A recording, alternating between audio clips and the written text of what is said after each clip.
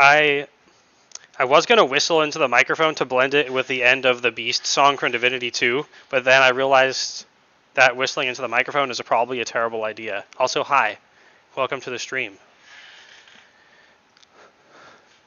Wait, I'm really tempted to try now. I'm gonna put my hand between. Don't do it. Okay, I won't. That's probably not a good idea. I know it's not a good idea.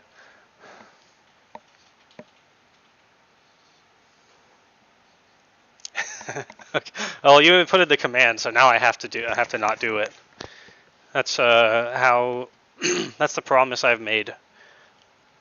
Or whatever.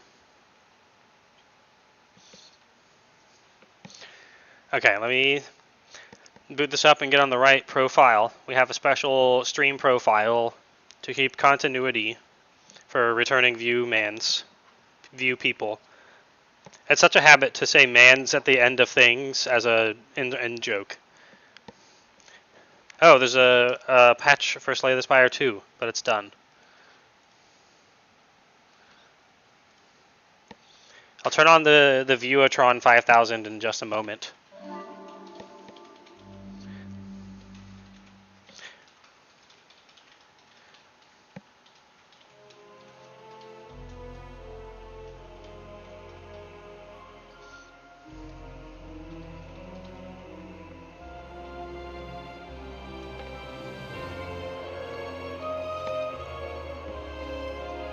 We have chosen to delete all the playable characters except for the Ironclad.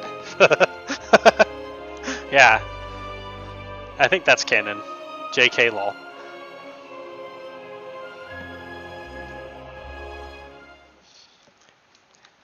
You know what? I don't like it when I don't like mute in background. That's one thing I've realized I don't like.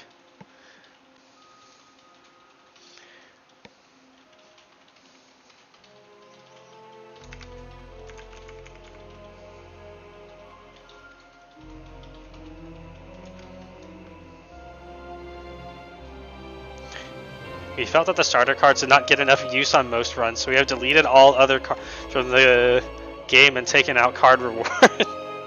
Oh man.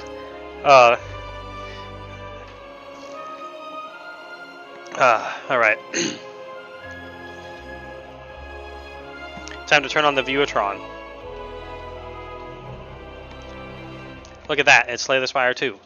Profile 3. That's how triple. Yeah, I was trying to formulate that joke, quote unquote joke, in my mind since you said it, but it never fully coalesced yet. Give it time.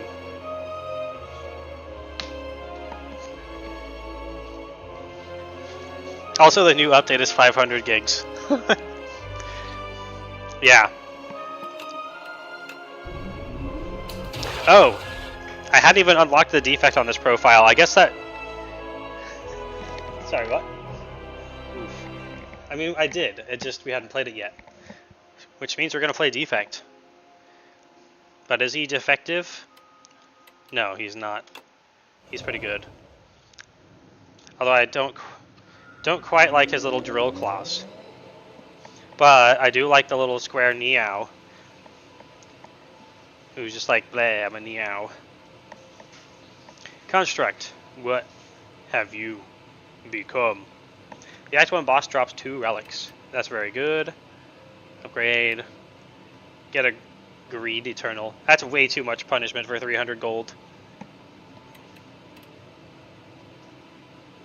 I guess they do give you more tools to transform cards in your deck that are easier than transform cards in your hand. Compared to previously. So you have a lot more tools to get rid of it.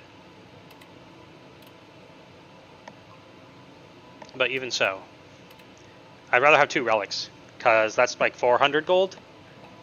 And it's Act 1. If we can't make it past Act 1, then that kind of sucks. So we'll take the lava rock. No lore yet.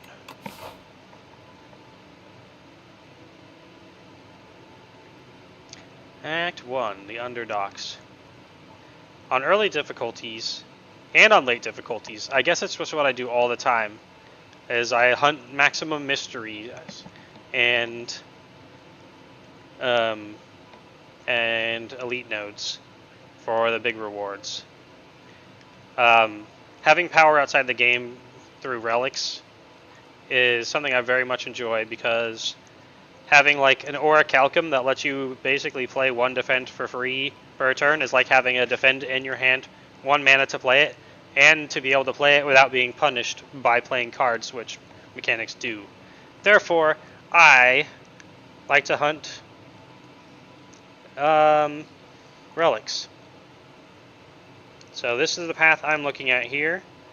Lots of mysteries, lots of elites.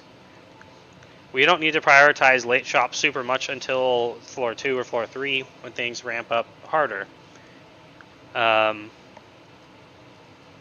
So we're not going to do that. It's especially nice to take paths like this where the elites are entirely optional. I like to try to win every round I play. I don't want to re-roll the beginning until I get the something that's worth winning, that feels like it could go to the end. After playing a lot of Ascension 20 Heart, I still enjoy doing that, even if it wastes a lot of time. It's the struggle to get there that makes it worthwhile. So that's my little preference. Let's get going.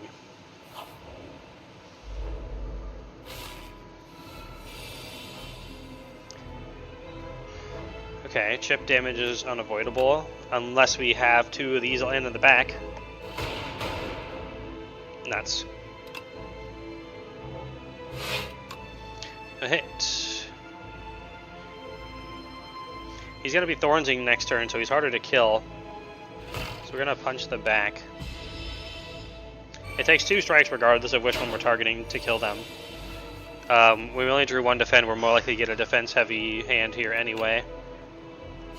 So we can defend and get zap going. Zap hitting the back, at least, reduces the number of remaining strikes needed by 1.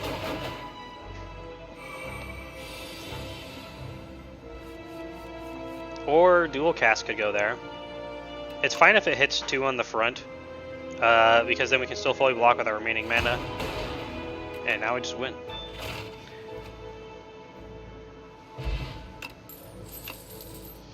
Gunk up. Ball, lightning, momentum, strike. Oh, I gotta remember not to draft for cards I know the defect gets later, because playing off stream with my husbando has revealed some new cards to me. Let's try out momentum strike, because I have not used it before. It should be pretty okay, because 0 cost cards are good, and it has very high implicit damage of 10.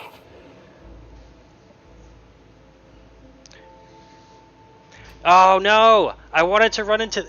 I wish we had grabbed greed now, because I wanted to have this chef that keeps selling you stuff just keep giving you stuff and see what happens at the end, but I only have 100 gold because I didn't take the greed. No. I really wanted to... I knew I should have taken the greed. We could... It would be cheating, but we could copy the seed and start the run over and take the greed and do this. But unless it generates from previous actions rather than at the beginning, which I don't think so when it has a seed. Run dead. I don't want to buy a potion for 35. We'll upgrade random card. Dude, dual cast. Removing mana cost from a card is almost always a solid upgrade. It's always solid, but it's not always the best. Dual cast is pretty good. Dual cast at 0 is almost better than multicast. The only reason my multicast can get better is that it is X and plays the same at 0. But it competes. A dual cast is pretty much better than a multicast.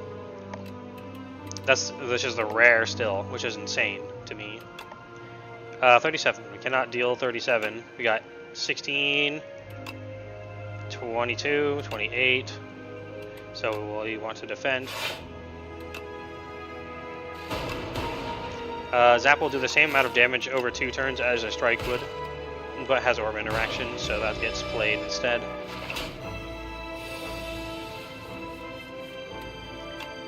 Wow, momentum strike coming in clutch here. We would have been 1 damage shy without momentum strike doing extra damage. and then we would have had to spend a slight bit more time, but we probably could have still won without taking damage. Hologram! I actually would have not been surprised if Hologram was upgraded to an uncommon, but there is something to be said about a rarity not always determining a card's power, because having discrepancy between the rarities is also good. As much as it feels like all cards should always be fully balanced all the time, I actually don't think the game would be better for it. Card games in general. Because then you can't identify card value and be happy that you made good choices. They have to be different. And if they're different, then it's almost impossible that everything is perfectly balanced anyway. It's kind of just folly to attempt to balance it all the way, if you ask me. Ooh, subroutine. Subroutine is Poggies. Look at Restlessness. It depicts either a rock guy or a cool scaly person.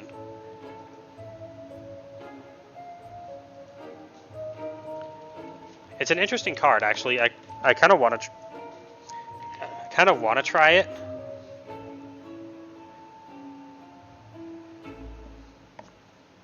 It looks like a rock guy to me.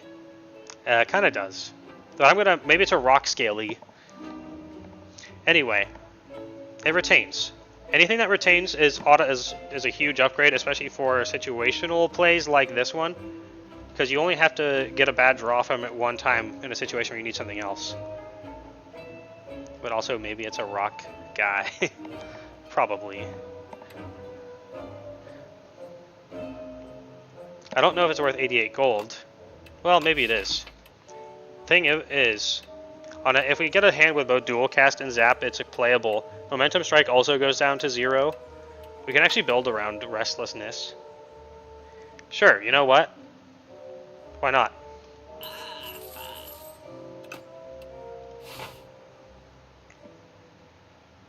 Especially if we had the money to buy the subroutine that gives you mana when playing powers, because then they play for -1.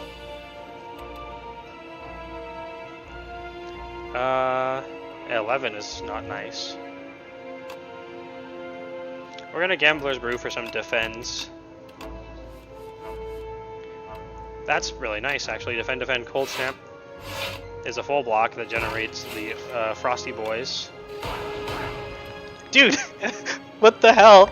Look, in turn 1, because I used the Gambling Potion, we get to immediately play the Restlessness I just bought, and then we get 2 defends that are pointless. Come on. Come on. That's so sad. But we do want offense this hand, so maybe it's not all bad. Actually, we don't want offense this hand anymore. So good, Omega lol. I mean, it was pretty incredible for that. 0 mana for draw 2 cards and gain 2 energy is so good. And then you just drew nothing. It's gonna happen. It makes me happy. It's gonna happen.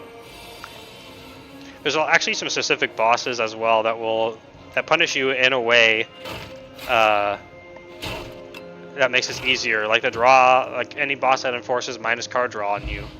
This is incredible. It's Pot of Greed, basically. Synchronize. Ooh. I don't like temporary gains. I like big gains that last around a lot of time. So, Boost Away is mixed for Restlessness. We're not going to build entirely around Restlessness unless we get a second copy, and then we will. But I'm kind of going to build around it because it's a good card. Anyway, this will disrupt Restlessness because there's no way to get the days out of hand when it's drawn. Unless we transform it or something. But it also costs 0, so it's a bit of a gamble. It is a good card, though. We don't have the defect cards that work with generating statuses until we get a lot more score, but I do like Boost Away. I prefer it to other options. Okay, let's... We could upgrade Zap down to 0. That's probably a good idea.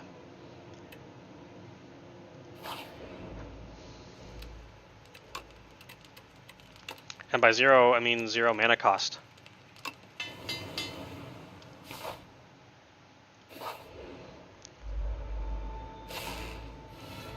Not having to skip your orb production is very, very nice. Okay, good job, boost away. Sadly... Okay. Wait, actually we get to roll the dice either way. We can take a dazed to only take 1 if we don't succeed a 75% chance to hit the guy in the back once, which we didn't. Hitting the cultist is fine too. We get a free turn to lightning the guy in the back so we don't have to target him now.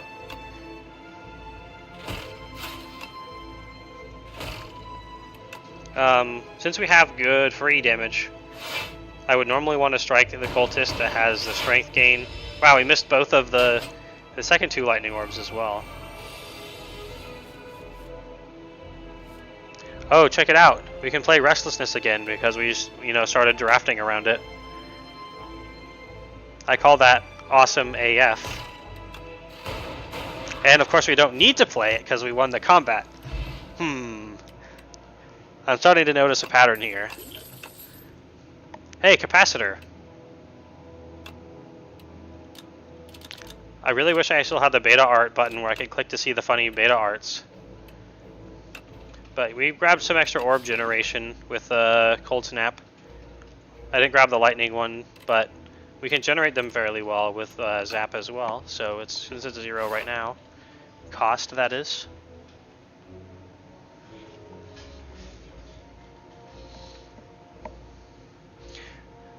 Let us continue.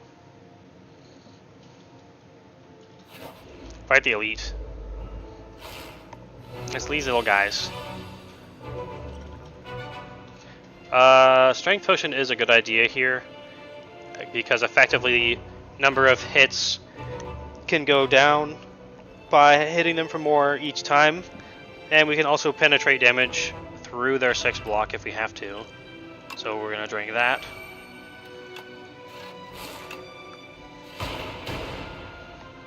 And we want to pay attention to breakpoints of 8, because all of our attacks deal 8 damage. So anyone who's off, like this guy who's off by 4, we don't really want to hit him necessarily. We want to get free damage from the lightning orbs that rounds it for us, since we kind of have to spread out damage.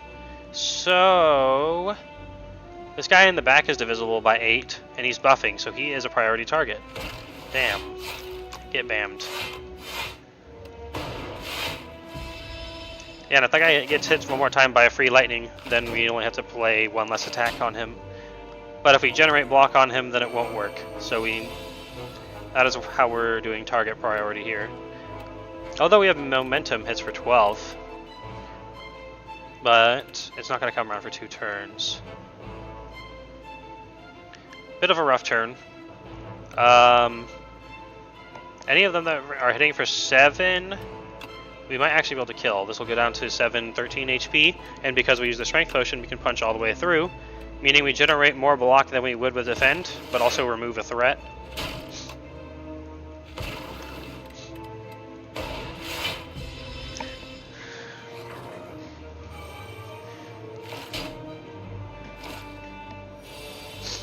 It's a good thing I'm pretty decent at playing Black and Magic the Gathering. I'm really good at trading away my life. Sometimes. Sometimes I do a little bit too much. But I think I can fairly... I think I can say I'm experienced, at least, at using my life as a resource. Which is funny, actually, as a real-life commentary. I'm good at playing Black in real life. I trade away my life as a resource to get money so I can buy rent and stuff. That is funny. I do like that. Check it out, Restlessness. Let's see what kind of tempo we can get from this. We can turn what would likely be a wasted damage into not wasted damage, and we get to block an extra 5. Okay, yeah, worth.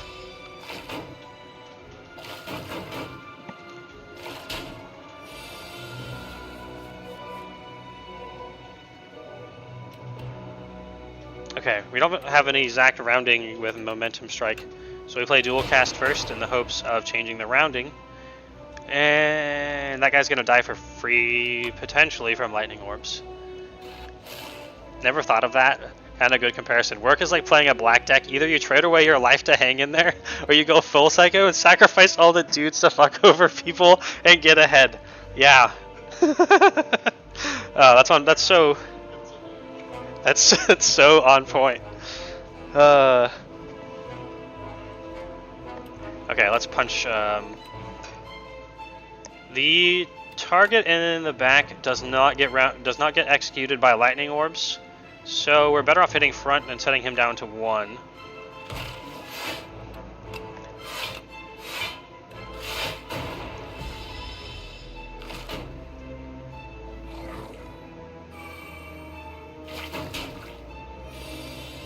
So what is a Phantasmal Gardener anyway?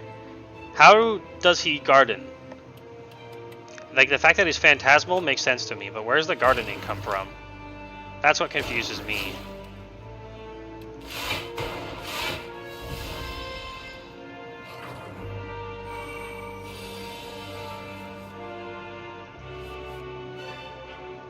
Okay,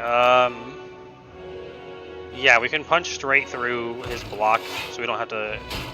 We can just kill him. Oh, we got a pair.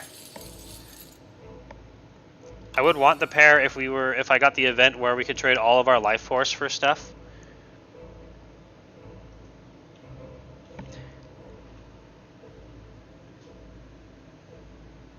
But alas, not today. Go for the eyes. Lightning Rod, Beam Cell. Fun fact about Slay the Spire: 0-cost cards are really good. So we're just going to draft 0-cost cards, especially when we have cards synergized with it, like Restlessness. Beam Cell or go for the eyes. Well, we're not necessarily an attack guy right now, so a defensive option, especially one that also still does damage, is a good choice. So we will choose go for the eyes. Had we more physical attacks, well, we do have Momentum Strike, but that's not quite enough to sway my favor towards go for the eyes. So we take go for the eyes.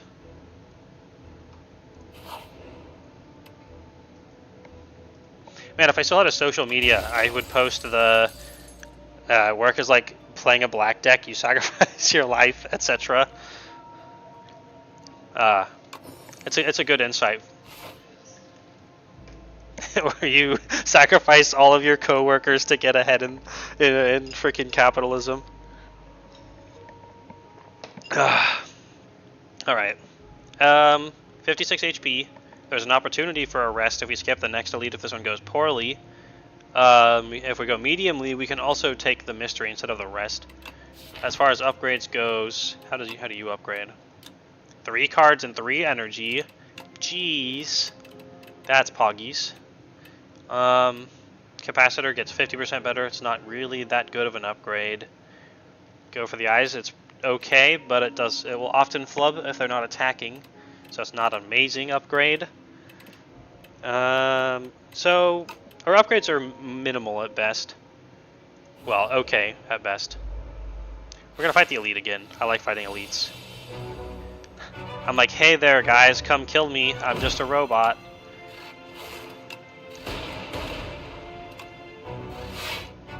I like fighting elites because the way my brain has classified it, and I can't shake this classification, is on easy difficulties, oh, it's easy, so the elites aren't going to be that hard, so let's fight the elites. On hard difficulties, they're like, well, everything's so hard anyway, I might as well fight the thing that gives me a relic as a reward. So I'm just stuck in this pattern of always fight the elites. But I also don't think I'm an idiot for it. I've accepted what I am, I guess.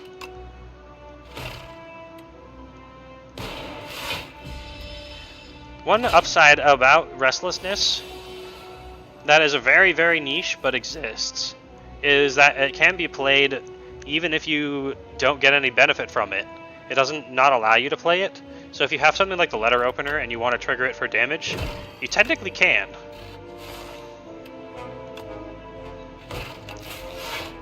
Check it out! Restlessness.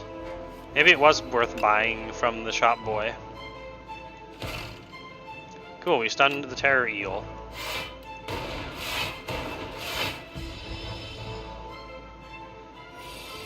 I think we took 21 damage. Did we start at 56? It was 56 or 54. Punch. Punch. He's not attacking, so we punch.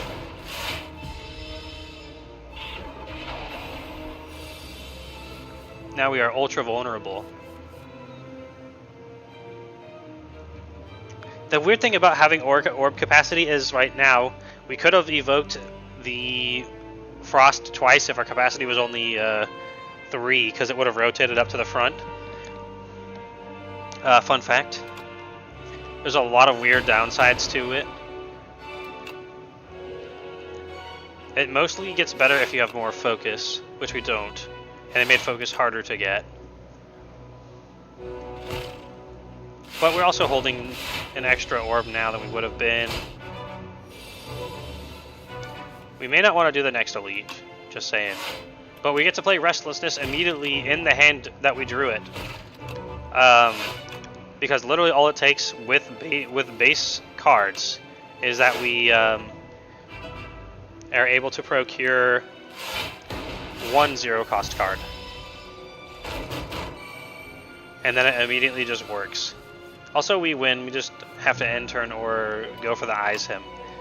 Wait, is this him and go for the eyes? No, it's not. But we can target one of his eyes, like that one. The one with 2 eyes in it. There we go. Or paint. Always check your card before you pick these up. Boot sequence. Refract. Hailstorm. He's crying in the picture, the defect, because he's getting pelted by hail. Boot sequence is okay. Not a mega fan, but don't hate it either. If we had other innate stuff or stuff we want to set up. Sometimes you just actually want heavy offense on turn 1 and you reduce the chance of being able to do that to have consistent defense on turn 1. But the reason why it feels worse is because you can often remove a target on turn 1, at least early in the game. It's better later when you can't do that as easily. We'll take Hailstorm. We have consistently had Frost Orbs from Cold Snap. So getting 6 damage per turn is pretty okay. Not amazing, but it exists. Upgrade 2 defense. Congratulations.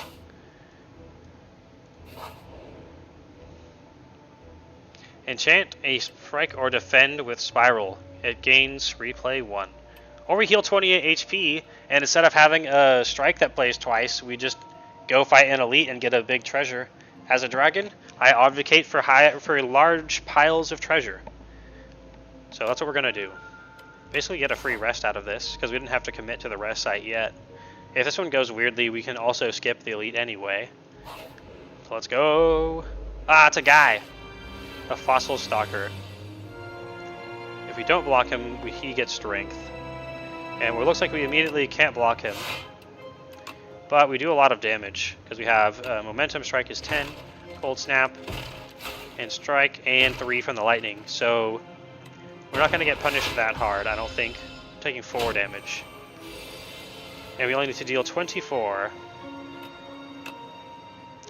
We can almost fully block. Well, the Hailstorm does the same damage as Strike, but every turn, so we play a Hailstorm. Hi, Goblin! Thanks for the Tier 1 scub. Scub?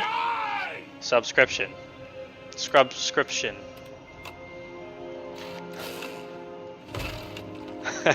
I don't know what possessed me to set that Oblivion Guard sound to every time you scrub it, you subscribe to my channel. It screams about how I won't die. It's funny. Oh no, Tribal Hunter stream. Wait, is that the 10th one? No, I think that's 9. That's gotta be 9. Uh-oh. Hold on. I have to contractually obligated by my own word promise, which I take seriously, to upgrade this. Because I have no way of automating it. Power-ups and channel points.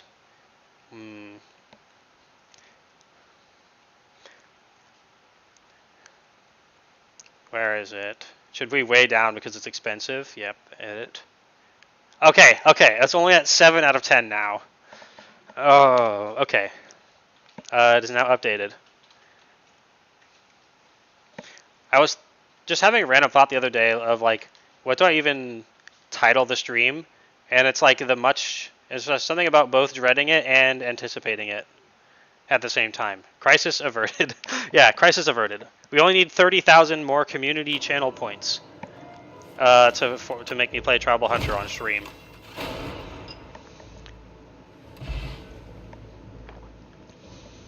I am happy with my simple solution to have people pool channel points up into a reward. It just requires some clerical work. I will get there. I think you've had a little bit of help. I think Wyvern might have done one at some point. Someone else did one. I think someone has helped you. You can't take all the credit, even as much as it would be cool to have all the credit. Okay, Rocket Punch does synergize with creating a status, but it needs to be in hand, which makes it inconsistent, so I'm not a fan. It's a lot of damage and a draw, but 2 cost makes draw less valuable. If you reduce it to 0, it's great, but also creating status is a downside, therefore I don't like. Too inconsistent. Voltaic.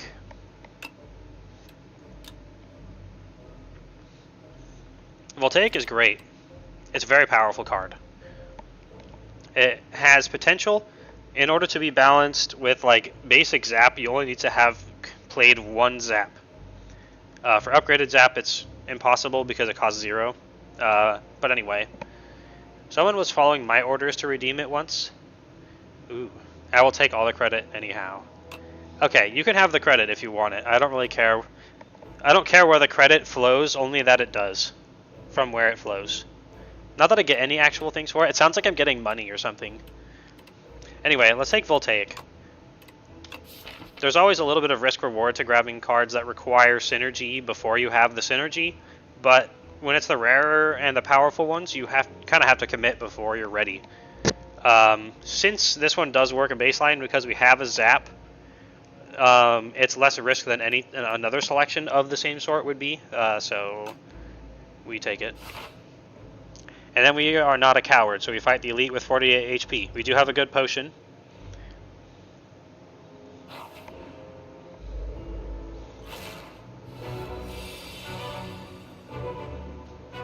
Go for the eyes. And then he goes, ow, my eyes. Why would you have gone for them? And I go, because the card told me to. The Skulking Colony shouldn't be that hard, actually. We missed the unfortunate breakpoint of hitting down to 60 HP, which is sad.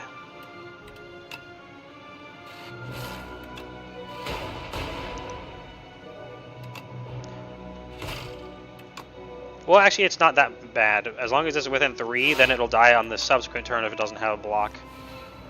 Oh. Well, whatever the card was called that I keep going on and on about being the entire build, it just was incredibly helpful again. Because it drawed us 2 blocks, which then actually translated to saving HP. It's because we picked it up early and already had some stuff that worked with it, so it will consistently help us.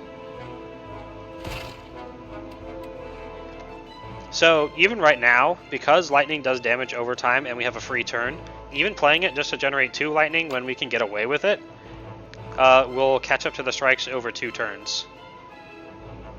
As it immediately does the damage of 1, and then next turn it does the damage of 1 again. But because we want consistent damage to hit the breakpoints of the maximum you can deal per turn to reduce the number of turns that we have to fight for, it good. It good. We didn't have to use our potion. Well, the hand kind of plays itself, because that'll do 6 damage, as the strike would as well. Okay, if we do 2 damage, we win. And we actually have 40 HP right now, which is basically enough for the boss.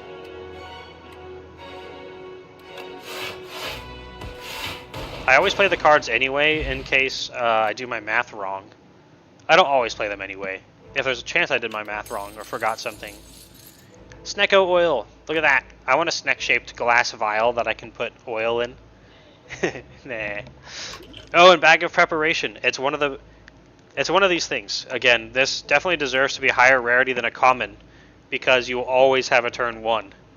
It's the whole thing I learned. Weirdly, I learned it from playing League of Legends. From like someone talking about how the meta in Asia for League of Legends was always strong early game, and then the logic is that there's always an early game, but there's not always a late game. So you always have an advantage for that part of the game that always exists. Bag of preparation works under the same principle.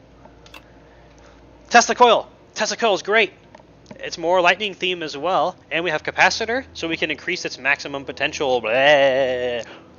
I love gesturing at my husband while he can't really talk to me because he's not on the stream. Just making weird hand signs at him. I'll take Tesla coil. Again, we did already upgrade Zap, and we picked Voltaic. Hailstorm just sits out there and goes there, and having Frosties around is always good. Because we have higher orb slots with capacitor, it's easier to hold one and not lose potential. And so, yippee. Now I just have to beat this little guy. Or a big guy, because sometimes the little guy icon is actually a big guy.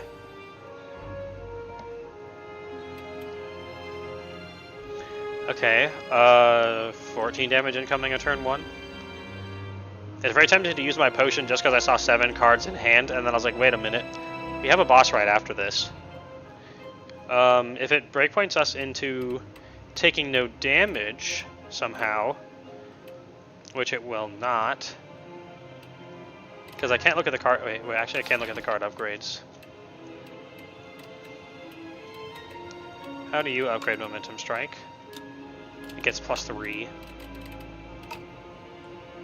Because we can't generate enough block to kill it now.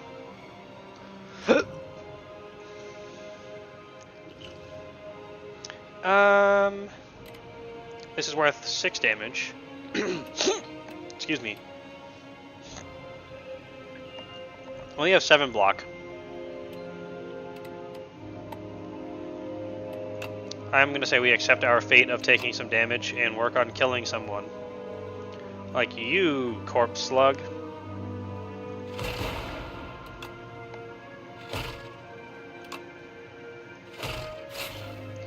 Well, there is a 33% chance we kill him in the back. But we could just guarantee kill them for 100% chance by playing Hailstorm, which is also AoE, and it would be silly of me not to play. It also stunned the other guy, so we didn't need to block.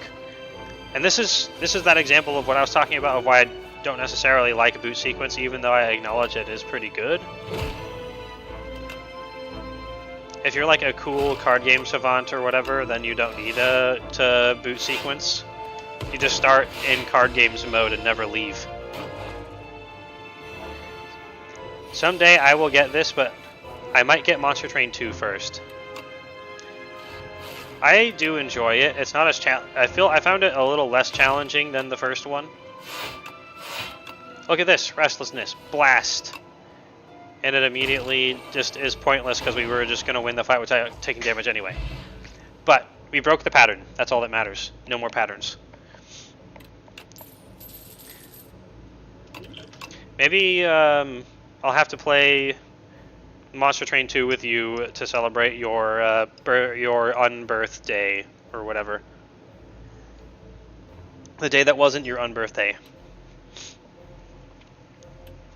Subroutine. Remember how subroutine also turns any powers redraw into 0 costs if they are 1, which most of them are? We already have 2 of them. It also gets upgraded to play for 0, which makes Restlessness even more powerful. We're going to take subroutine. White Noise is also... It's inconsistent, but powerful. It's inconsistent enough. It's powerful enough on average that it's worth taking, but it's not taking over subroutine, which is automatically good. Especially when we draw extra on turn 1. Rest for 25. I will say Not everything translates over from Slay the Spire 1, but 40 HP for the boss on Slay the Spire 1 is typically enough if you don't get mega unlucky. And if you did, then you probably were going to lose anyway, and that's my excuse for dying. Waterfall Man does blow up a lot. However, we do generate Frosties. We can literally upgrade most of the deck on turn 1 because we have the Clarity Extract and the Snecko Oil. I wouldn't use both at the same time, but turn 1 we can upgrade like 8 cards. So, from what I've learned about the power of upgraded cards, I'm going to say it will be enough. We are going to upgrade a Subroutine because then it never has to be skipped.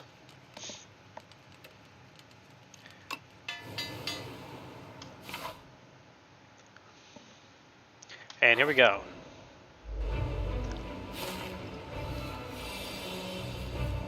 Immediately we have...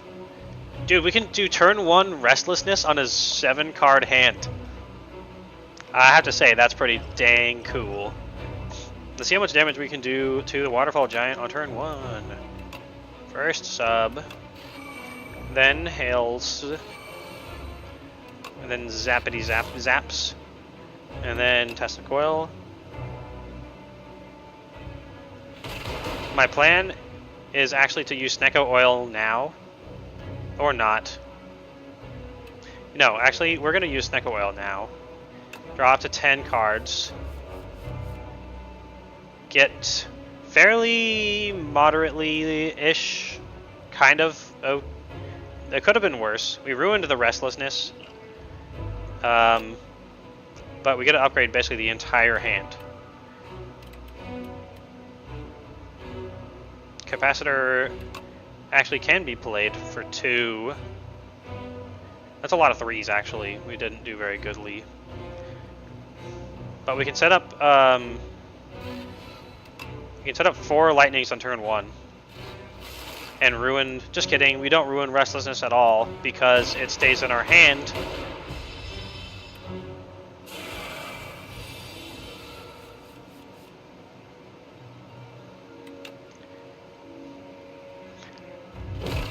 Okay, now we just punch and Robot blast him until he dies. We drew a 0-cost card, so we can play Restlessness for 3 cards and 3 mana. Unfortunately, it goes directly to the discard, so we can't draw it again. But let's use the Clarity Extract.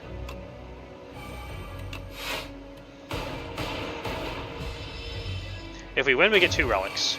And then we'll have much less need for the potions from the surge of power that we shall be granted from such a happening.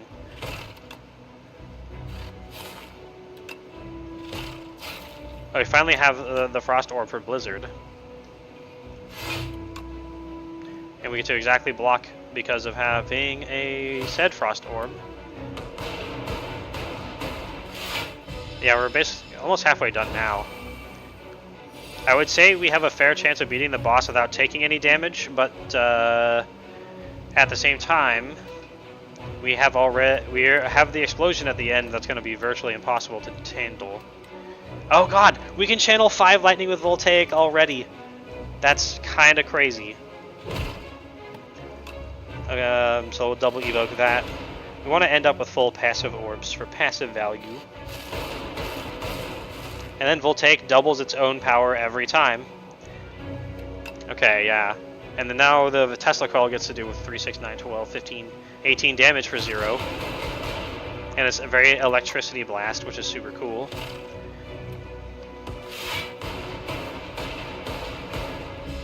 Yeah, he's down to 53, and we haven't taken damage yet.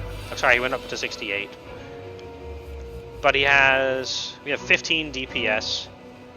DPO, which is damage per orb.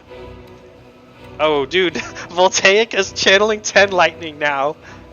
And if we hadn't upgraded it on turn 1, it would have burnt out, which I forgot, and we didn't upgrade it like a fool. But we can fix that. Voltaic Blast. Jeez. Yeah, they didn't even have to play Tesla Coil. Ding, ding, ding, ding, ding, ding, ding. Unfortunately, it killed our one Frost Orb, which is definitely going to save our lives. It's literally impossible for us to die because we have only need to generate 24 block to take 0 damage. Can we, no. We aren't going to get a 0 damage boss fight, unfortunately, even if we had kept the Frosty. We're going to take 7 damage from the boss in total.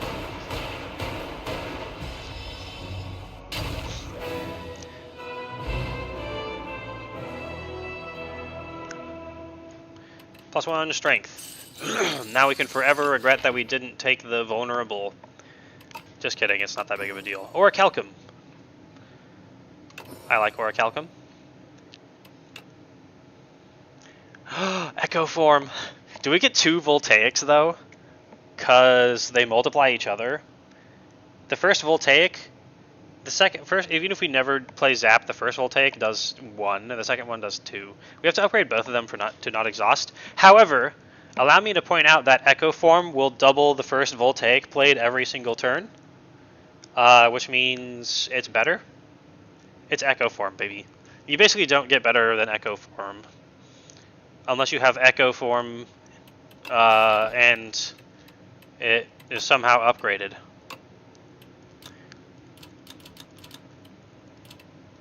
If we upgrade our Restlessness, then even if we draw into Echo form with it, we can play it. The Restlessness build continues. I'm so restless to win with Restlessness now, and I spent 88 gold on it, and my loss aversion prevents me from pretending like it was a bad choice. But it wasn't. Greetings, Beep. I love the little defect cookie head. Not here to annoy me? What an unusual little construct. Start each combat with an additional 4 mana. Guess what? We also start with an additional 2 cards. Therefore, the synergy is very nice. We can also curse ourselves with statuses, but remove 4 cards, which I don't want to do. We can also have Act 2 be kind of easier, but not help us at all in Act 3, which I don't like.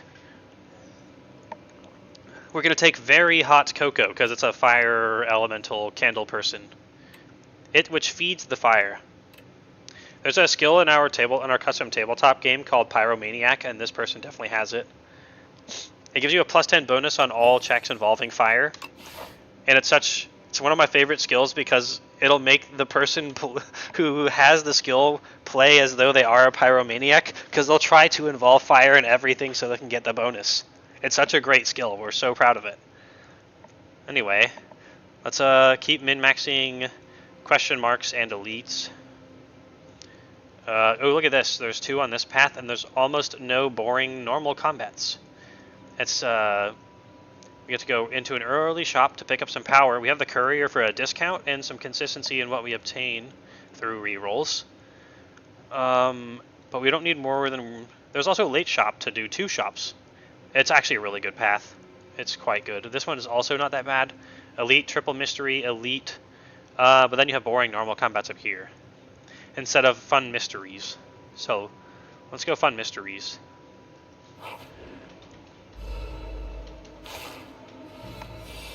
It's the Tunneler, my video nemesis. Normal combat's dance game.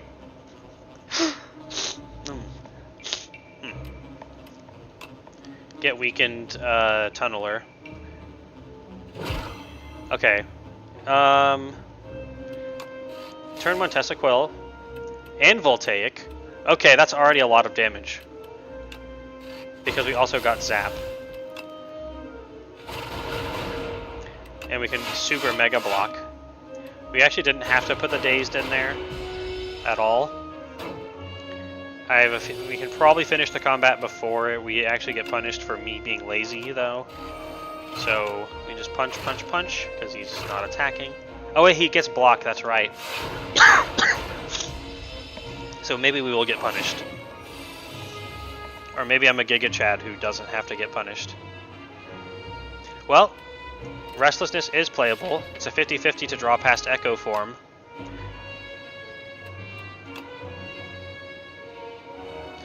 And Oh, we do have subroutine.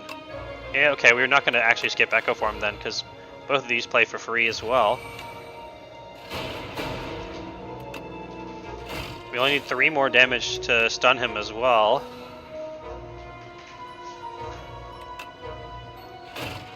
Okay. Kind of sad we didn't get Echo Form now.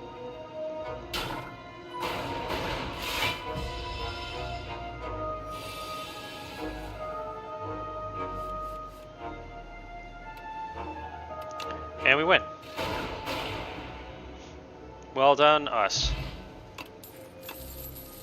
Ooh, Feral.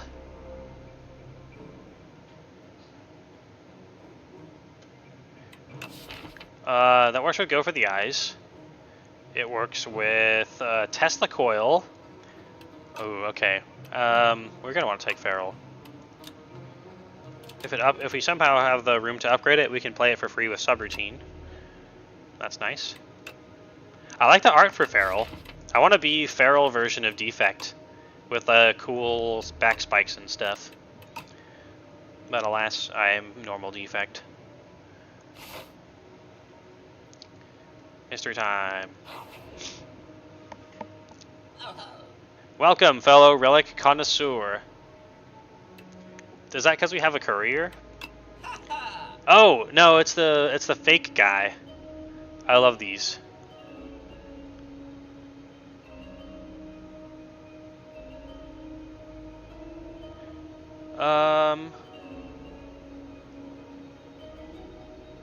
We could up the value of Orichalcum because these do stack. Even the bad version of Happy Flower is maybe worth it.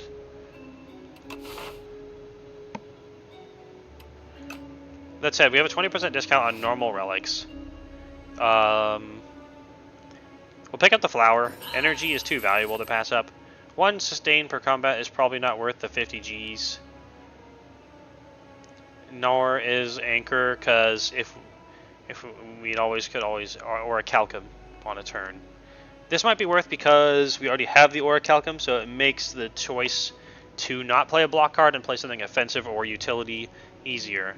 So we'll pick that one up as well. The rest we will skip.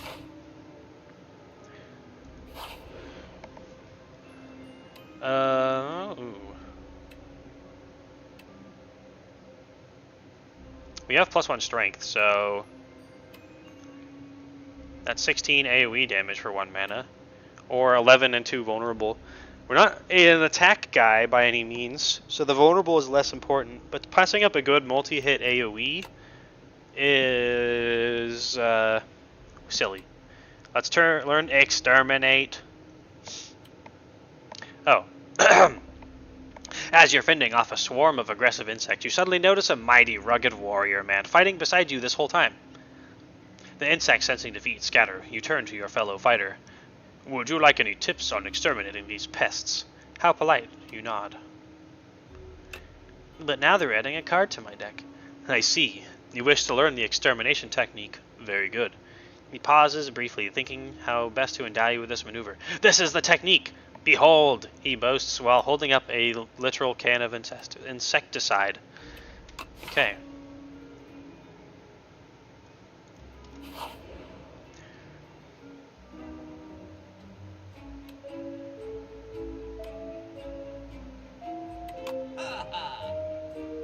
Ooh, secret technique. Claw. Ooh. Synthesis does work cross-turn. It's very expensive, though.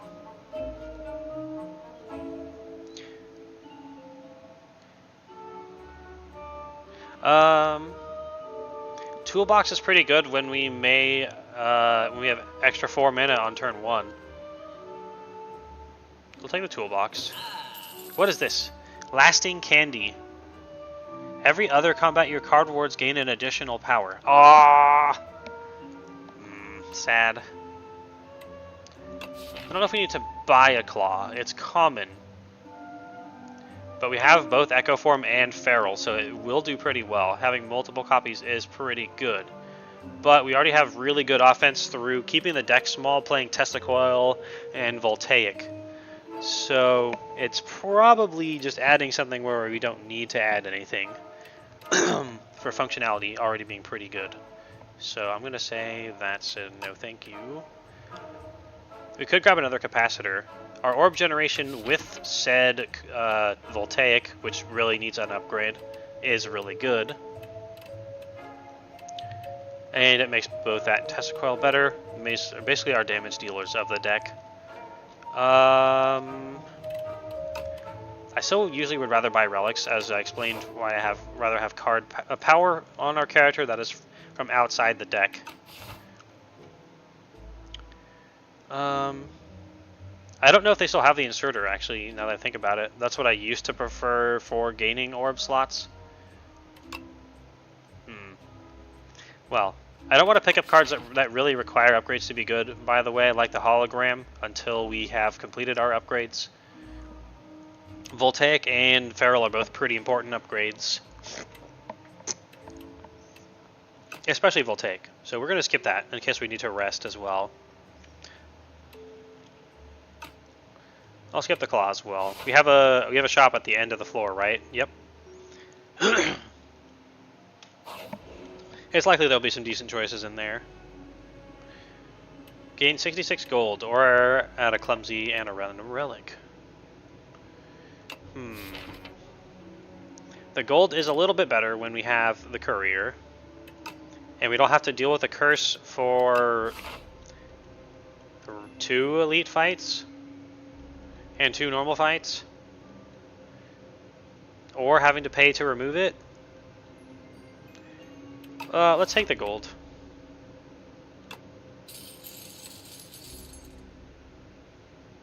I forgot to read out the event. No.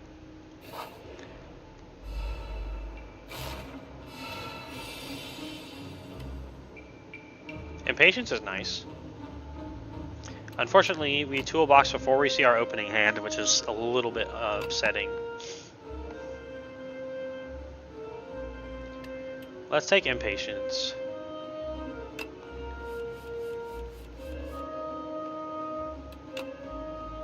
Well, we get to start with Echo Form. Very nice. Oh! No wonder the Exterminator appeared here. That's funny.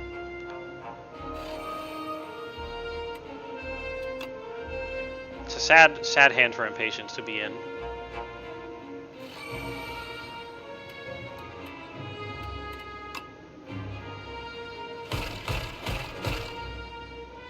I have a coworker asking me to find a pocket watch for him, so I went silent.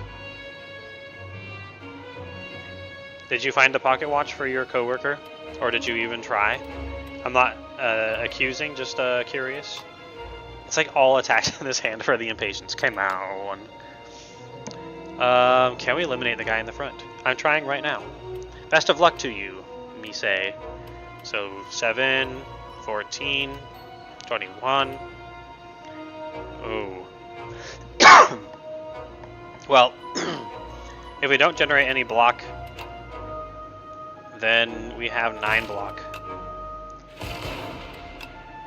We're going to go for it. We have 50-50 if we don't hit an attack here. And we hit Hailstorm. Therefore, it was successful Gambit. I am not savvy when it comes to the pocket watch market and the sites to check for them. Neither am I. I kind of think they're stylish, I guess.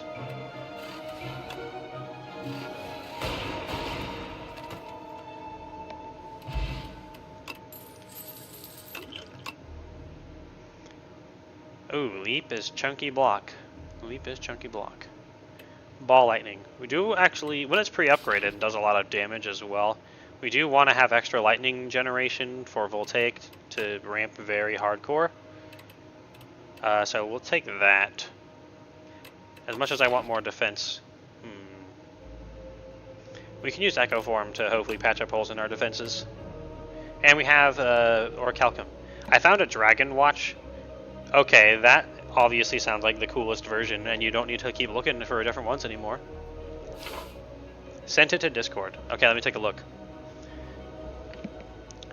Can I like hover? Oh wait, hold on.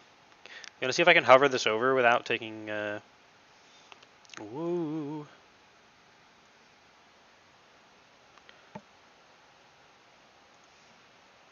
Blam.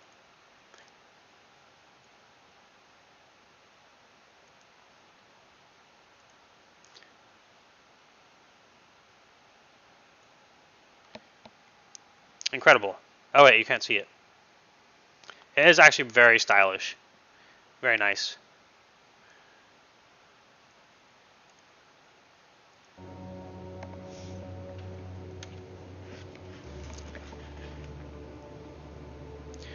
Cool. Stream is back. Now let us fight some of our promised battles.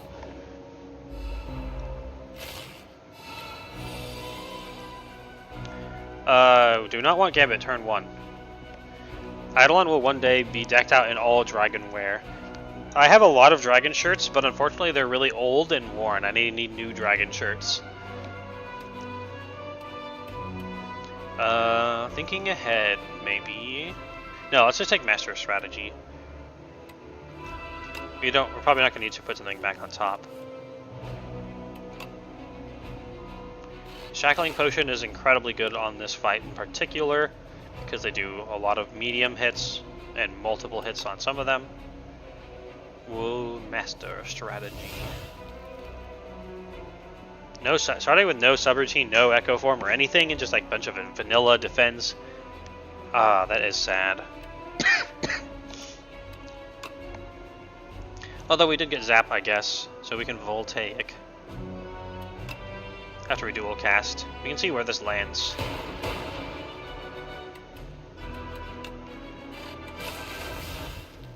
Might be able to eliminate the guy in the back entirely. Do we play a zero cost attack this turn? I don't think so. Okay, we actually have 3 1 and 3 rolls to kill the guy in the back.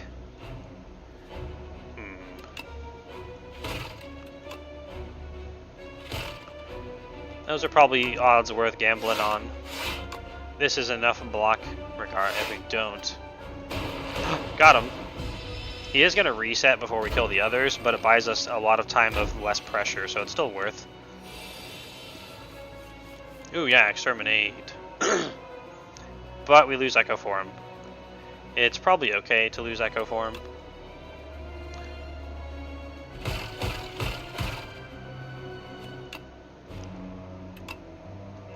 We want to hit the guy who's got strength if we can. And the damage is spreading out, that's kind of nice. This is just worse than playing or getting our Orichalcums triggered. So we'll play a Capacitor. We could have ended with more lightnings, actually.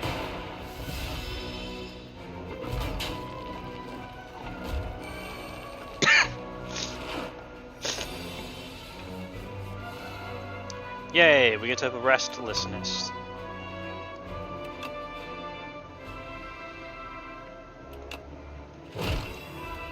Oh no, we're 1 damage shy. Sad. It's nice that he's the one multi-hitting this time. You're gonna be buffing, so you're more of a threat than next turn. Even though we could eliminate more incoming damage if we do this. Since we can probably get the next one just fine, that is where we want to go. And we have, what, 87.5% chance to kill the guy in the front? Unless... Okay, yeah, we got it. And the Frost Orbs will stack with Orichalcum still. Very, very good. Now we just want to not play block cards, really. Partial, somewhat, not play block cards, and just focus on our Frosts and their stuff. Mercury Hourglass. I do like the Mercury Hourglass, actually. Free damage adds up, and it is AoE, so if you need help in an AoE fight, it extra helps you. But it's not like it's wasted. Double energy exhaust. It's good if we had something to do with all that energy, but we don't. Oh. Trash to treasure. Whenever you create a status card, channel a random orb. And we can make it innate. We do have a card that does that already. That is a good enough card to not remove from our deck. But it would start encouraging us to get other cards that create statuses. And we do have Orichalcum for playing only one block card. It is a power, though, and it can be innate, so it can be consistent. I'm willing to try it out. Let's see what we get.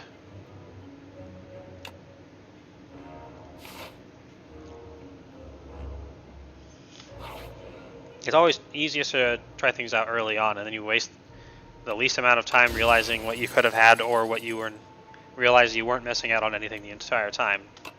Gorget. We have actually really solid, not playing any defensive cards, defenses now. Which is kind of good that I tend to draft a priority towards offense.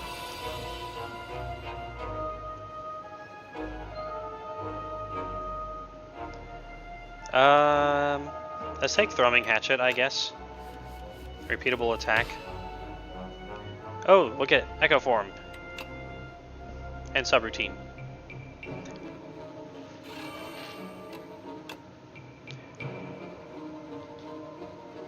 Sadly, we can't Echo Form the Hailstorm. Beak Frog.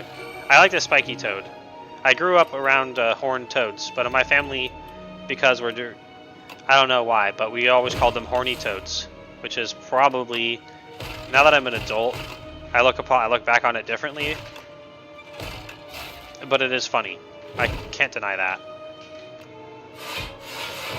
Yeah, 15 block without playing any cards on turn 1 is, and then, yeah, it's pretty nice. Which is apparently lizards and not, yeah, they're not actually toads. That's another reason that I do not look upon this favorably. Oh, wait. Okay, that's fine, actually. Now we can have a bunch of these going.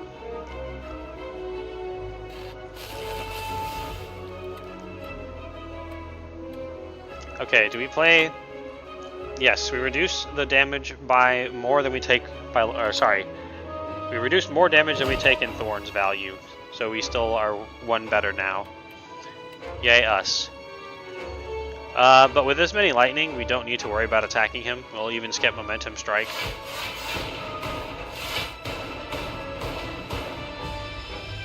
Yeah, we only take 3 plus 5 is 8 in total. Now he looks tired again. Grr. Aw. Yeah, but Restless is still not a dead draw.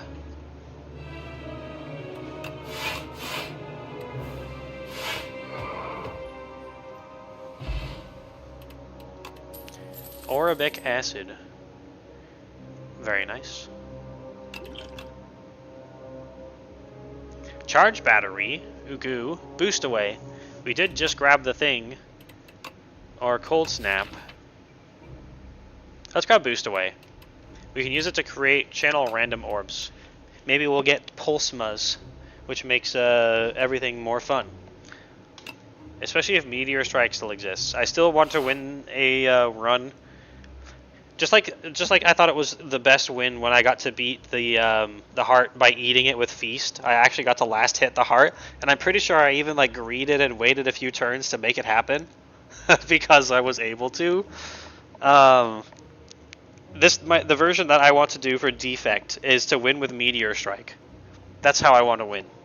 That's how I want to win the hardest challenge that you could do is with Meteor Strike. I don't even know if it's in this game because I haven't seen it. But I still want it. Oh wait, we can start with a Mayhem, or we can start with a Fasten. Let's start with Mayhem. I don't think we have anything that'll just strictly mess us up. Yeah, I don't think we do, so we'll start with Mayhem. Oh, what a nice hand to get Subroutine on. Because we can go Subroutine. We get Echo Form, Capacitor, Trash to Treasure. Mayhem, Echo Form, and then still play Defend and Strike. It's worth doing to draw 2 when we also will have 6 mana.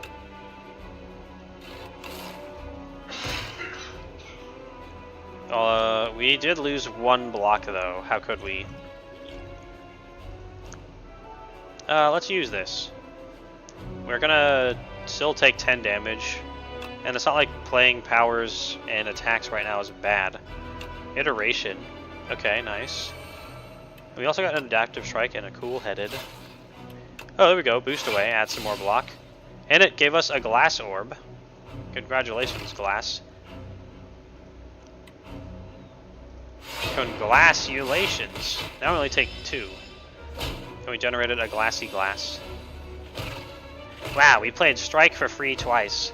Oh no, does that consumes Echo Form? Oh no. We might have forgotten that. I might have. I done forgot it. Defend, defend, defend. At least we'll push out the glass before it gets too weak. That's nice.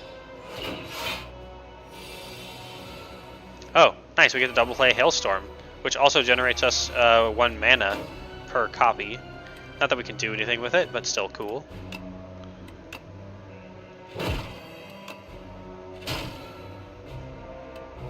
Oh, we only have 1 lightning for this. The Defend is still actually worse than not playing Defend, even when it's upgraded, because we have such good passive defense.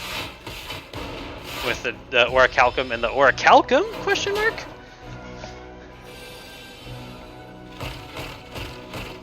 Okay, double playing 32 damage is not bad at all.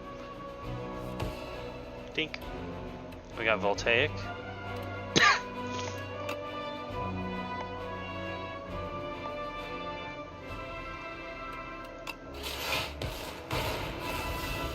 Okay, we got 9, 18.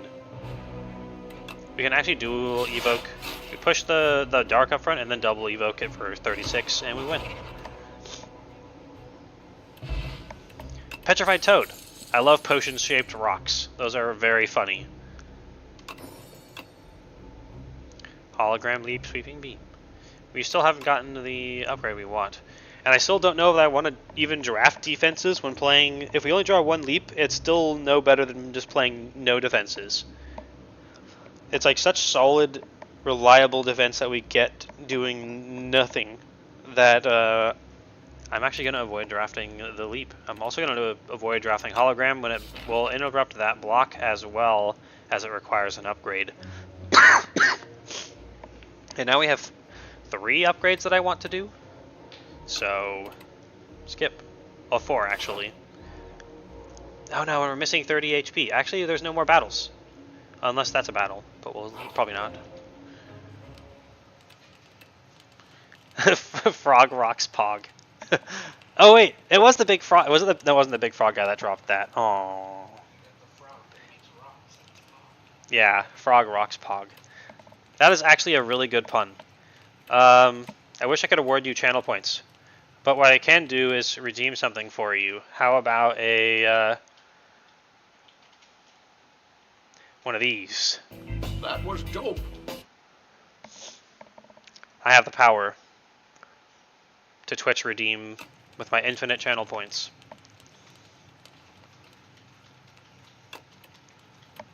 Okay, first and foremost. Dude, you got a That Was Dope from Goblin Junkbot as well.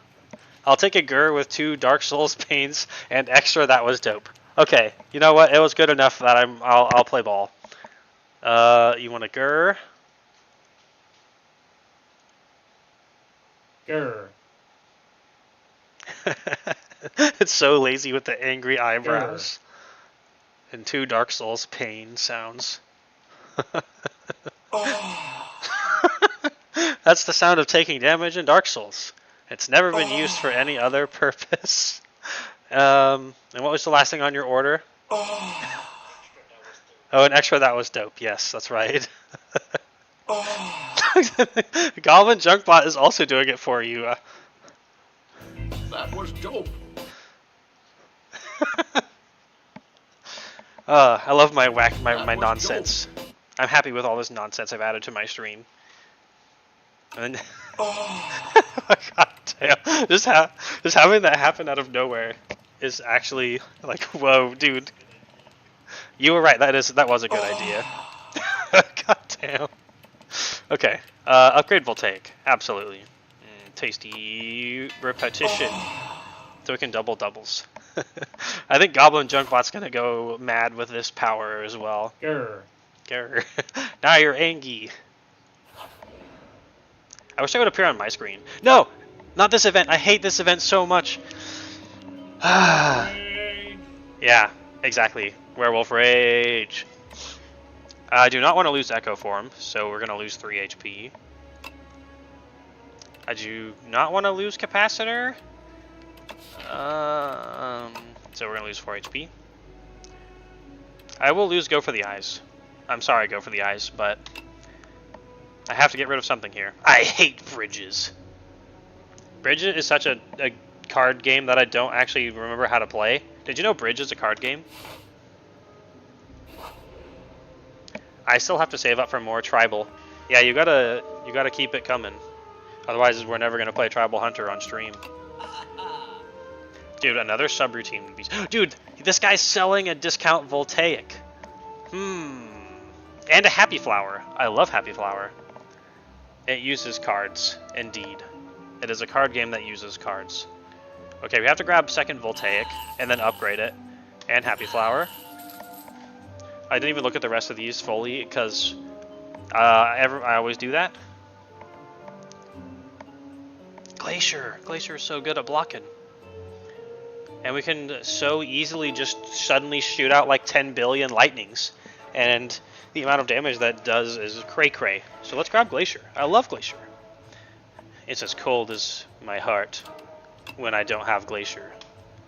So it's equivalent, I guess.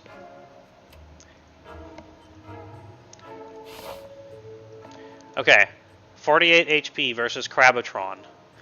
We have an automatic 9 block if we do not generate any block, which stacks with Frost Orbs. We have a Glacier. I don't have any intense thinking music because I can't use the Titus Orb puzzle. Man. Okay, whatever. I'm comfortable with 48 HP. We are going to, because even on the downturn of like the Mega Nuke, we're going to at least have 9 block. We're going to upgrade second Voltaic. Because it doubles the doubles of itself. Because it channels the lightning that counts the lightning that it channels. And if we have Echo Form, then 2 times the deck goes around, we can double play Voltaic. The amount of damage that this can pump out is like old school Storm before Storm got made not innate and thus incredibly less reliable, which was fair because it was honestly overpowered.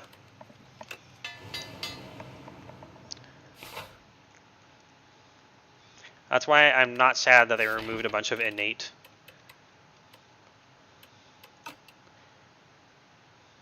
Okay, Crazy Crab, let's go. I want our Happy Flyers to sync. Happy Flyers? They're not going to sync up, but it's kind of better if they're not. Dude, Hidden Gem. A random card in your draw pile gets replayed too. If it hits either of the Voltaics, or if it hits Echo Form, there's no way, but we have to try. We could also grab Secret Technique on turn 1 for any skill. That's very powerful. Unfortunately, we mostly want powers to set up now. We could grab Restlessness.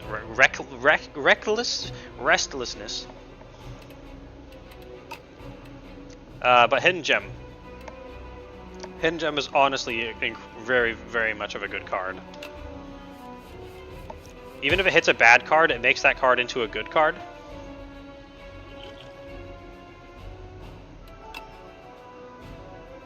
Okay, we play Hidden Gem. And it hits a strike. Sad. And then we punch over here. Well, we have literally all defense in hand. Literally, and 1 feral. We got no other setup in our, 7 card, 7 mana turn.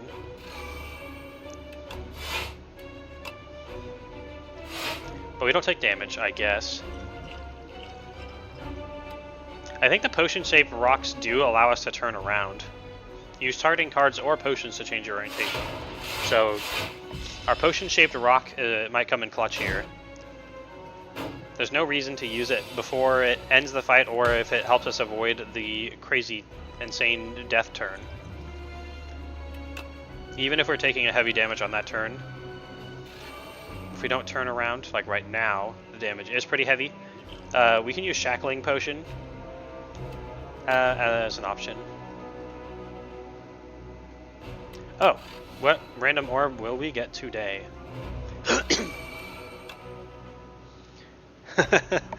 Wait, what's that crab in the middle holding on the emotes? Supremacy. I hope Professor Galvez is doing well. I'm terrible at checking in on fellow Twitch peoples.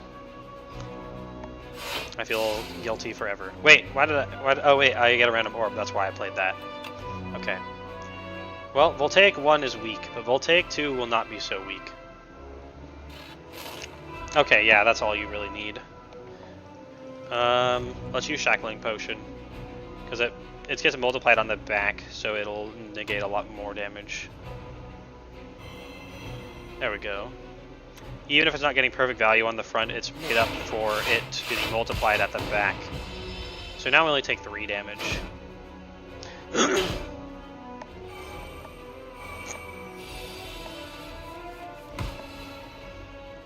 Ooh, Exterminate is good here. I'm so sad Echo Form is buried so deep in the deck, and Ball, Lightning, and Zap are both buried so far away. It is honestly tragic. Okay, and again, we're out of hand. We're playing a Defend Plus is worse than not playing it, which is just, like, silly.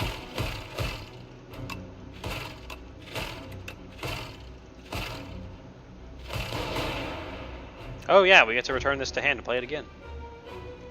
I haven't even gotten to interaction with Feral yet. And then we just don't play this. Okay, we're doing pretty good damage-wise. We still got a lot of HP. And he's preparing the rocket. We can turn around with the potion, which we don't need to. No Echo Form or anything else I need to be aware of right now. We will actually... Echo Form plays at 3. So even if we spend 2 mana, Restlessness will still allow us to play it, which is Bay. We can double evoke that for some block. Since playing the Cold Snap is required to get Restlessness going to get us further through the deck and play more stuff faster, it's worth to generate blocks from this, even if it's only 1 more than it otherwise would have been. In case we draw into Defend as well. Okay, we're evoking a lot, so... damage-wise, things aren't going that bad. For what we're taking. Less than a... yeah, we're taking, actually, only 15 on the Rocket Punch turn. Leaving us with a nice, healthy 30. Blue Vegas, let's go! Hi, Blue Vegas. Welcome, doth hither. I don't want to give up Echo Form at all.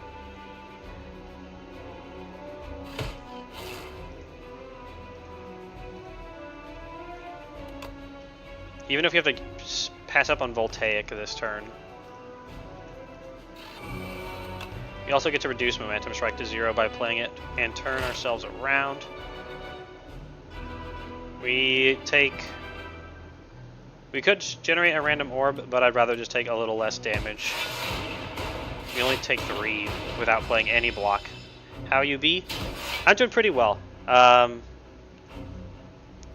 had some poor sleep for a few nights, but after many YouTube videos, I finally had one that did pretty well. I'm happy for that. It's pretty nice. I still aim to escape my retail days So, any sort of progress into a job where I can do it for fun instead of not. Sugoi! I almost thought that was... I remember what that means, actually. It's like one of the 6 Japanese words in my vocabulary. Okay, we have Echo Form, yes. So this will channel 15 lightning. And who wants to do the math? 15 times 8? 15 times 8. 10 times 8 is 80. That's 120. So someone's probably going to die. It's a little less than that because we only evoke 4 lightnings the first time. Unless we dual cast. But we can't do that now because we need the double play here. So... Oh no, it doesn't, it double plays it at its current state, not the update mid. It's fine. It's still incredible.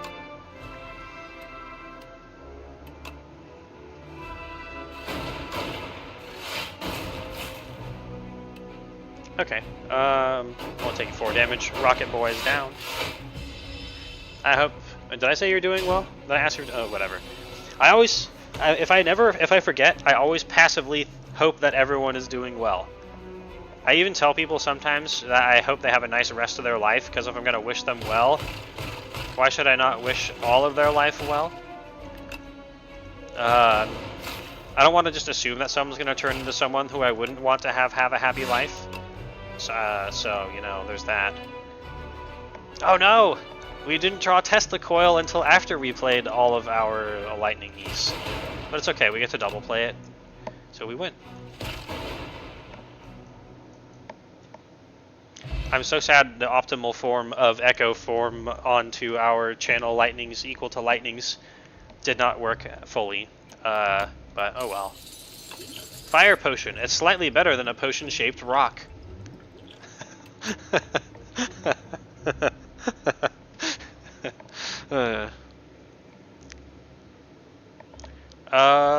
Coolant. We have multiple orb generation, including random.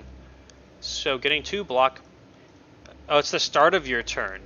Therefore, it interferes with always getting 9 block if we don't play any block. Therefore, wah, I hate it now. Otherwise, it's actually a very good power. And it would have been really good against the heart because it's the start of your turn instead of Metallicize, where you could get locked into not playing cards, even though if Metallicize had triggered the start. Yeah. It's the first Slay the Spire. It's no longer relevant. Doing alright. Don't know how I feel about this in-between weather, aka warm, hot, drop to cold for 2 days, sore hot, drop back to cold. On one hand, we're going to take a reboot, because Ice Lance is too chunky. On one hand, I would love for the weather to be cold as many days as possible, but I also understand that some consistency is also nice. Better than hot and dry into hotter and drier into hot and dry into hot and dry. That is kind of what we get over here, and I'm not even in the desert. Ooh, it's the demon. What contract do you have for me, demon? At the start of each turn, draw 2 additional cards. You may not draw cards during your turn. Oh, he has a fiddle! Of course, that makes sense. Preserve Fog. Get a terrible curse. We have no way of transforming it into something else right now, which is the one thing I said that makes these less bad. But you remove 5 cards. Or get a free 1 of 5 retain cards to your hand. Which it's pretty likely we can just play it on turn 1. It's another free option for what to do on our mana on turn 1, because it's not wasted because we don't have Ice Cream. Everyone knows you need Ice Cream for mana. I'm just saying, March literally just started. Why am I even contemplating turning the AC on? We've had to have ours on for like 2 weeks already. We shouldn't be having to make that decision, but alas, more like 4. Kinda, yeah. It's not good here. I want to move more northerly. Now we're getting into needing it at night too. Yep. Our electric bills are pretty legendary with PG&E. Okay, we don't have that much money for a shop, so that's not great. It's making, okay, both paths are even about here with elites. That one pulls ahead, this one does not. This one also can go that way. This one can cross over, everything meets up there. It looks like we're going left. That way you can see it better at the start, for those of you that are following along. We'll go mid route here, because I can go either way. And then we go, I guess we can't go either way if we want this path. I love drawing on the map. You can just go like rrr or rar and then draw a little dragon face. That is slightly scuffed or very scuffed. But I can erase it as well because there is an eraser. There we go.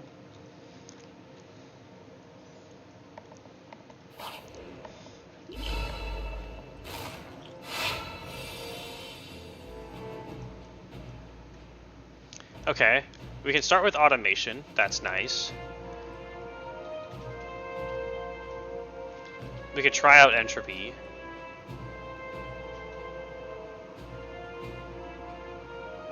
Let's try automation.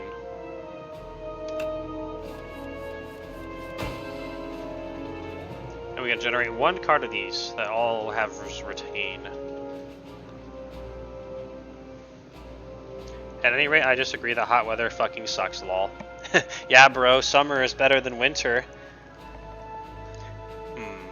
I don't think it is. Okay, let's see. With what we have in hand, Voltaic is skippable on turn 1. On automation is one we do want to play.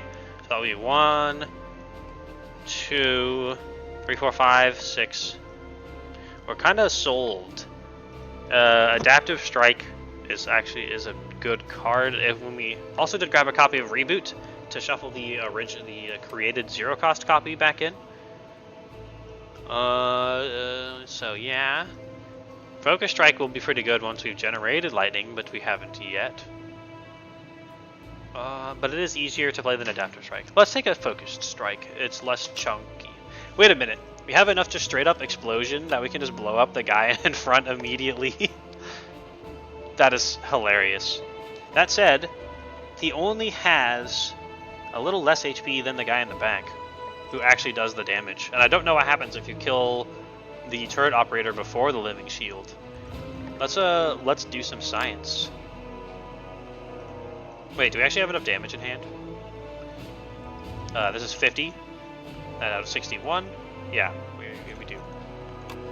I throw fire, potion-shaped rock, and potion-shaped rocket at thou, and I shall vanquish thee now.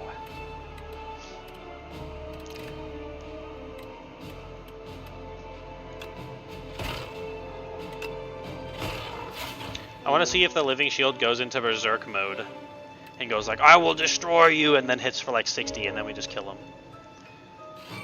That's what I want to have happen.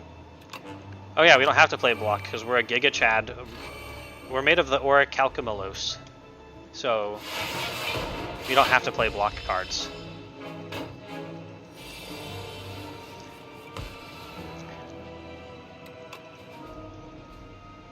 Yeah.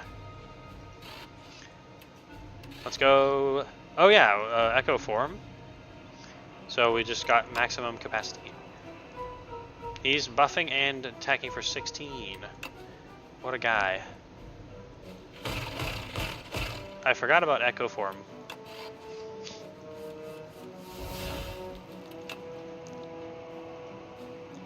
Okay. Oh yeah, this gets him.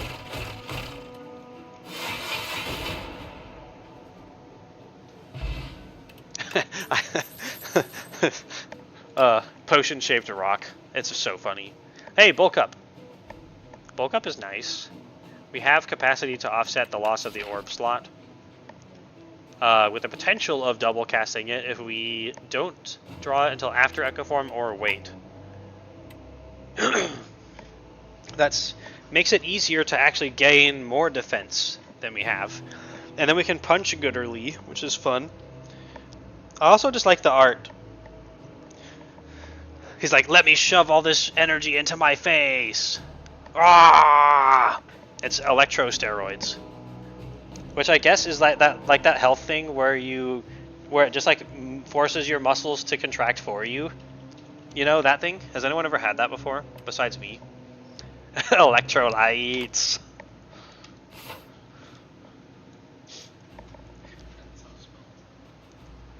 What's that? Yeah, that is how you spell electrolytes. That's the light version though. I want the heavy version. Candelabra. Okay. Anything that helps us not have to skip Echo Form is Bay. We'll have a 15.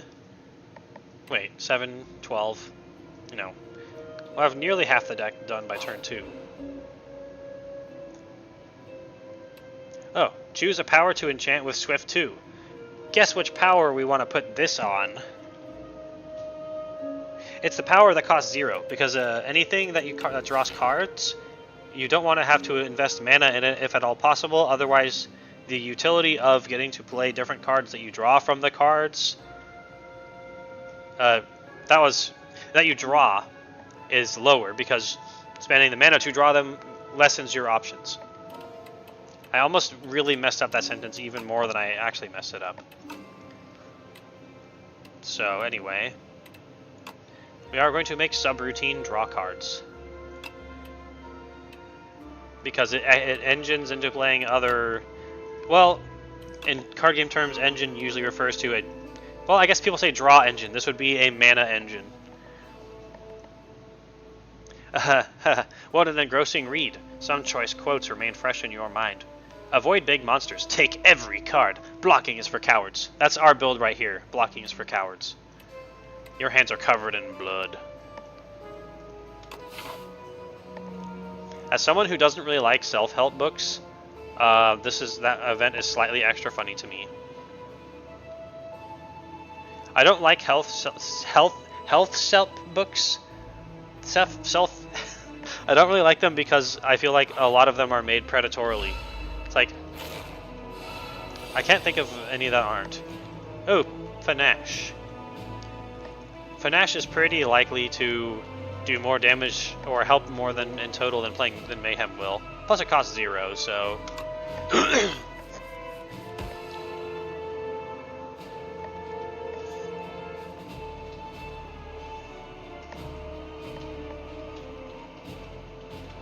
we can actually use... we can use the Feral in hand. Oh my god. Give me 1 sec.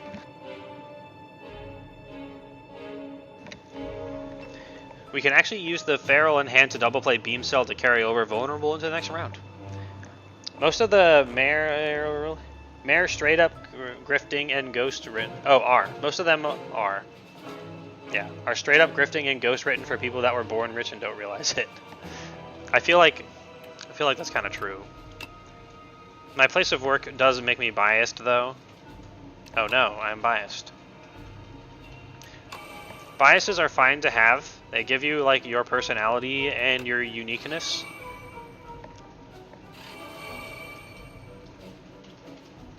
It's just important to acknowledge them. That's all I think. Now we can double play Beam Cell. Beam Cell. Beam Cell.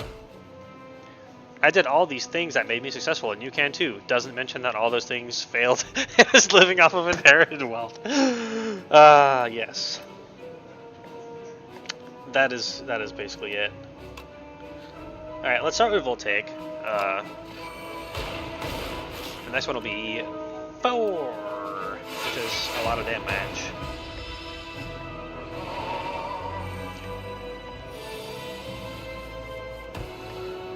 Okay, let's see how subroutine works by playing it when it draws cards. It did not draw us any powers, but that's fine.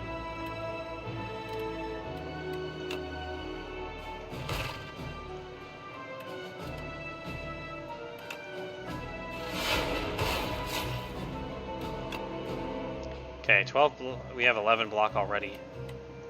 This will channel a random ore for us, right? We got a glass. I guess that's okay. And we've definitely already got our finesse value. Well, done with that. If the pocket watch is a scam, I'll find out in a week or so. At the same time, capacity, go up. What was I gonna say? At the same time as I think the old internet is better. I hated old eBay so much with the meta of how items are listed on there was just so annoying to look at. It's like, black, man. Just, it's so sad.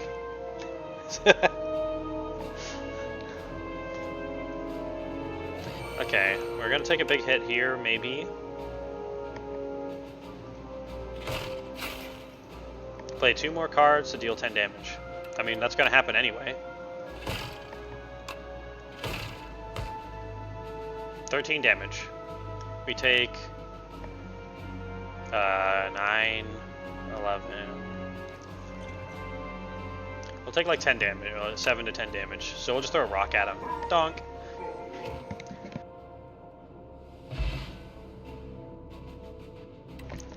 That said, I hope your cool dragon pocket watch is not a scam. Okay, a free upgraded claw is worth taking. Yoink. You don't have to pay gold for it, and it's pre-upgraded.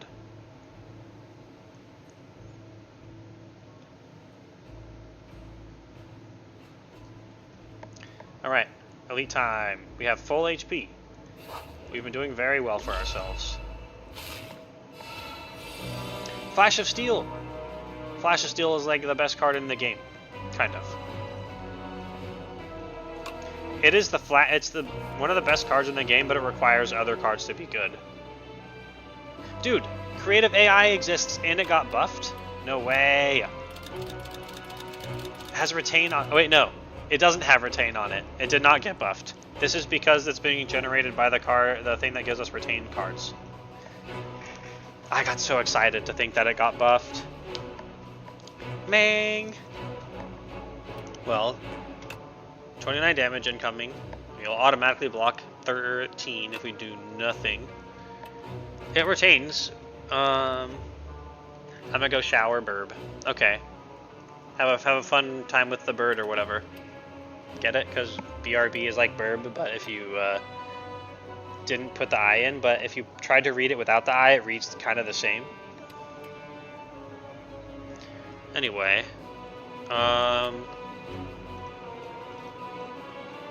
Let's buffer, actually.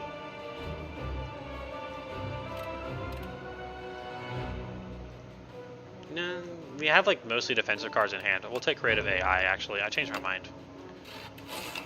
First, we draw with Flash of Steel. We drew a Defend. Gross. Well, let's create some AIs. Actually, let's not. Let's play creative AI the card and slay the Spire II. That's better. And then generate block. Wow. Incredible strategy. I know I just had blocking is for cowards, but the game didn't give me another option, therefore it couldn't have gone any other way. We drew a lot of powers this turn. Let us channel 2 lightning, maybe? Yes. I don't think Fair will be all that important here. Bulk up maybe will. It won't get in the way if we play... Actually, if we dual cast first, we fill up the remaining 2 orb slots without deleting an orb and not evoking these that messes up our 9 free block. So that means we can play bulk up and voltaic.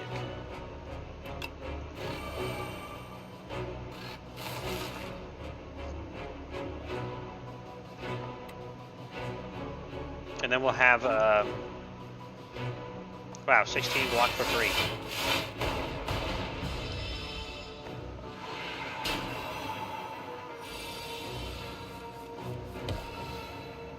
Oh, did we create an AI an iteration? We did.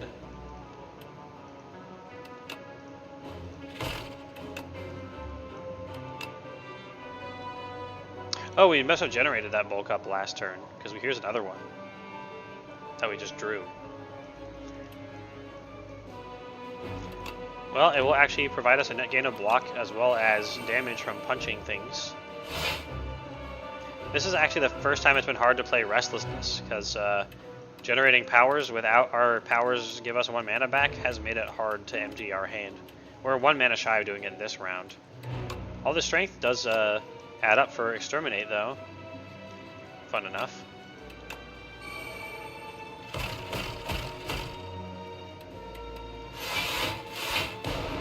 Taking a lot of damage for the first time in a while.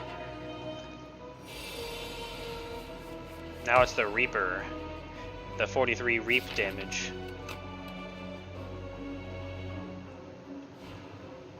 Man, we're really missing out on subroutine. It's buried so far down, and it makes it so hard to play everything. And if we reboot, it adds 17 cards back in, only one of which is Flash of Steel.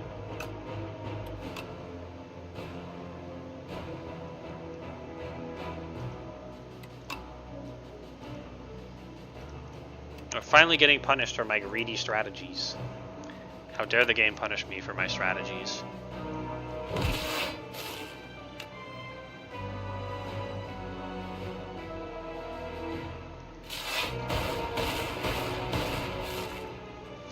Okay, we're taking 32 damage without any further action.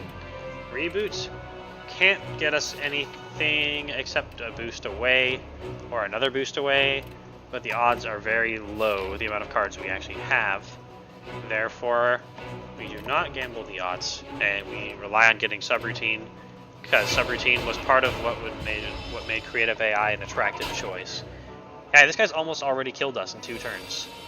We gotta do better. It's literally one of the last 2 cards in the freaking deck. That's bad.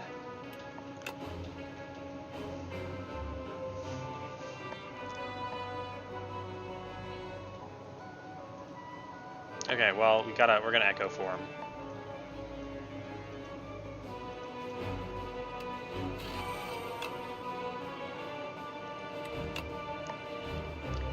And then we'll play a second Trash to Treasure, or first Trash to Treasure.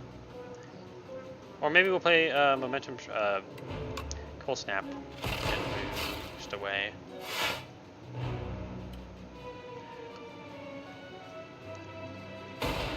Okay, we're taking another 6, but he's almost dead. You have to either block more than 20 or kill him this turn. I mean, Voltaic channels 10 lightning, which also came extremely late, for that matter. We have Echo Form. Oh yeah, that's an instant kill then. Because that is 160 damage for Voltaic.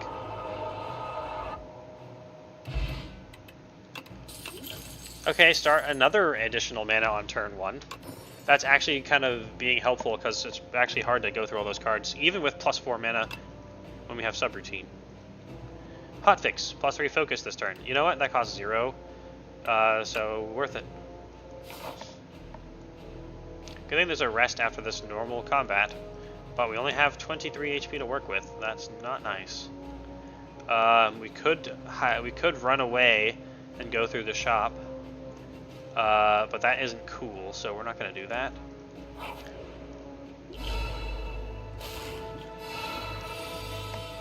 Hey, Fisticuffs is pretty good. Ish. Are they even attacking on turn 1? They are not. This isn't the retain one, it just exists.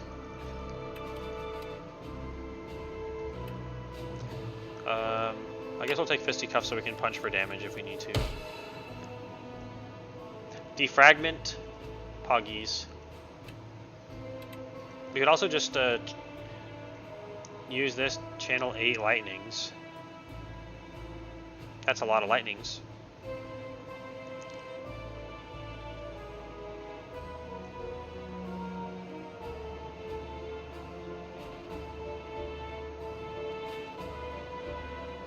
The front-loaded damage of 8 lightnings, 6 of which will evoke, is 48.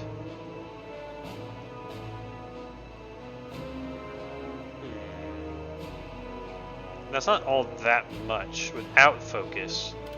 So I'm going to say we grab focus.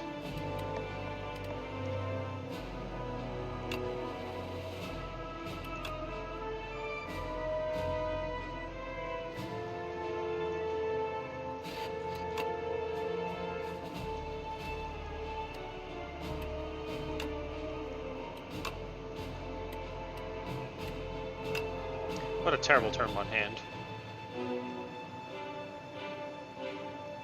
Let's try to get those guys, the scary guys in the back, away. Keep away from me.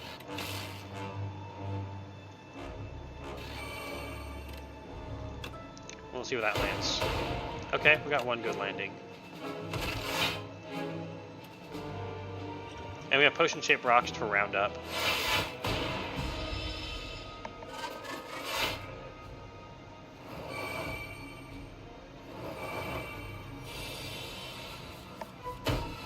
Exterminate! Yes!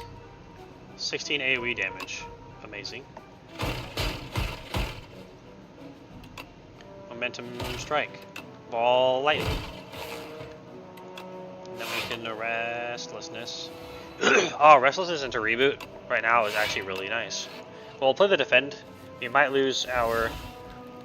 Oh, that was so close into rebooting back into restlessness. Wait. No, we don't have subroutine going. We don't get to. Sad. Me sad now. However, we do get to fully block, which is nice when we're kind of dying otherwise from the one combat. That's Slay the Spire. You're like, don't take damage for like an entire floor, and then suddenly one combat goes suboptimally in a minor way, and then you just instantly lose the game.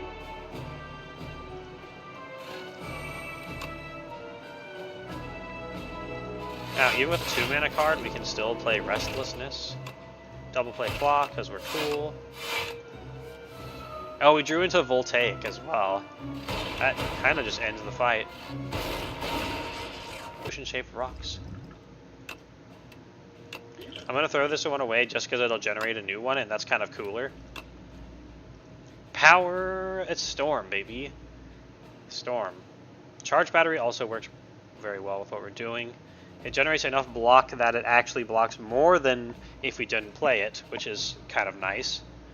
But Storm, when we're setting up so many powers, and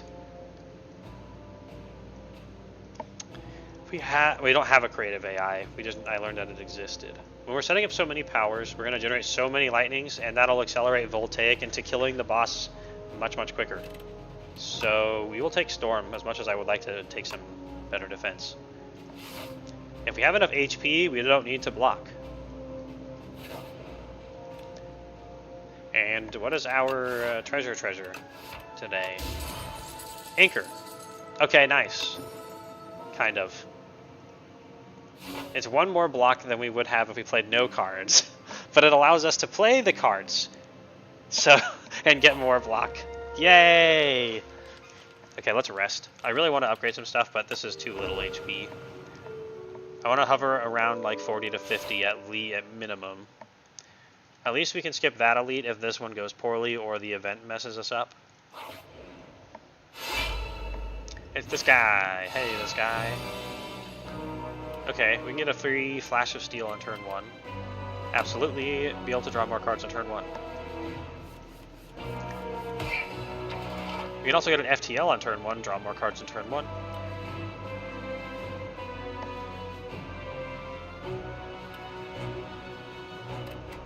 Is there any reason to take Boot Sequence on turn 1?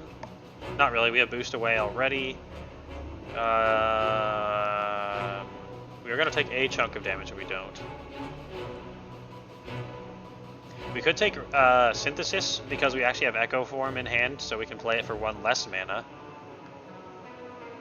But what else do we do on the turn with that mana? we don't really have anything else to play. Our current mana expenditure is 3, 4, 5, 6. That's it. So let's go FTL. FTL, I won't be sad existing in the deck after it's been generated. Ew, a strike. Momentum strike. Ew, a different strike. Okay. Well, we're playing Boost Away this turn, for sure. Ah, I forgot to play Trash the Treasure first. Oh no! Oh, the stream is lagging. It's like having to reload my save file for some reason. Oh wow, everything's back now. And most of the time spent was just thinking, so we can just click in what we want.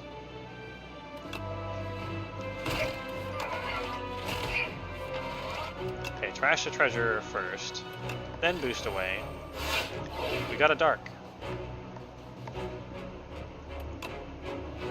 Do not skip Echo Form. Do not skip Hailstorm. And then play the other cards in your hand. Wow. Incredible.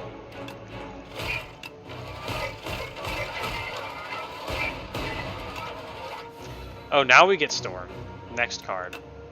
Still nice to get it before the rest of the powers. I can't really complain.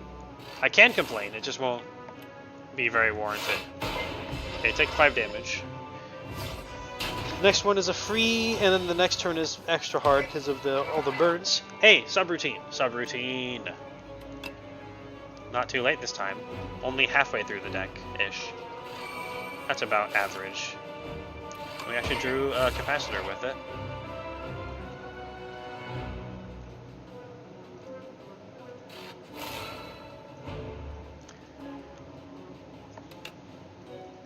We don't actually need to generate any block this turn.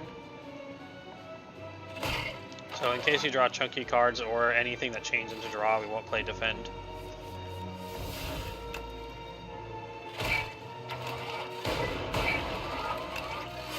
And we didn't draw anything we could really chain off of. But having 2 frosts now is nice. We gotta chill those burns out, boy. Oh, this turn's actually free. No complaint, only joy. Ah! Oh, that was doubled?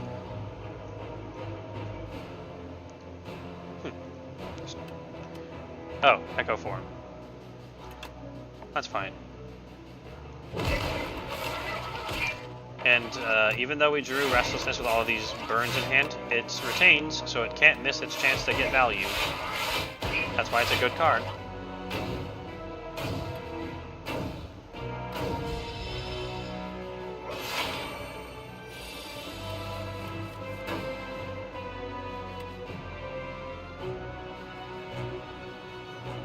Okay, first card is double played. Double playing Voltaic is actually the same as double playing Hotfix this turn. Whoa. Because if it's 6 lightning and it's 3 damage per lightning, that's 18. But if we add an extra 6 damage to all the lightnings and then do 6 lightnings, it's basically equivalent to the value of all the orbs. Only we actually get the block out of those. So we're actually going to double play Hotfix. What a weird turn. I hate value, question mark. Well, we actually got 2 subroutines because it was doubled, so we can play Feral for 0. And we play Voltaic.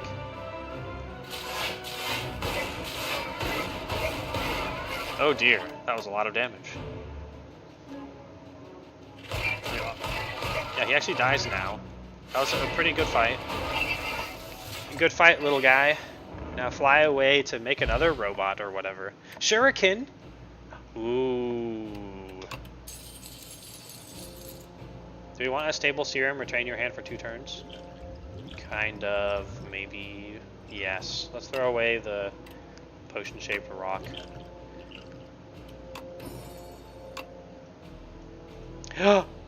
Thunder plus. Whenever you evoke, lightning deal 8 damage to each enemy hit.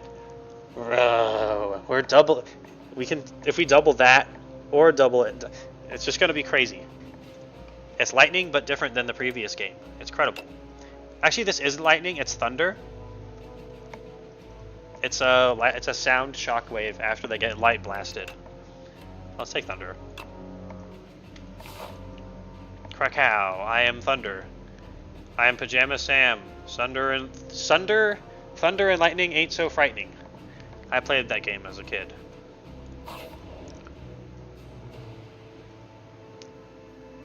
Confront with truth. Dude, okay, hear me out. What if we read all of the Tablet of Truth and then come here and then nothing's different because it just says confront with this person's personal truth, so I already debunked it. We can remove exhaust from a card. But what would that be? Do we have any cards that exhaust? Reboot. We could remove it from reboot. At the cost of 1 decay. Do it. Do we want to do that? Kind of, maybe. We actually can remove it after 1 combat. So unless this decay kills us, then we'll be fine. Let's do it.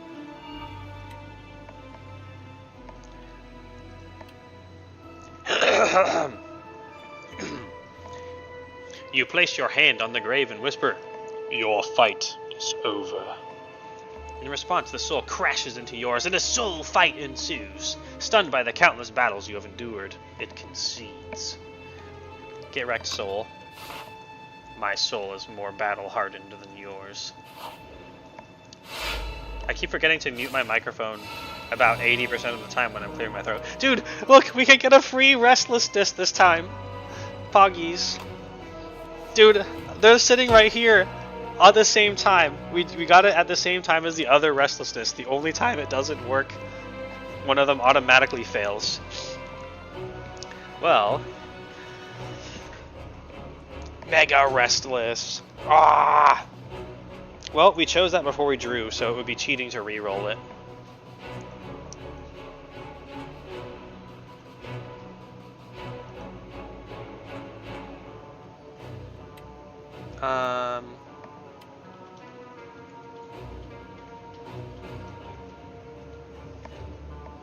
Let's take Marta, so defect has RGB. Yeah, I love it. I'm looking at the defragment here. It's not like we start with orb generation or anything.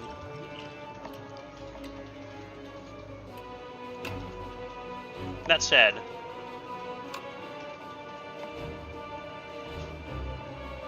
which is why you should always go Prismatic Shard for him with that sweet RGB def. Dude, that's a great reference. Congratulations, you earn one more free channel point reward chunk. Let me know what your order is. I'll take 1 Dark Souls damage sound. That's too popular. Oh.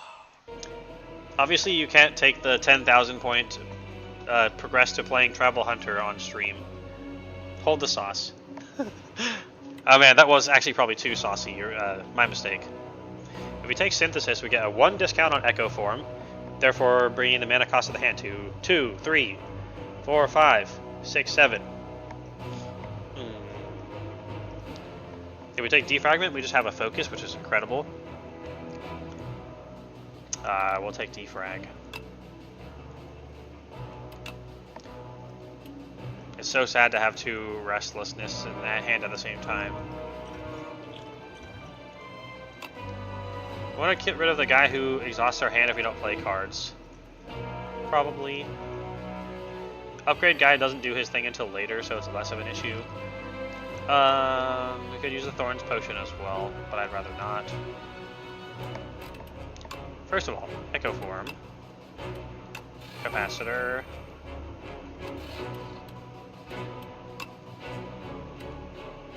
We don't really want to hold on to one of those. We'll take.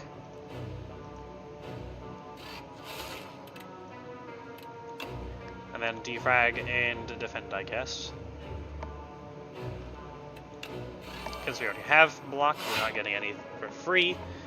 And this way we only take 2 damage.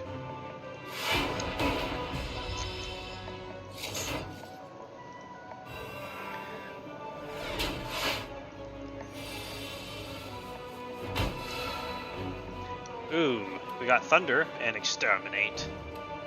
Oh right, we have the Shuriken now. So playing 3 attacks in 1 turn is Bay.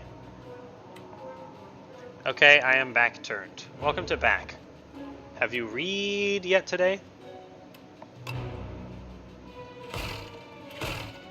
Oh right, that was double played because of Echo Form. I guess that's okay. It was Claw after all. Double playing the AoE would have probably been better, or double Thunder. Oh, okay. Yeah, you can win now. All right, let me. I'll actually stop accidentally quote throwing and misplaying and just win now. What is on all your cards? This is a visual effect to indicate that due to an effect on our character of the Spectral Knight, any card left in hand at the end of the turn will exhaust. It becomes ethereal, regardless of anything else. All cards are now ethereal until Spectral Knight is dead. It's this effect right here. While Spectral Knight is alive, all your cards are ethereal. And they have a little temporary graphic, I think. That's dickish. Indeed, isn't it? Dick move, bro.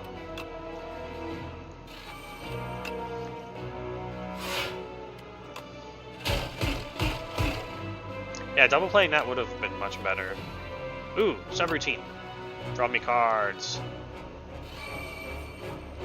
Ooh, we got Voltaic and Tesla Coil. And Hailstorm. But that doesn't matter right now.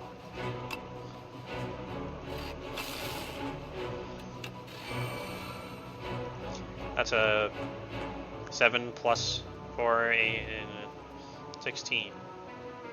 Not quite. We need 2 hits in the middle for him to die. But we only take 6 damage if he... Oh, he's dead. It's a good thing you allowed me to use my full power to also manipulate RNG.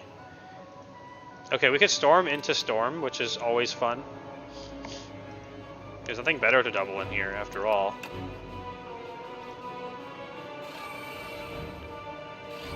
It also gives us +1 mana. This guy, the Mage Knight, undoes all your upgrades. So Zap is now at 1 cost. Ugh. While Magi Knight is alive, all your cards are downgraded. It's disgusting.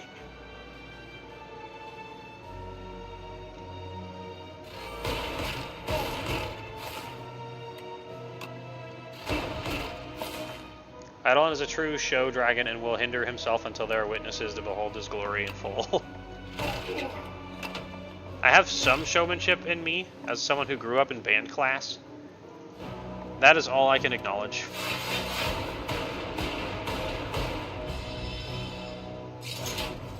Oh, I also was I was a pianist. I played the pianist and I blew a long metal instrument for many years. Thank you, band, for being the easiest innuendos to make ever. Potion belt. Now we can hold more rocks now that we just threw them away. Oh well, that's fine. We can get a free rock. Super critical. Gain 4 energy. Exhaust.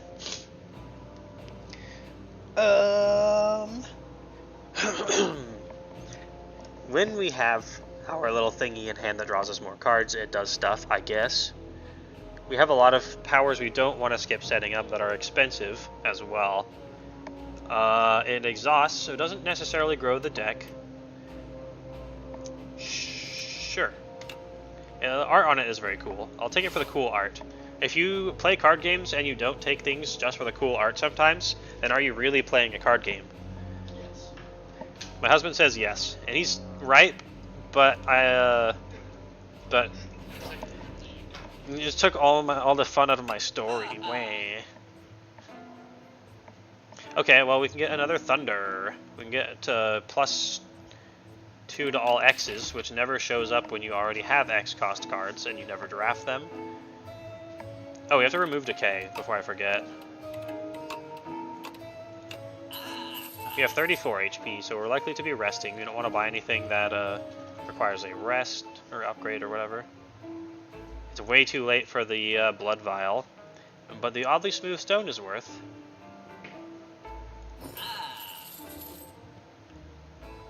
Wait a minute, stratagem. Whenever you shuffle your draw pile, choose a card from it to put into your hand. Dude, infinite loop.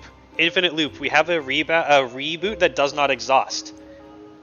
Therefore, we play every single turn.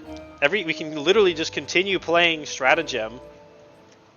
We can continue playing reboot because it says shuffle all your cards.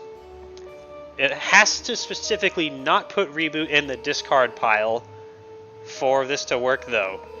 So, because if this is one of those things for card games. I'm sure many of you who have card gamed before. It's the fine print. It's the tiny little mechanic that will destroy or enable this infinite loop. But we're gonna buy it and try it because we're cool like that.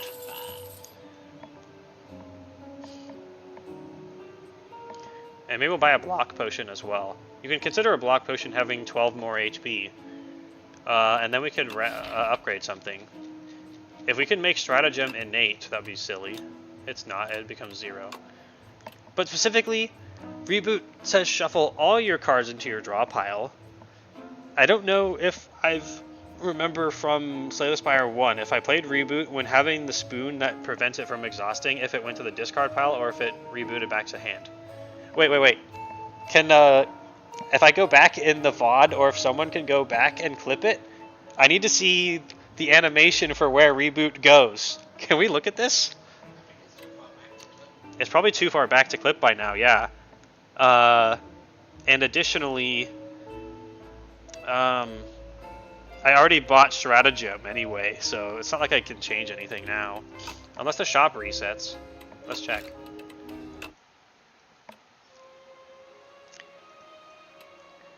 Who wants to go back in time and remind me of what's going on?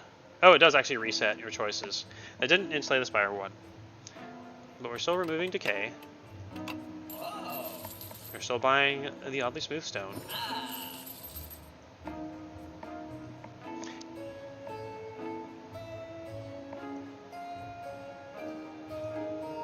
Okay, hear me out.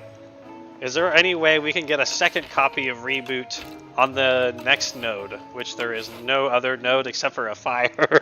No, wait.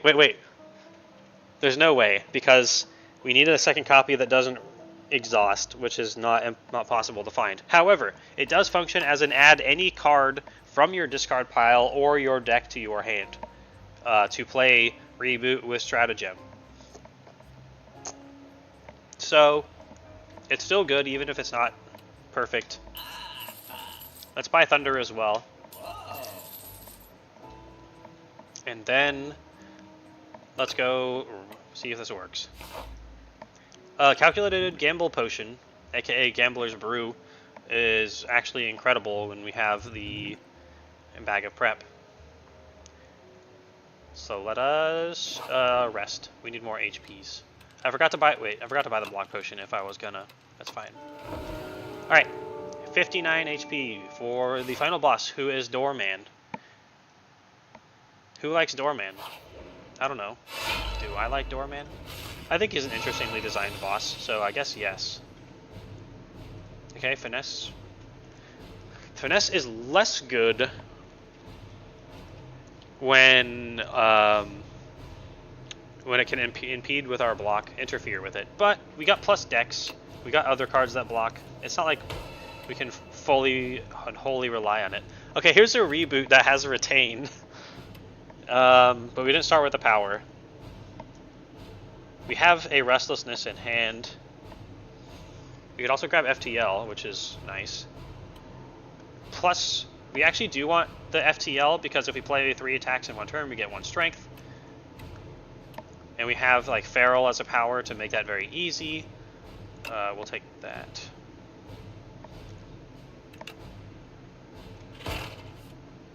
There's trash to treasure. We gotta drink all of our potions now. We don't gotta, but we should.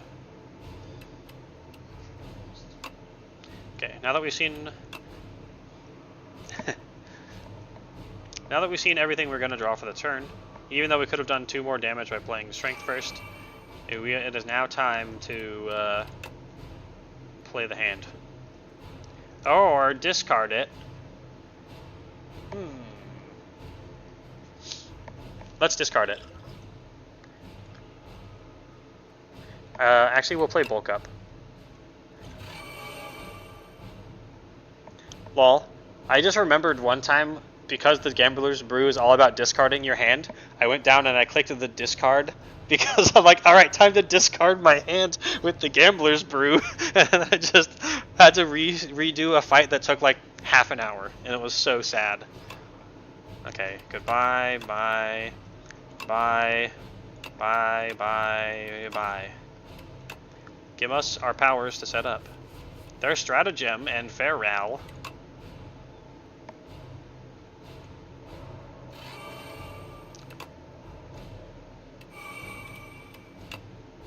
I want the infinite combo to work, but I also don't, because then we automatically win instead of having to try to win. But that's also kind of cool, because we did it ourselves. You still have to spot and make the combo. Restlessness, go! Hotfix. Hailstorm.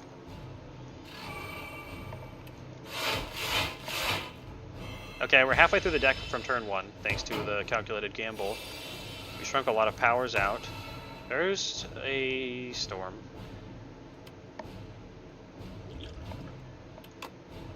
And a zap. At least we can evoke these for some blockies. Oh yeah, this makes us pretty chunky with having Stronk. Okay, we don't breakpoint the potion-shaped rock into not taking 30 damage. So we're just gonna have to take 30 minus 13 damage for 17. Okay. Wow, super critical immediately letting us down. I'm so surprised.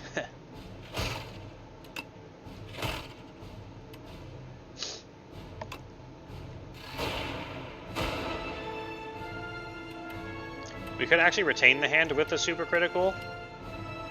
That's pretty smart.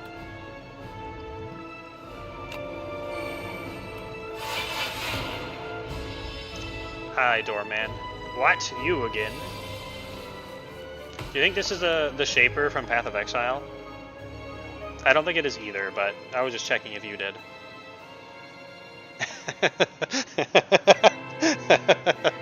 Okay, let's play subroutine. We got 2 Thunders, and we got Tesla Coil. We haven't drawn Capacitor yet, or Echo Form. There's Echo Form.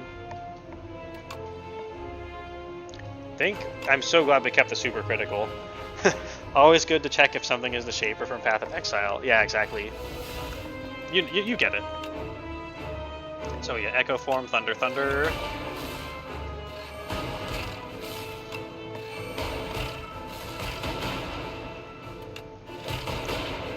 Double play those.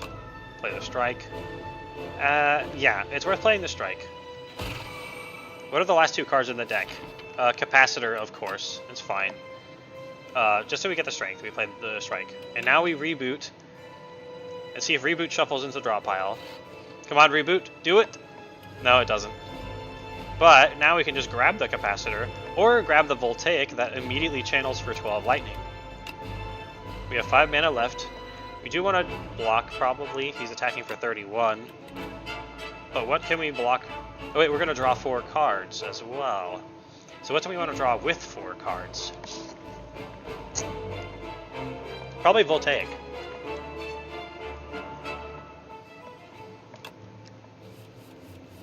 Okay, FTL.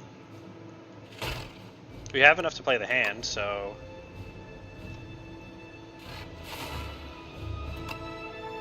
And we actually got 22 block out of defense, because that's the defend pluses. And we channel 13 lightning now. 2, 3, 4, 5, 6, 7, 8, 9, 10, 11, 12, 13, 14. Oh, right, it also does 8 damage between each of them. Because of the, Oh, it was 14 every time we evoked a lightning. Wow. Incredible. I'm so sad we can't loop reboot, though. But yeah. Because then we would have just can infinitely play reboot to play 0 cost cards until the fight ends.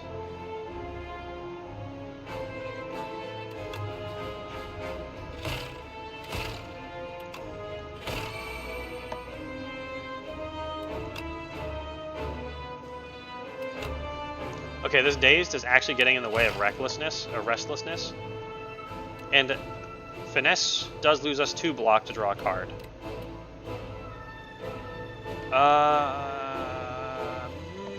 We'll have 1 HP left. But 3, 6, 9, 12. We need 30-something damage. If we die, I'm gonna be the saddest boy ever. It's not likely that we're going to change Finesse into anything. With 18 cards, we can't really plan on anything. It's probably best to leave ourselves a little bit of HP. But it's also an almost inconsequential amount of HP at the same time. And if we went into Voltaic, the fight immediately ends. There's a few cards that would actually end the fight. So you know what? Even though the odds aren't great, we actually only need, it was just 12, 27, we only need 18 damage. Let's gamble the Finesse. Good morning, Elder Dragon Eidolon. How's your day going? Picked a mountain of gold to sleep on yet? Not yet, but I do have a plan to buy myself a gold coins print bed sheet, because as a dragon that is hilarious. But my day's going pretty well. I hope yours is going well too. Anyway, hotfix, that is worth 12 damage, which is 6, 12, 24. It's not quite enough, but we still survive with 1 HP, which is really annoying because this guy's going to mode shift. I shouldn't have wasted the rock there. Come on, come on, come on, come on, come on! Let's go! He's attacking for 28. We have to block or kill him.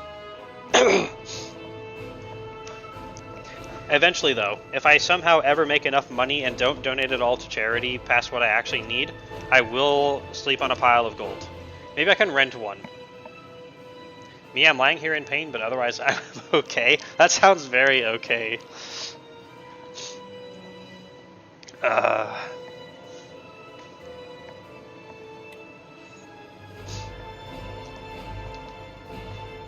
Yeah, please do feel better somehow. I was gonna play I was gonna play Pathfinder again, but then somehow here I am, not playing Pathfinder. Okay, our first card is doubled, right? Echo Form. The total damage of Tesla Coil is not that high, actually. 8 plus 12 is 20. Glacier will fully block. It'll block 18 plus 4 times 2 is 24. That and Boost Away keeps us alive. Tesla Coil becomes a much less damage play, but that's fine. Had a dentist appointment yesterday, now my whole upper jaw and lower hurts. Ooh. Yeah, that's awful. I got really lucky that when my wisdom teeth were removed, it wasn't painful at all. I don't know why. I hope the pain subsides quickly, though. Spire Finder. I found Slay the. I looked inside my heart and I found a Slay the Spire.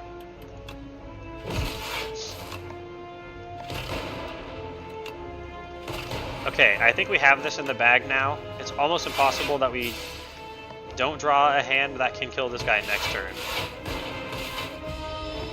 I did eventually. I wanted to hold on to them, but they were not in good shape. Hold on to them? I don't know that. Whatever. Okay, this kills him. 9 times 4. is double played as well. Did we just beat the last boss with literally 1 HP? We did, yes.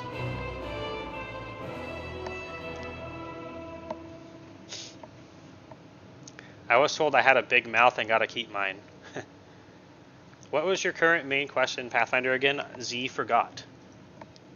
Zed. I was trying to do the main quest, trying to figure out where everyone in Varnhold disappeared to, but I don't have any clue of where to go. Yada! Yata. What are you doing here? Says Architect. Random garbled lines.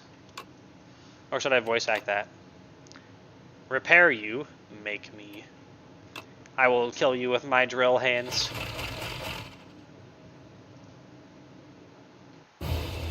I feel like the defect, when he has a card that's called Claw and he has like Feral and stuff, he should just claw people instead of drill hands. Just saying. Look at that. Look at us. We've done 3,720 over the 51,559,469,539 damage. Incredible. We're really contributing. Catching up. Yes.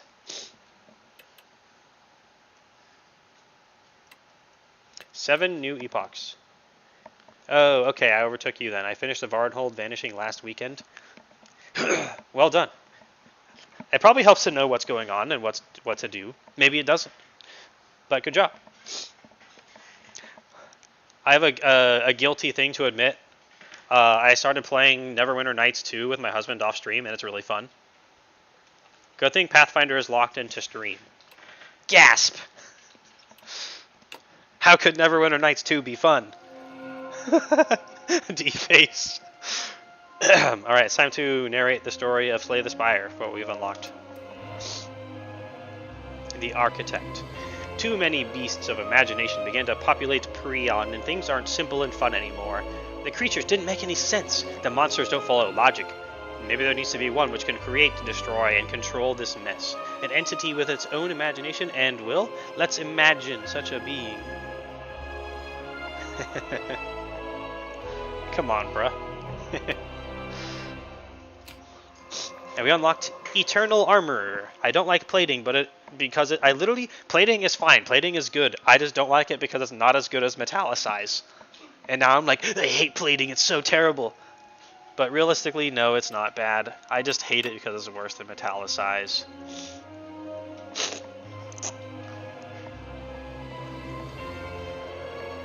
Unless I find any repeatable card that can add plating, so you can stack it up to become higher. You were always going on about how OP Metallicize was. You brought this on yourself. Imagine the devs of Slay the Spire 1 watched any of my Slay the Spire 1 content and be like, you know what, this guy's right. I'm sure they watched other people that are better at the game, if anyone. But it'd be hilarious if it was just actually my fault. Yeah. Oh, we wouldn't even have the ability to use seeds until now. Anyway. Enamored by the growth and stability of flora and fauna, the architect spends decades researching and refining them. And so, at last, the penultimate creation, the ancient seeds are complete. The seeds which turned out to be failures, the mistakes, like plated armor, plating, whatever, were placed in a heavy coffer and hurled into the ocean's depths. I'm sure it helps. I remember that I was also searching a lot the first time I got to the Varnhold Vanishing. Okay, yeah. At least you didn't spend like 3 hours looking for the Heart of the Forge only to realize that you didn't need it to do the dwarf quest. Like I did. Like I completed, I went and did not Gimli's quest some more, and it was fine without it. Chapter 2, Orabas, Tales from the Spire. Dude, this is the guy who gives you the prismatic shard. By the way, Goblin Junkbot, the ultimate fan of the prismatic shard from Slay the Spire 1, fist bump me right now, because prismatic shard in this game also generates 1 mana per turn, and it's incredible and the best thing ever now. Attracted by the now burning spire, Orabas's curiosity was piqued. Blight gone! Why gone? Safe to enter? Orabas enters. Prismatic Shard is really, really good in this game. It seems balanced in a way that the card choices it offers are mainly your class, and then it sprinkles in other stuff most of the time. So it's like slightly weighted. Husband disagrees, but he's not the streamer, so my word is law. Especially about things that I don't have arbitrative power over.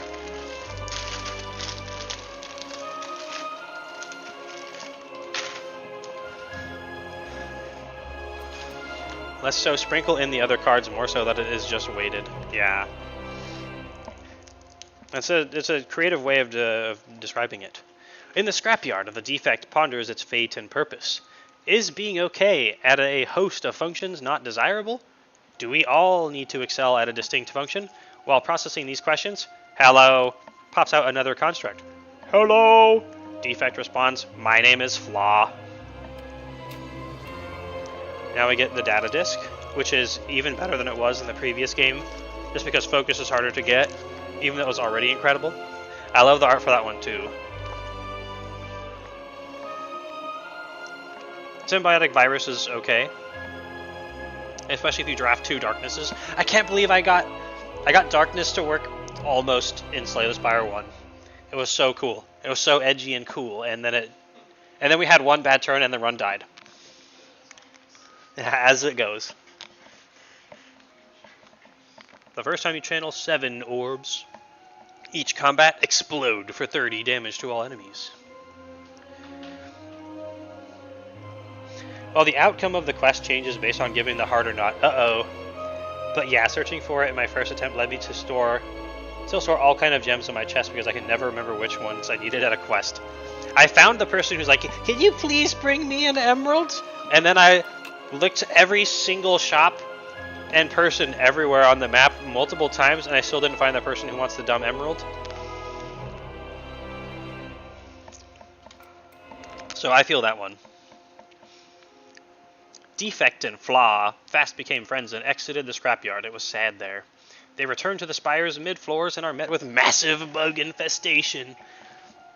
The pair get to work in an attempt to reduce the bugs to a reasonable level.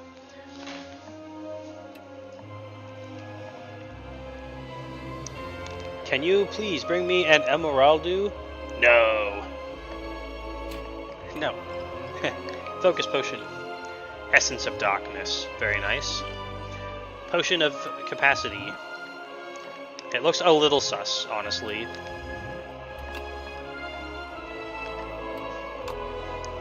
Now we can do Ascension. I'm wondering how fast, if I tried, I could actually get to the highest Ascension. It's Niao.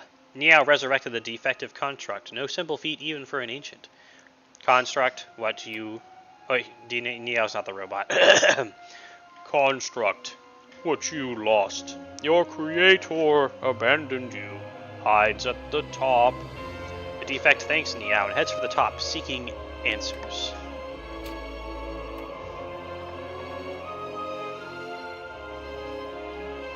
Loop. Null, and Consuming Shadow. Loop is great. Loop is one of the powers that scales the best. It's comparable in what it does to Capacity by basically activating more orbs per turn, but it has no cap, unlike Capacity, which makes it better than Capacity, as well as the ability to control repeating a specific orb is kind of, I guess, it's a plus and minus in case you wanted to have multiples, but typically it's better to repeat whichever one is the function that you need for that turn.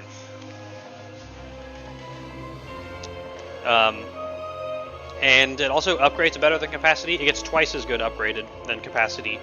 It's also comparable to Focus in that if you just add another activation of an orb, it's worth like whatever it does compared to how many number of orbs that you have.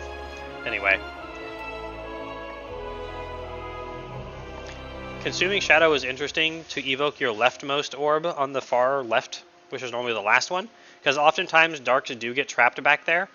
However, I don't quite like it because dark orbs need to be charged, and so unless you are having a deck full of darkness, evoking the darks before you can even charge them up is actually not even that good. And this is just kind of cool, I guess. Deal 10 damage, apply 2 weak, and channel a dark. I wish it was... It's okay. The weakness makes it allows it to block across turns effectively. It's just unwieldy at 2. Everything at 2+ is unwieldy. That's the rule. Chapter 6 of the Daily. A being of immense power exercises his mastery of form and space once a day, shifting the very nature of the spire. It's the architect, probably. Wait, do I only get... The way this is worded, it suggests that I can only play a daily run once a day. It says, you can now play a randomized challenge once a day. It should say a new challenge if I could play it more than once. Ugh, I'm gonna nitpick this game. Anyway. Let's do a quick poll. I can only poll on Twitch. I don't think I can poll on YouTube. Can I poll on YouTube? All I can do is ask people to stay stuff on YouTube.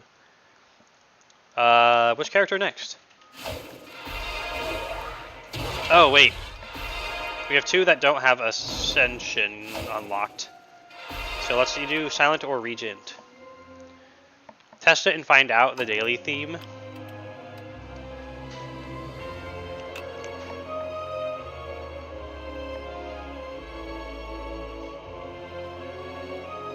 I don't know if this is real. All these 9,999s. Well, 9,999,999. And then even higher than that. Anyway, it's not about that. Sealed deck. Choose 10 out of 30 starting cards. Replace your starting deck. Whenever you add a copy, add 2 additional copies, you can no longer remove cards from your deck at the merchant. Otherwise, I vote Starman. Okay, let's add daily to the poll. /poll. You can also come over to Twitch if you want to poll. That's not necessary. Do whatever makes you happy. What play next? I will obviously choose if there are not enough votes. We go Starman, the Space Guy, or Silent. I'm pretty confident if we don't deliberately throw the run, we can win with Silent in one try. Or Daily Run. You have 3 minutes while I stand up and walk around, which is a healthy habit. And I gotta be healthy or whatever. Let me put on some intense waiting music.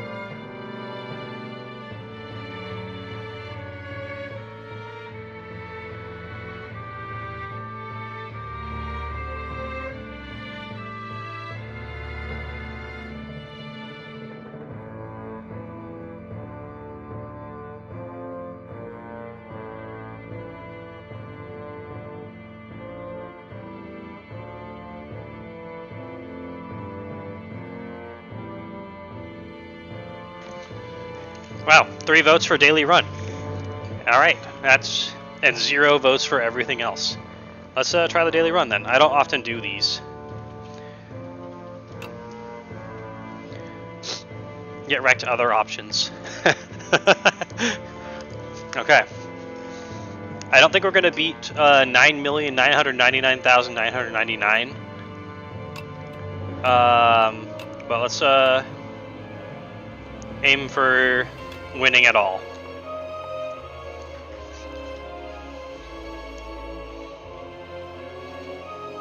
So we can't remove cards from our deck at the merchant. We get extra 2 copies when we draft. We start with a deck of oh, read out the mods. Oh shit, I was just doing that. But I was doing it out of order anyway, so let's start over. Yeah.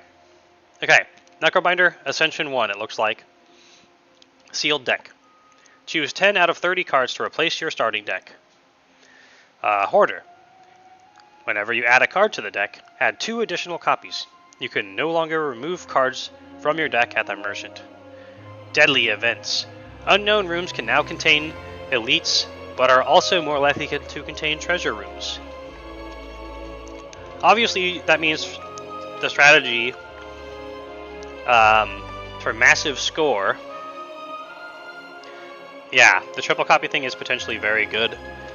You can more easily build stuff. You just gotta be really picky. Obviously, we're going to all the unknown rooms. Yes, because either we get treasure or we get elites, which are treasure but with extra steps. And hopefully being able to choose our own starting deck will make our deck good. So the overall strategy is going to be go to shops and look for Flash of Steel to get like multiple copies of Flash or Steel or Finesse and keep the deck small is going to be stupid. It's going to depend on the starting cards, so let's take a look. Dragon Treasure? Yes. Dragon Treasure always makes me think of the really, really terrible equipment from Yu-Gi-Oh! That you can equip to a dragon for 300 attack and defense. It's a little Dragon Treasure. It's a little dragon with a treasure. How do I not love it? I do love it. That's the thing. He still breathes. Okay.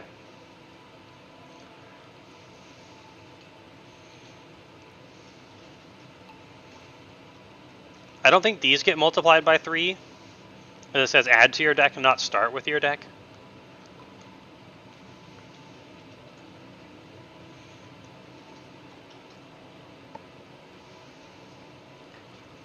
I'd recommend killing the Architect. Good idea. We should do that.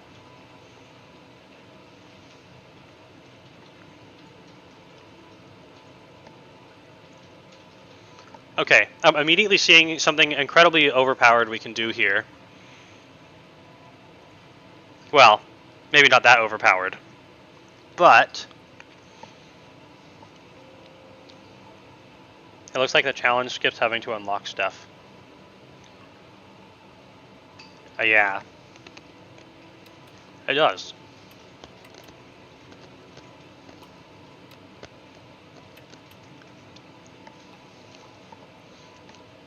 Okay, so the OP thing I see that we can do here, we can pick entirely cards that exhaust or retain, combine that with cleanse, and where is it? Whenever you draw an ethereal card, draw 1 card. So we can exhaust the entire deck in about 2 turns, if we don't add too much to it. And then we can infinite Flash of Steel if we can get a copy, or anything else that plays for free and draws a card or whatever. Even if that doesn't work, we get a very consistent hand. So we can continue to play good stuff. Actually, wait. We can infinite... No, we can't infinite. It has to cost 0 to infinite. We can play lots of pull aggros. I love my deck. It deletes itself. Yes. That's me. So anyway, we can... another option is we draft around Squeeze. Just draft all Asti attacks. No matter how much I played Slay the Spire 1, we got really high in the ascendancies very quickly, if you ask my husband to prove that I'm not lying. And it became impossible to do the one idea where you can just infinite combo Flash of Steel with itself, which is the coolest thing ever to me. It's like, I'm the Omega Instant Samurai who just can attack so many times in one turn that everything dies, except for that one enemy that reduces your strength every time you attack. But I've never gotten to do it, and it's like so silly and stupid and cheesy, and I really want to.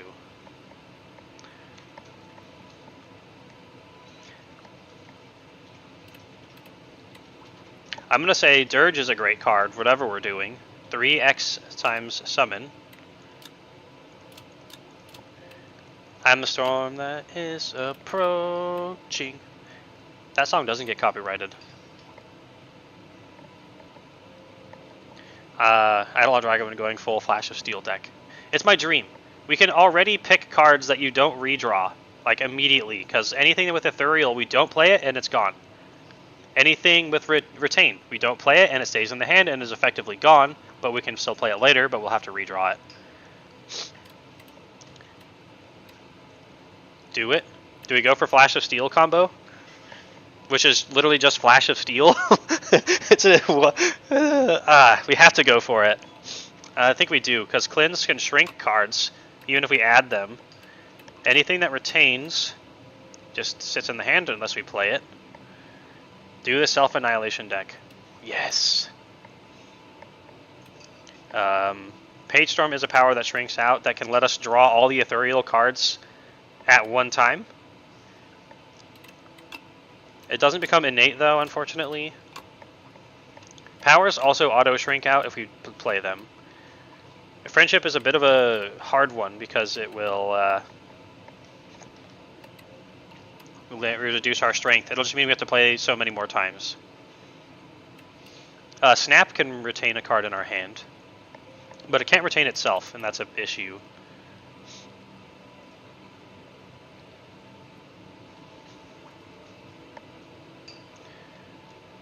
Actually, wait. The retain will be permanent on the card, but it will never be able to retain itself. But we can exhaust it with Cleanse. Perfect. So we'll take Snap. We'll take Wisp. How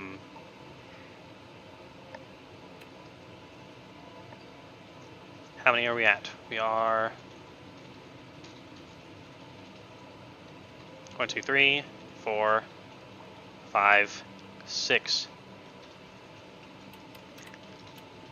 Dirge is also decent. Nightbot! Nightbot just reminds me, I think it's a bold move that they put Space Marines into the gate as a playable character. I love that story. And then we take the Ethereals up here. We might have to replace a couple things with more Ethereal or Exhaust. Ethereal, Exhaust, or Retain is what we need.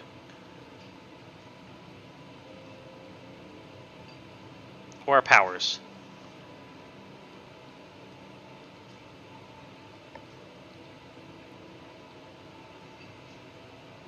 And as of right now, you just need to get the deck down to a card size of 5 for it to work. So minus, minus, minus, minus, minus, lots of minus. Yeah, this can work. As long as we can find a single copy of Flash of Steel, we can set up infinite Flash of Steel. The smaller the deck, the better, but there's no actual possible way to get it down to 5/4 it to work.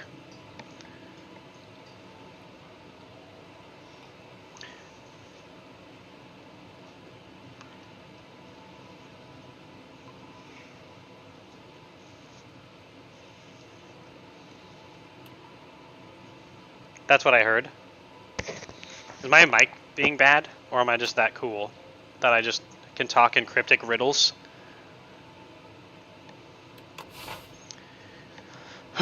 Okay, literally, we need to min-max shops.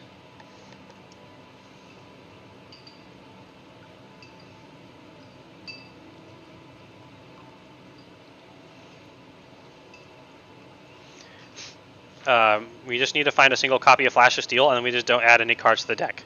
And then when the deck size is small enough that Flash of Steel withdraws itself after being played, then you have infinite damage unless something punishes you for playing cards.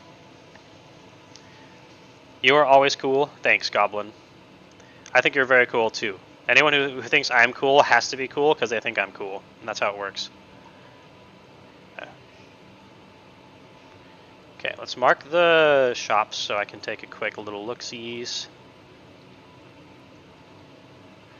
The optimal path for finding shops is apparently we can only get one shop, which means that's kind of sad. We kind of want to avoid combats that can go wrong, maybe. Or mysteries have a chance of being shops. So we probably still want to go down the middle route here.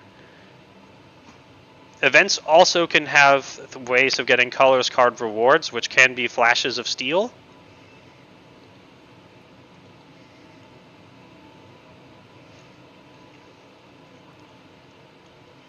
So we're going to take this route here. It's adaptable more than anything on the sides for the same amount of basically everything. What you likes in the middle fiddle? Basically, yes. I'm going to get rid of the little distractions. It's important for me to stay focused. Even though it'll be impossible to go onto those paths afterward. Let's go!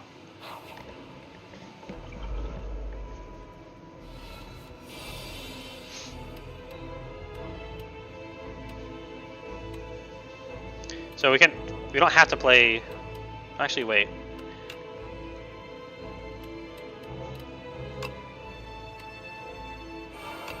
We can one-shot the guy who's attacking so we don't have to defend.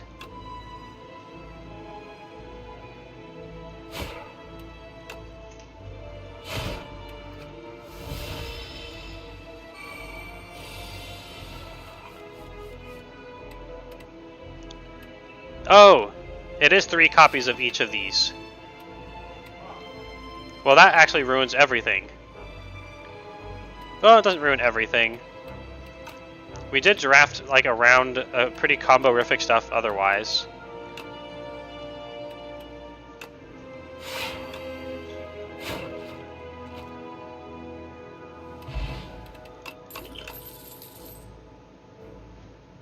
I would have done it differently if I had thought about it, but it's fine.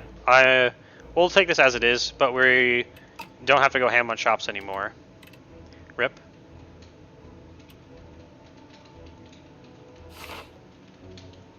Because effectively what we have here is we're doing ethereal combos, because we have 3 copies of Page Storm. We can draw really well. We've got a lot of the ethereal cards are just baseline pretty strong. Snap can make itself retain itself. The Ostia attack spam strat would have been crazy. We're going to restart and do that. Unless it doesn't let me restart. Wait, I have an idea. If we can't play the thing more than once in a turn, we can try the other profile. The Aussie attack spam would be too easy though. Let's go with what we got. Okay. No. What? Okay. Well, let's see if we win with this. It's the non-obvious choice because the Aussie attack spam is too easy.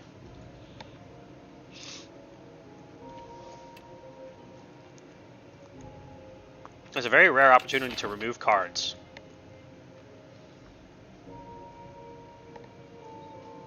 Door. It's okay, you got this. Well, Defile is the one thing that's least important here.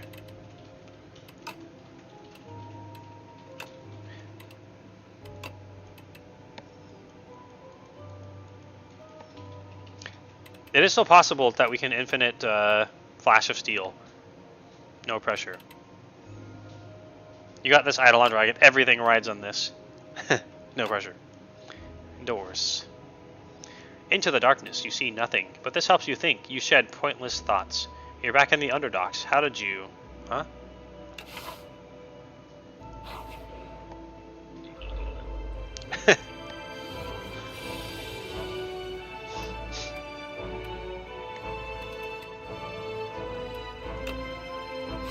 Okay, that should block for us. And we can double dirge.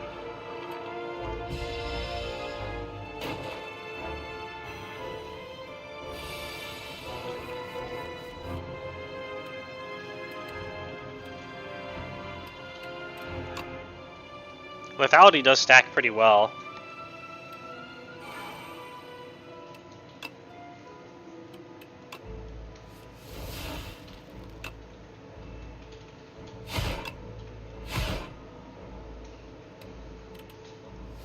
Okay, all this damage goes onto Asti, so it's fine. Wow, I can't wait to play my cool Necromancer deck. The deck crumbles into dust. That is kind of the build I was going for.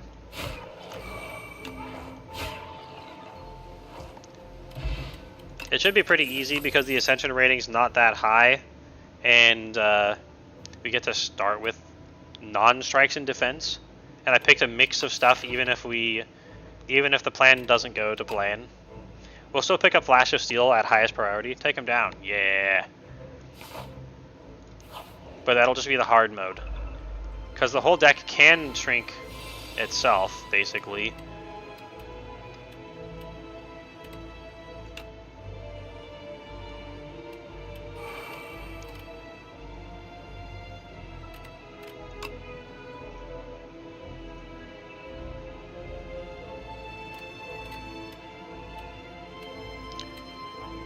Oh, whoops. Might have misplayed that one.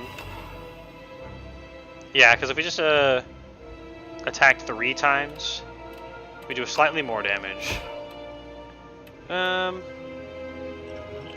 a block potion. See if we can take no damage at all.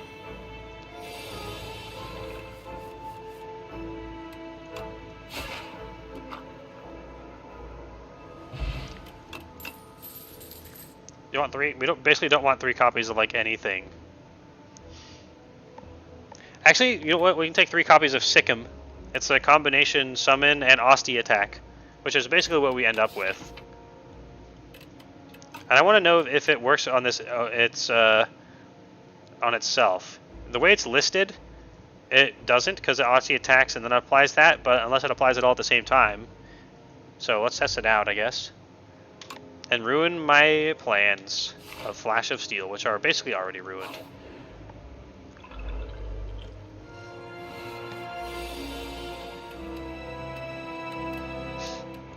Let's defy you.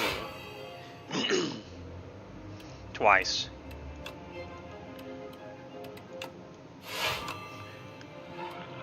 The fact that we can exhaust cards from the draw pile still makes this pretty possible.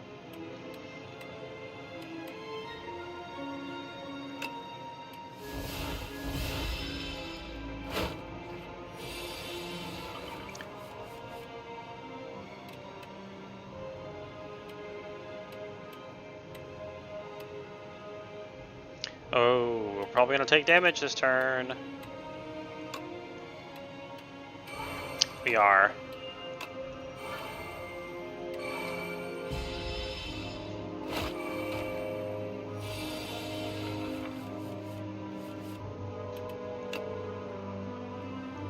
Oh, let's see. Okay, so Sikkim.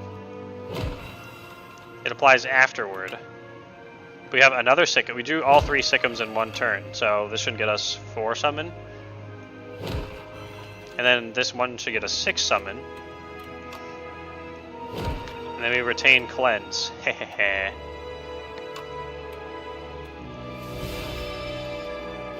And Asti can fully block that, but he unfortunately gets Strength regardless, still. I have too many cards, because we're going to draw very quickly through everything.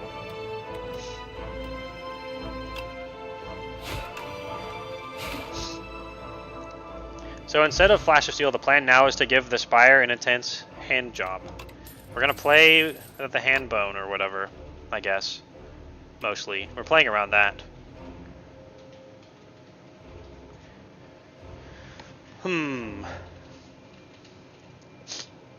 Multiple copies of Rattle.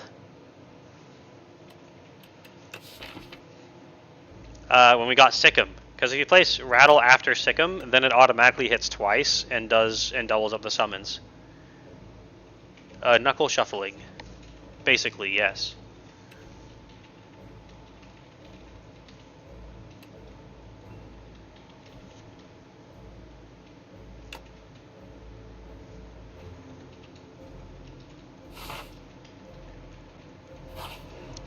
Mystery. Let's get the spoils map and get big money. Oh shit, we get 3 copies of spoils map. How does that even work?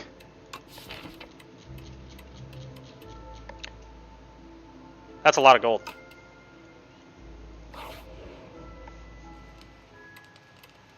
I should have seen that one coming though. Let's upgrade a card in our deck.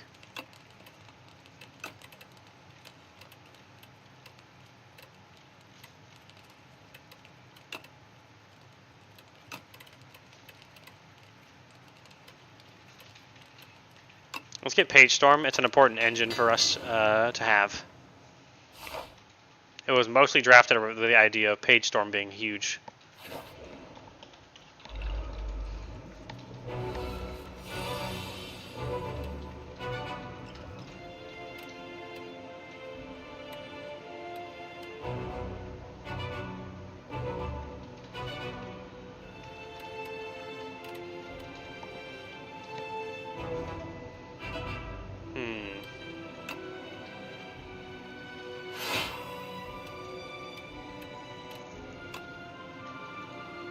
So that's 12 damage incoming.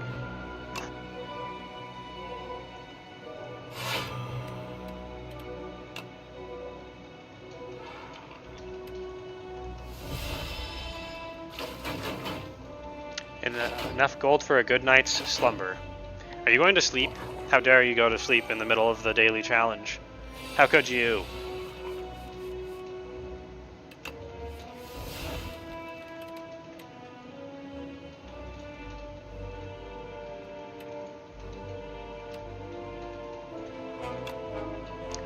We only need to attack once if we play so.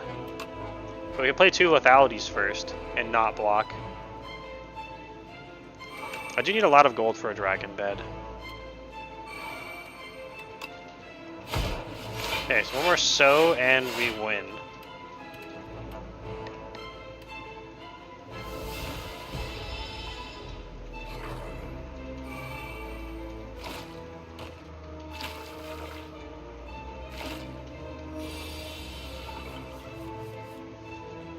We did not draw one, but our initial attack hits very hard. Drew 2 spoils maps. That is funny.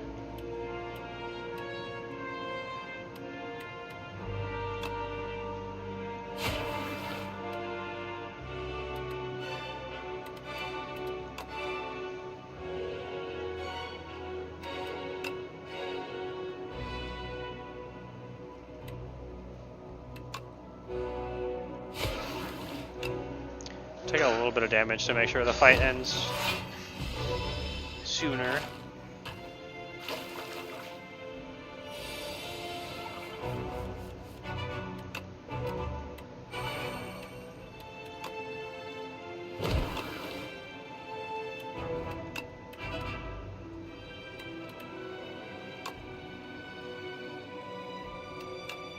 Do this, and we got 3 hits on this.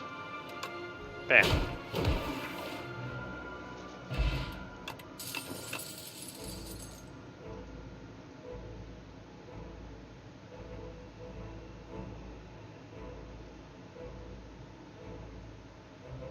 Spirit of Ash is interesting. The right hand is also incredibly silly when we have summon every time you punch. We might be able to adopt a new goal of getting to like 1,000 HP on Asti or something. If we take these, new goal just dropped. Why do damage with Asti when you could just summon Asti HP pool? That's the new question.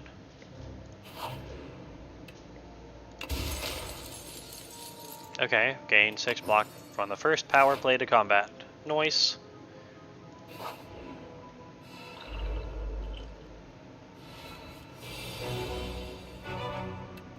I'll do triple sick 'em and snaps.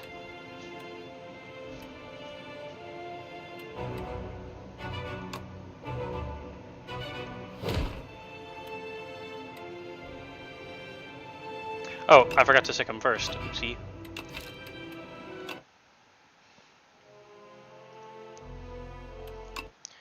I misread the cards slightly.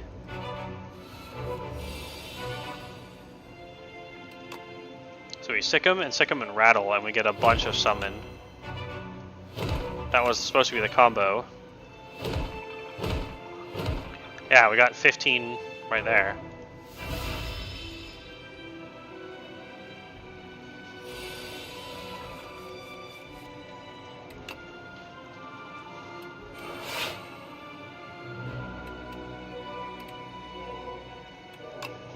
Well, we can't do much more than set up this turn, unfortunately.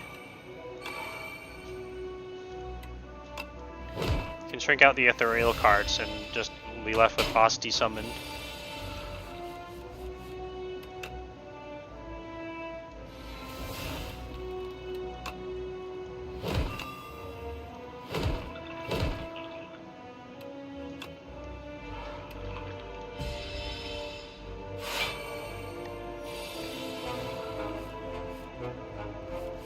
That's a lot of draw this turn.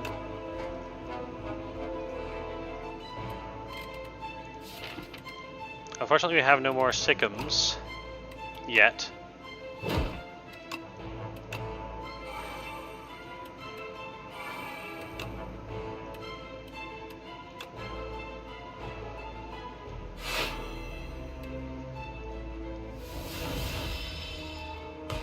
He's almost dead.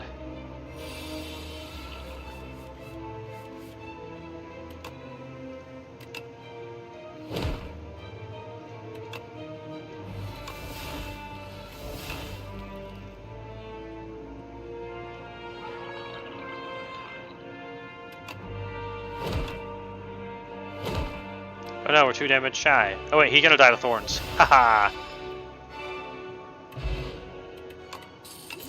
Wow, strike dummy. Incredible. No more cards right now.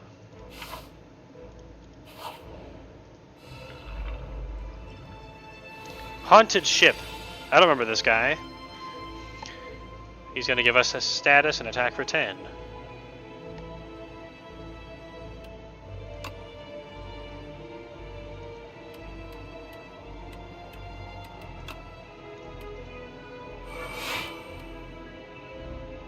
Oh yeah, we get blocked from a power, so...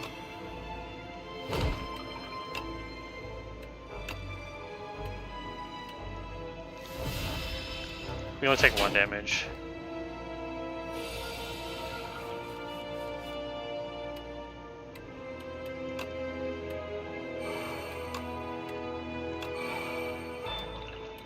We can exhaust the spoils maps.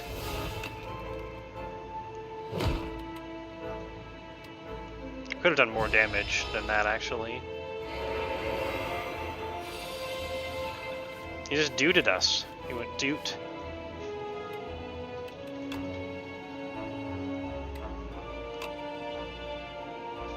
Boat Blast! Boat Blast! Yeah, it's like Bard Blast. Boat Blast.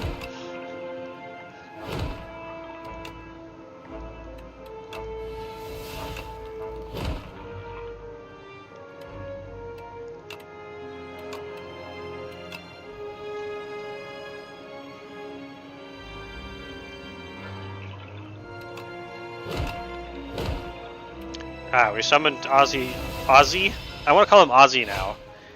Da da da da da da da. You got him up very fast.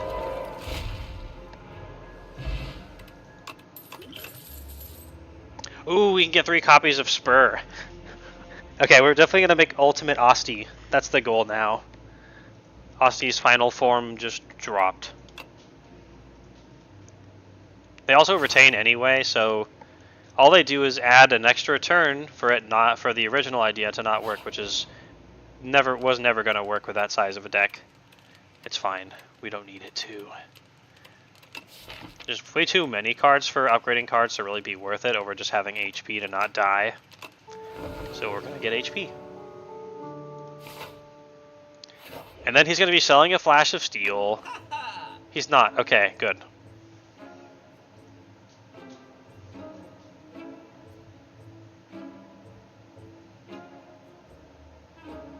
We actually don't want anything here.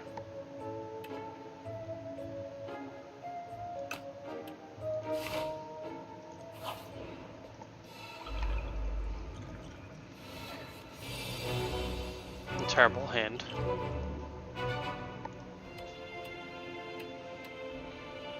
Let's get a skill potion.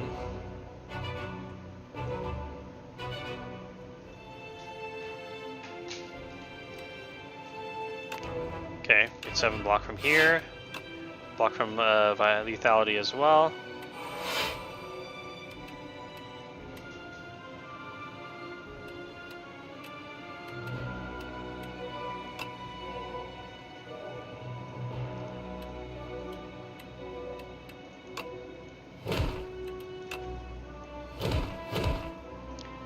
Make Aussie do all the work.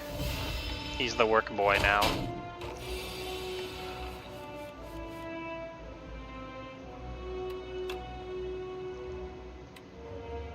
Defy to weaken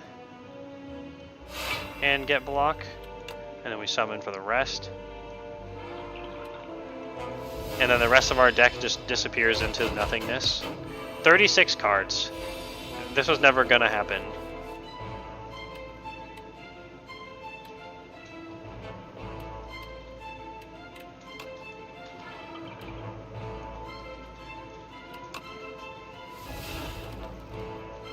Deck because it is gone.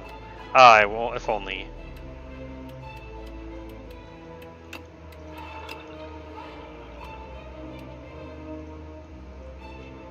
You're still gonna take a lot of damage again. There's Sikkim and 2 snaps. Sikkim boy.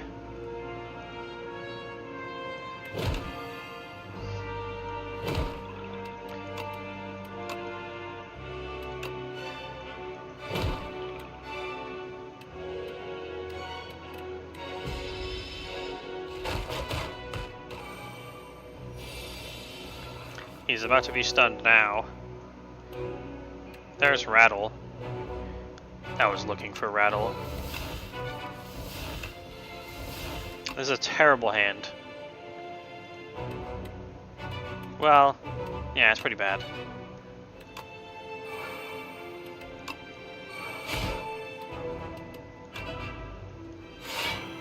Let's make him weaken next turn.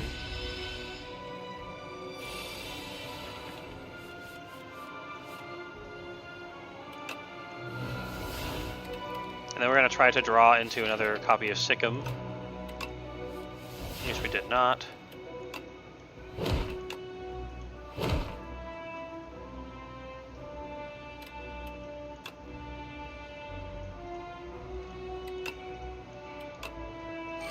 Yeah, bonus is playing 1 attack per turn. And we can retain the attacks, so...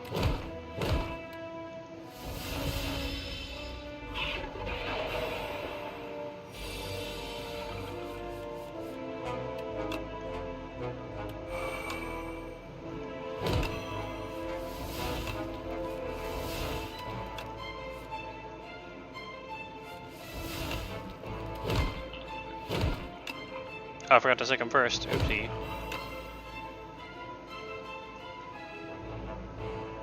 That actually was important.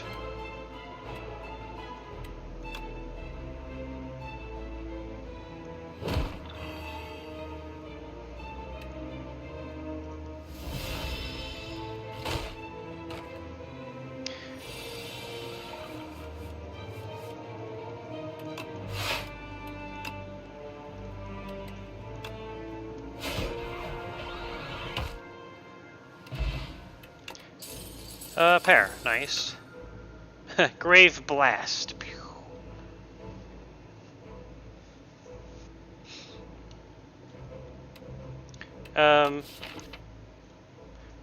Costing 1 is very sad because we need that for other stuff.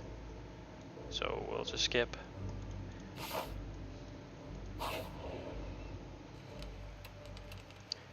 Rest.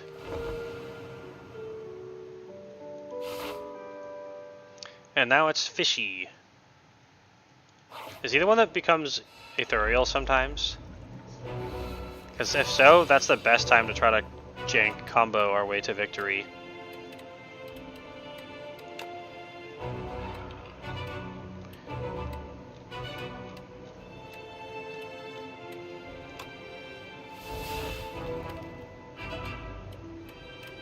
And keep summoning.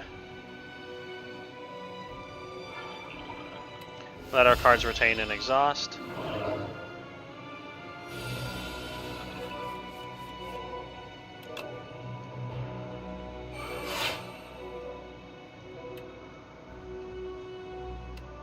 Now we draw stick him with no other attacks to combo it with. So sad.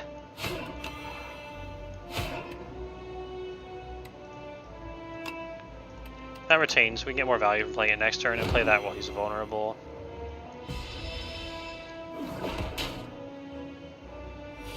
Man, if I had actually picked the Asti draft and then gotten into this stuff, it'd be crazy in a great way. It's fine. I'm fine with this. So we'll heal and summon.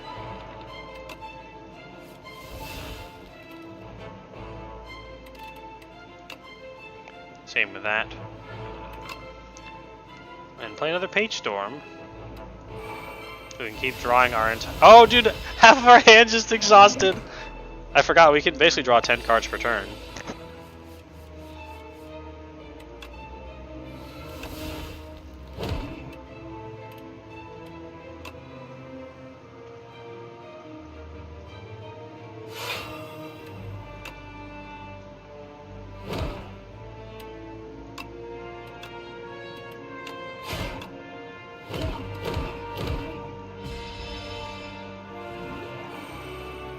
Now he's intangible.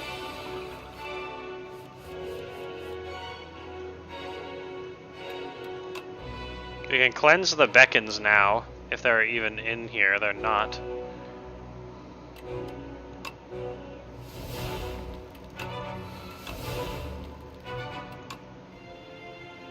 We do have Sick'em before we play Right Hand.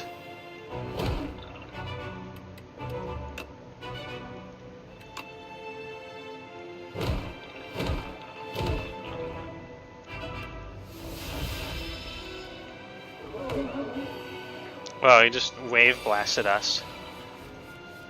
I think he's going to add more statuses now.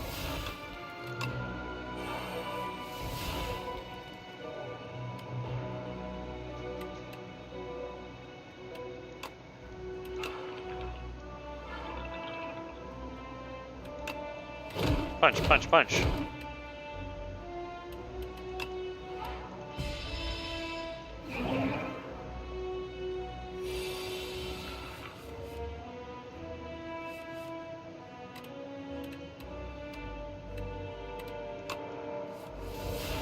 There we go, there's a Sick'em.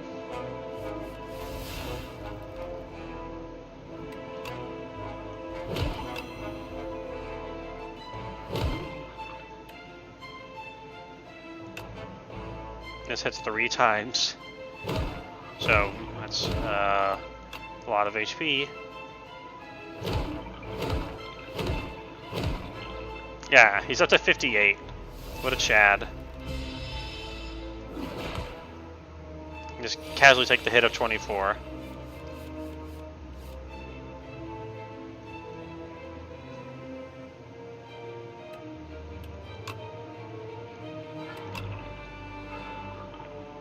And just buy around since there's nothing to do on this turn, really. Although, maybe we could have killed him.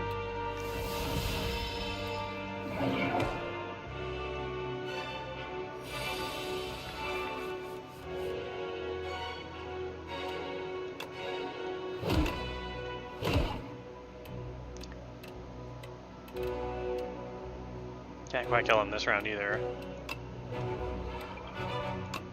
Bye-bye, Beacon.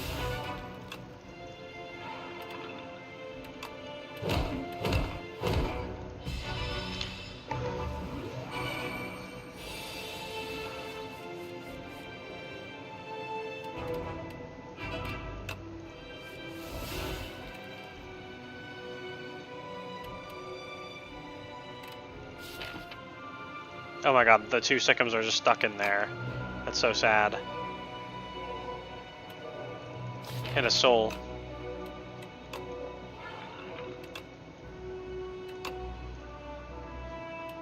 That's okay, Aussie can tank it. He's fine.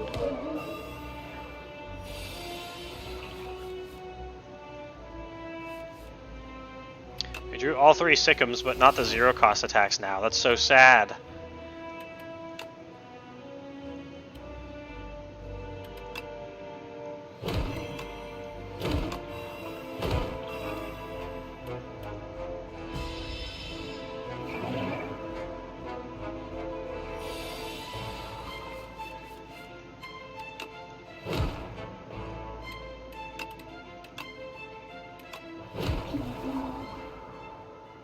Okay, we beat the Soulfish.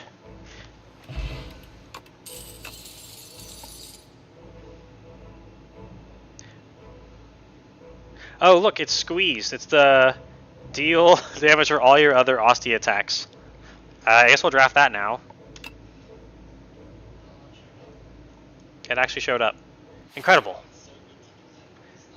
It would have been so much better if I had checked the fine print. Because it says replace. Who knew if it was going to add? It's card games, bro. You got to be specific. Goop Dragon! Yay! A dragon! You may sacrifice card rewards to Pale. Every 2 sacrifices obtain a relic. Could easily have been either, really, yeah. It would have been a much more smart assumption that you don't get a 10-card deck because when you can choose cards that exhaust, it's so easy to get it down to 0. So sacrificing card rewards is good because we don't want to pick up card rewards typically. Taking a free turn and exhausting our hand is good as well.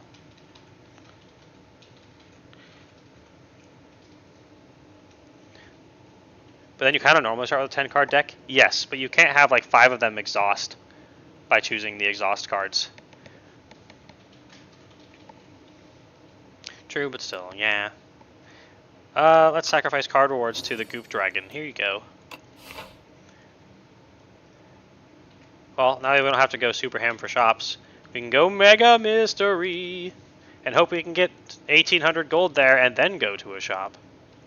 Like this way. Goop Dragon. It's Goop Man. Yeah.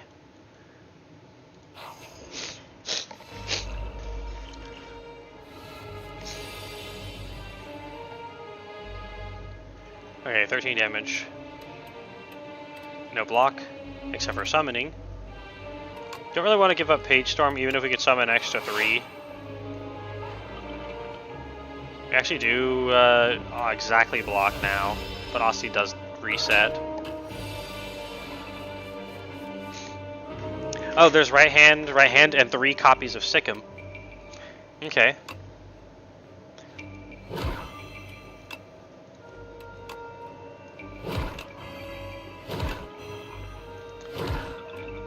That's so sad to draw them all at the same time and only one of the 0 cost.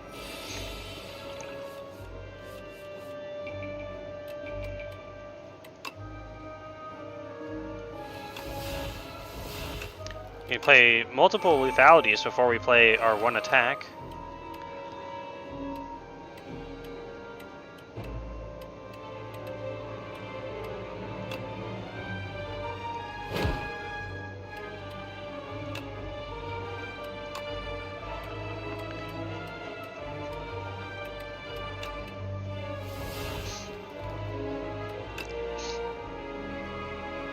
So almost fully blocked for us. We'll take 3.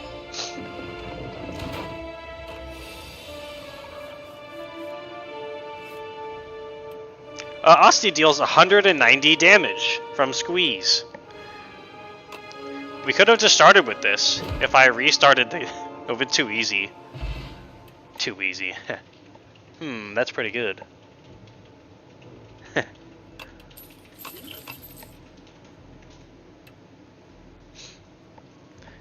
It would have also been way stronger if starting with it. Yeah, I also would have drafted all the other Asti attacks.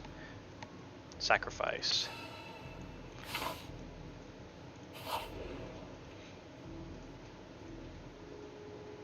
We don't want a debt because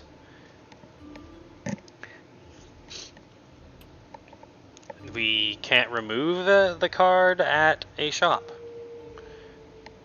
I predicted you'd enter. A raspy voice calls out to you as you enter a mystic hut. Your destiny has brought you here. We must uncover your future and fortune so you can save us all. Okay, here are the options for the Crystal Sphere reading. Be sure to sign this waiver as well, she says while bringing out a pen and parchment. Big div. Oh my god, a card reward. We can turn that into half a relic.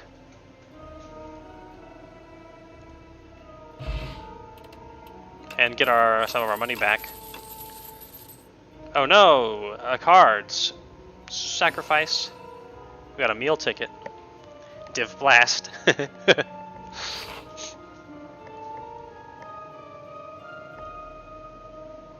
Oh wait, what if we went to the shop and the guy had an orrery where you can buy 5 card rewards and then get 2.5 relics for it? Whoa. I don't know if he skipped it already, but that's a great idea. Let's just go to the mystery though. It's a treasure chest with a upgrade 3 random cards in your draw pile. Wow, we'll definitely draw the upgraded cards. Incredible. Wait, why is that mystery bigger than the rest? Okay, it's not. It just does that sometimes. No, I don't want to buy a tea.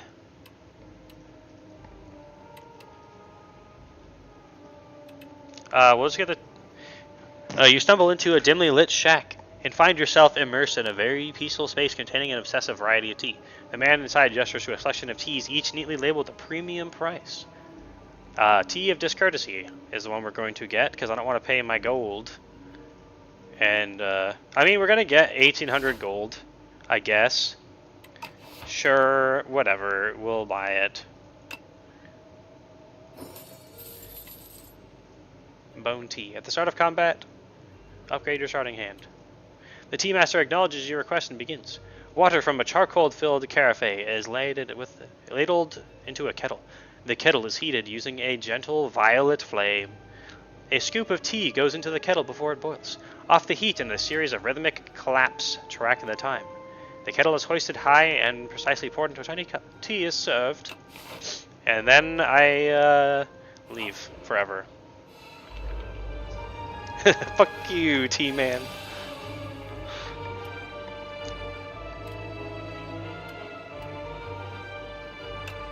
Okay, I defy you, thieving hopper. And then we play lethality because we get block for playing a power. And then we'll do 14 damage and make him vulnerable for 2 turns. We get to hold on to the spur. He's gonna steal our right hand, which we don't want him to steal. I want our right hand. Right hand. We just play 1 attack. Actually, we can play the hand, so there's no reason to sit and think about this. We could retain those to get more summoning out, but just summoning instead is better. Because then we don't lose out on the mana we could have spent. Sick 'em. We get 1 right hand back if we play Dirge at 2.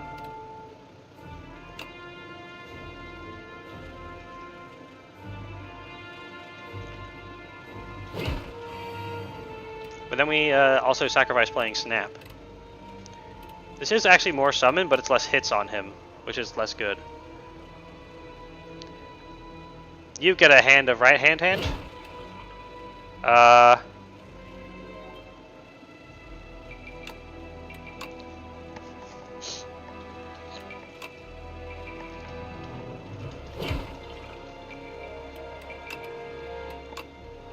just right hand in hand. Oh no, that was a different turn where we got the hand of right hands.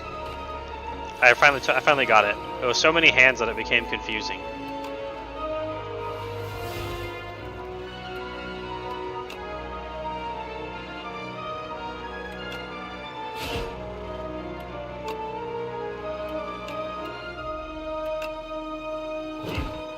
Okay, we knocked him down. And we punch him. And then we punch him some more next turn. Incredible. Deals 157 damage. Donk. Give me my right hands. Wait! It gave us more copies of right hand when we picked it back up as a card reward. So now we have 5 right hands? That's 3 more right hands, and then there's 2 right hands up there. So we have 5 right hands.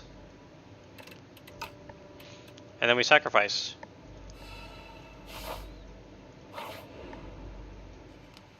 And you don't need 9 HP. I would rather actually upgrade than not getting 9 HP.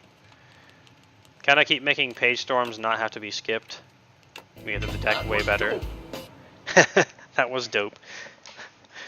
More like that was the crazy, wacky, random modifiers. Ooh, it's crazy. Alright, if we don't die here, we can finally cash in. We're 1 day from retirement. Let's go. It's B-Man. That's gonna be pretty bad for us.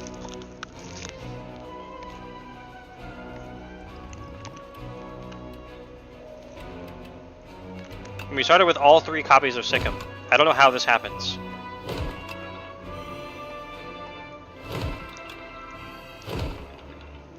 And it doesn't even get us to fully block. Although weakening him helps. Then Asti barely dies. And we take 1 damage. Okay, there we go. Squeeze. He's dead.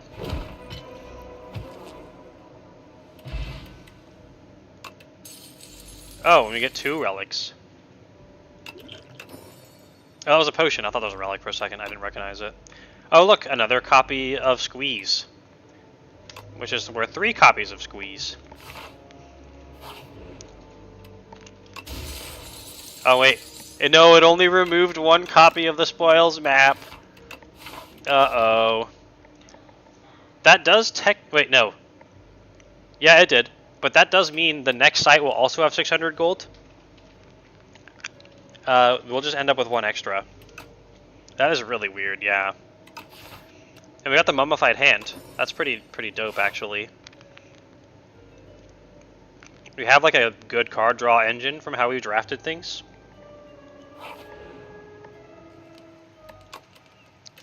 Let's smith again. And let's keep making these page storms free.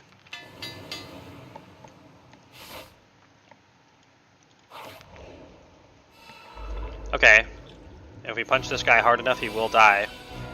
Unfortunately, we can only play 1 squeeze per turn. But we can instantly one-shot with 1 squeeze.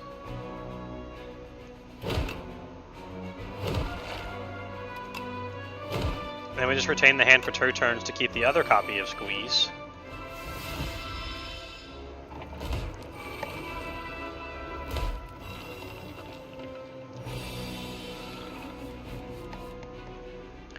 There's another copy of Squeeze.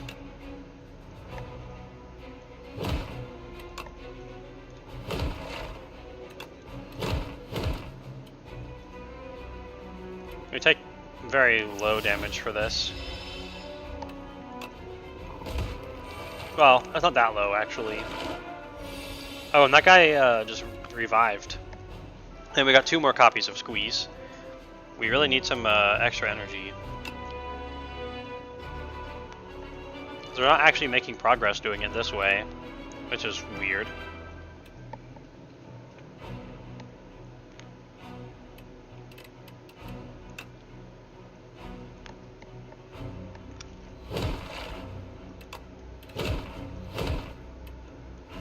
of our, I guess.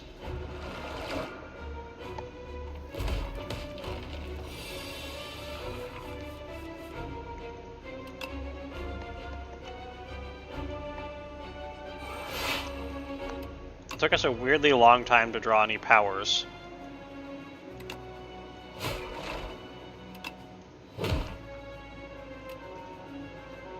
Make Squeeze great again.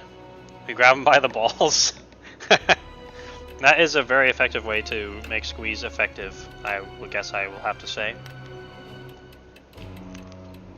Definitely end up going to play Dirge for 2, and we get our other Punch Fists cards back.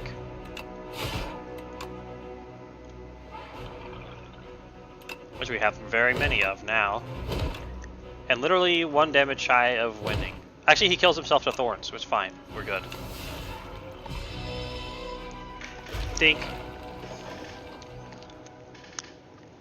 Whatever you do, just calling Mirat, don't look back at the VOD, because I drafted and forgot I'd get 3 copies of every card, and there was a Squeeze in the first set. I lack energy, right? Keck. Okay, we can get 3 more copies of Sikkim, which is what I ended up doing instead. So let's take that. More Osti attacks / summon defense. We attack by punching. 51 deck. It's 54 now. I would love an Eternal Feather. Oh no, it's this guy, and then we can just hit him for 135 on turn 1.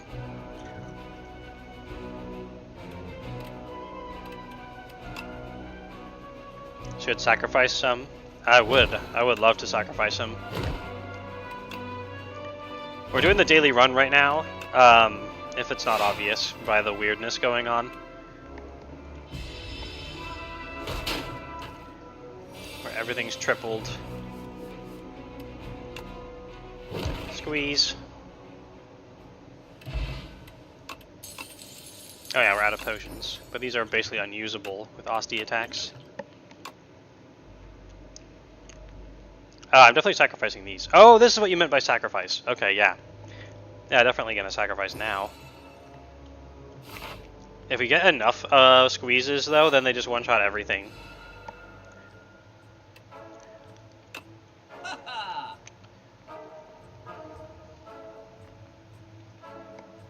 Gorget. We could buy another copies of Squeeze. How many is too much? Let's just buy more. They do scale each other, yes. There's also right-hand here. Which, all the right-hand hands come back to hand when you play the Squeeze as well. Let's embrace the chaos. We shall have all the deck. Trinket maybe? I was thinking of getting the Gorget because I don't block very well. I don't like the Regal Pillow. And the Belt Buckle requiring you to sack all your potions. I mean, we have the White Beast statue, so chances are we'll be saving a useful potion. Maybe we'll get the pillow. Just kidding, I hate the pillow. Actually, we'll get the pillow, sure. Because we're going to get another 600 gold next act.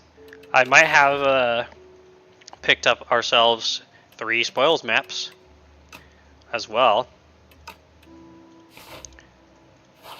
Hopefully it'll allow us to work in the next act. Not this guy again! I hate this guy!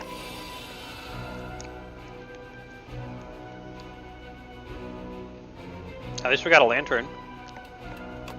We actually don't need lethality unless we want to play AoE with it. Because this is very lethal already.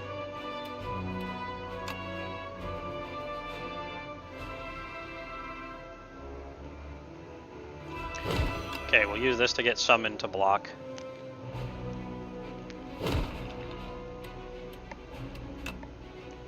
And kill the highest damage dealer, who also has the highest HP. We could also avoid the debuff, but who cares? Squeeze always kill. Who care? Extra 50%. Oh, wait. Lethality has a chance of making things free. We have the mummified hand. I could have played around that with that in mind. Let's redo that real quick. Check this out. More cheese, more like, I mean, I messed up the pun. Squeeze, more like cheese. I gotta stop tunnel visioning because we have 1, 2, 3. Play lethality as the last card.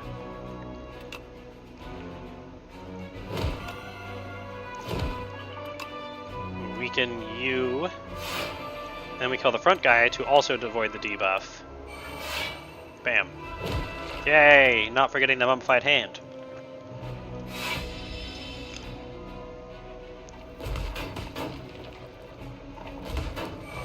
There we go. I don't care about the extra 50%, but I do love to cheese the squeeze. God. There's so many right-hand hands. Okay, since we can't block, we're just gonna kill the guy that does more damage. Instead...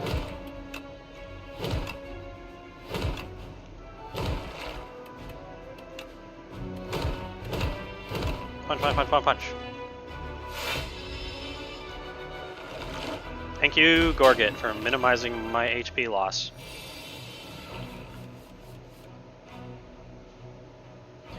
Well, lethality plays for free right now.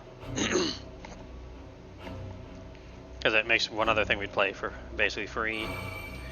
Although likely it's going to be Dirge, because we can cast that at 2 cost. La la la la la. Right hand punch. Watch how many right fists we get. Right hand, hand, hand, hand, hand, hand, hand, hand. Indeed, this is a hand.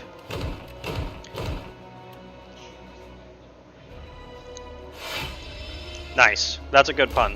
I like the right hand because it's correct in the fact that it was going to win. And then Squeeze wins it for us. There's Rattle. That actually exists.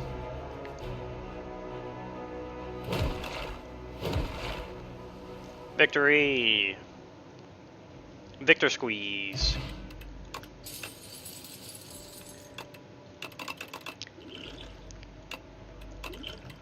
We don't want the flex potions because they don't affect Osti's damage. Centennial Puzzle's great. I don't think I need more spurs at this point. They're a liability. Okay, Squeeze. Sacrifice. One more sacrifice to the Goop Dragon and we get a Goop Treasure. I love Goop Treasure. Now we can overheal and get 3 extra healing from the Regal Pillow. But who am I to speak when we literally won the last round with literally 1 HP? So who knows. The deck is way too crammed that upgrading won't really affect anything, most likely. So we just rest.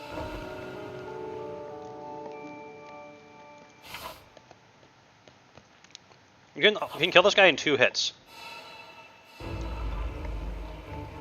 321 HP is not enough, my boy.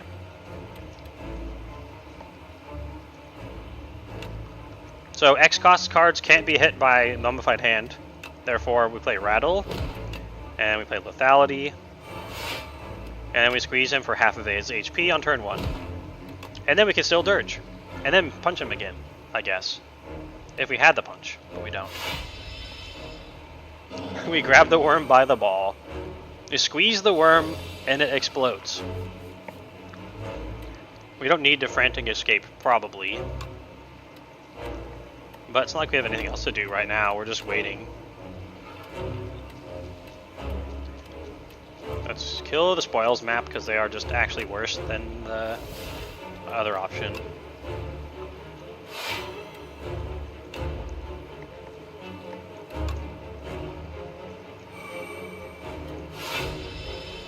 Who knows how long it'll take to draw through 54 cards when we can no longer draw our draw engines consistently. There's Page Storm.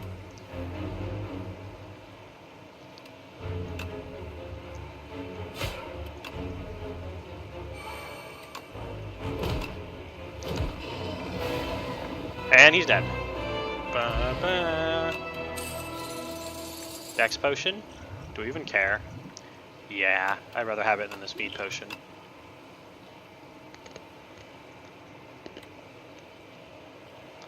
Oh! Get a free Osti attack every turn, but it's ethereal. We really don't need this. Just like drawing a punch fist is just gonna do better. Yeah, pretty much. Who care? Me no care. Give me my goop treasure. Oh look, cloak clasp. That's actually really helpful. Act 3, glory. Does this actually work? No, no, it doesn't. I'm gonna have to complain to the devs. How dare you, devs? How dare you not account for the fact that my my spoils maps would be duplicated? It says next act. It doesn't say act 2. Time to write a strongly worded email, indeed. I feel scammed.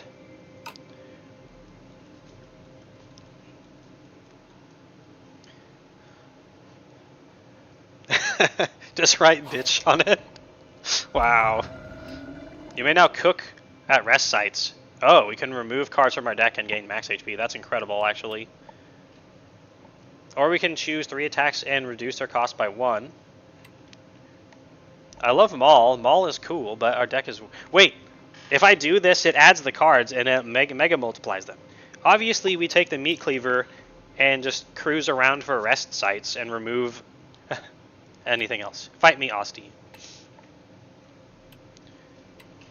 Because we remove things that are not powers. Powers cheese out the squeezes for free, and we just don't have to draw past all these dead cards like the spoils map. It's time to cook. But we want a trip to the mall. Did you redeem the... Nightbot, shut up. I forgot to disable Nightbot. I'm not doing a blind playthrough right now. I know most of this game already. Not really. I haven't actually played past Ascension 2, but that's because I haven't had many hours to play. But I did play so much to play the Spire 1. We -1 cost for the squeeze so we can squeeze twice. Nah, we're going to cook. We got to cook. So saith the streamer. My word is dragon, and dragon is law.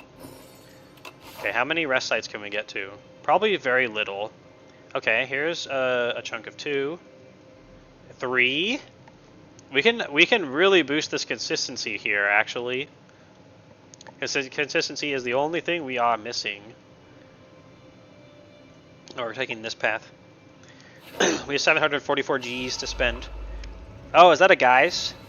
We don't have a squeeze, unfortunately.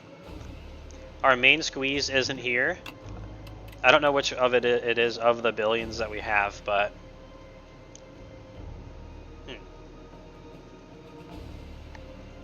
We'll just summon 20 as a free block. And sick 'em.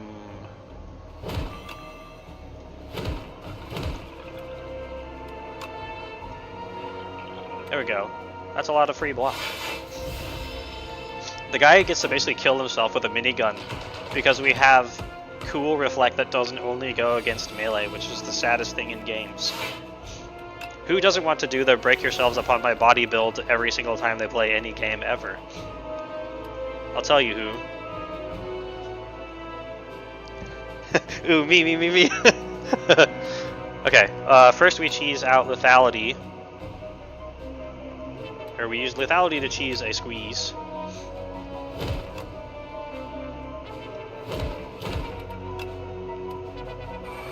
And then we do have 0 cost powers that we can gamble on getting.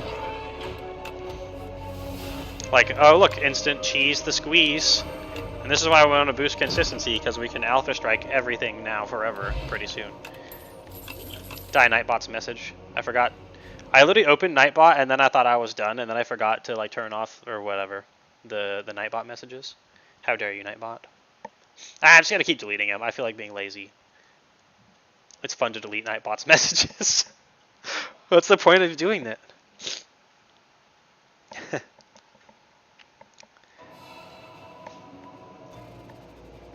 Ready to cook? Because we're not ready to cook until we get to the fire. One does not cook without heat.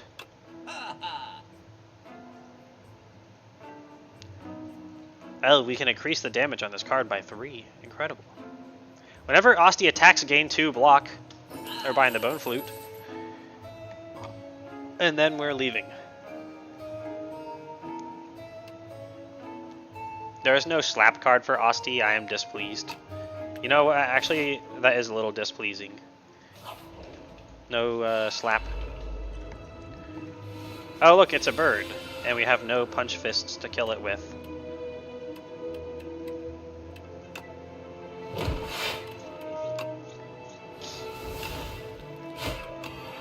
Technically, I should have played that first, but practically it doesn't actually matter.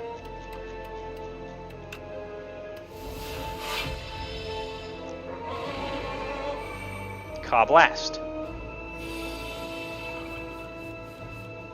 And he dies because we drew a squeeze.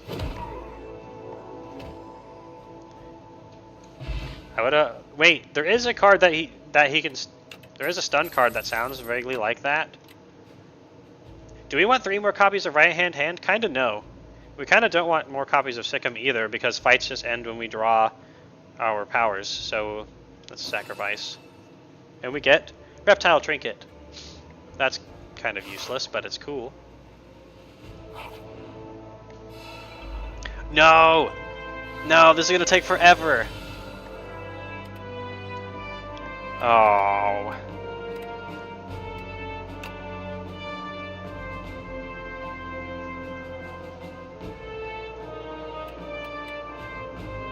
Well, we can retain one of the squeezies.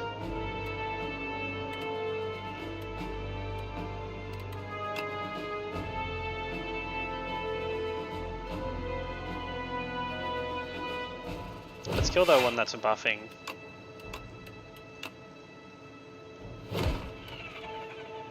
I think they never come in attacking. Yeah. Good. Although the retain we pulled for the original idea of this that didn't work does actually end up being very important here, which is cool. Let's get rid of Axebot. I'm gonna keep killing the same Axebot if we can. And then we Cloak Clasp up to 11. Because I started with retain, I forgot it was going to be 3 copies of everything, which is why I didn't draft the original squeeze. And so we ended up getting Exhaust and Retain because I wanted to try Infinite Flash of Steel. We'll hold on to that so we don't take any damage. It's exactly enough to not take damage.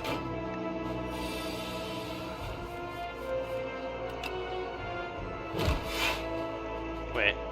Okay, no, we don't have powers. Jeez. We can get a lot of block now with this. Because each of these also block now.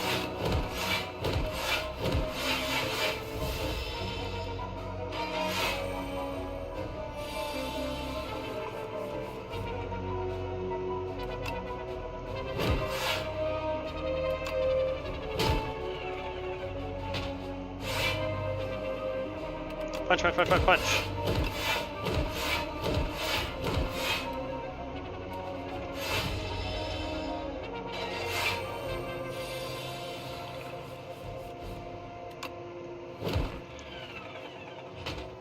More squeeze. Oh, Duplicator. That's how we one-shot a boss with squeeze.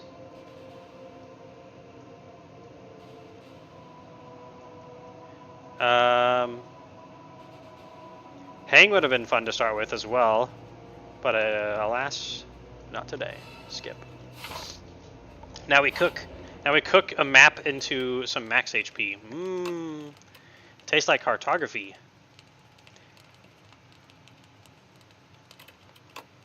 Get rid of 2 dead cards and get max HP.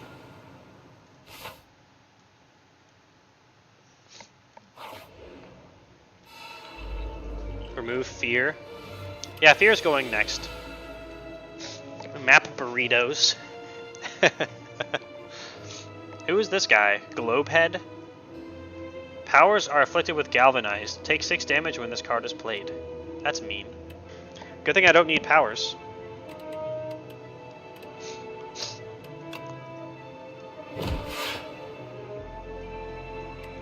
And we can super dirge now. Super dirge for 5.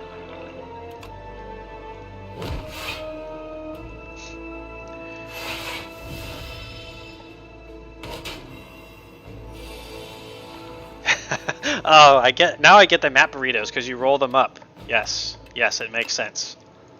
Bye bye, Globehead. I don't know how else you're cooking maps. Are you tearing them up and making map dumplings out of like paper dough, or are you making map burritos? Map salad. That also works.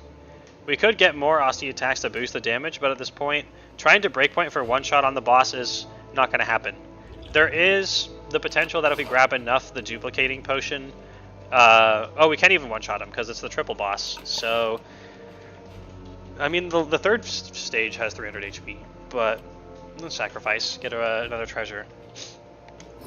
The food you end up with depends on how you map it out. Oh, I need to get that picture at some point on here and explain the story. We'll finish the run though, because it's not going to be long. Gremlin horn. That's very nice for punching things. Then we cook.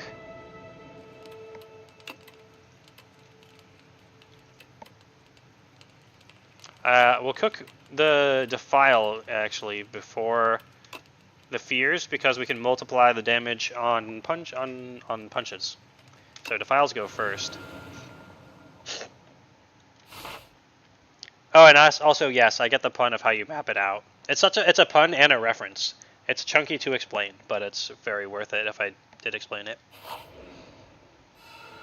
What you got for me? It's almost pointless for us to gain strength, but we can, so why not? Oh, whenever you play a power, draw a card. Sure, get that.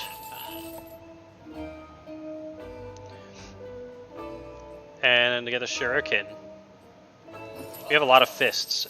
Not that it's going to matter, but we're taking it anyway.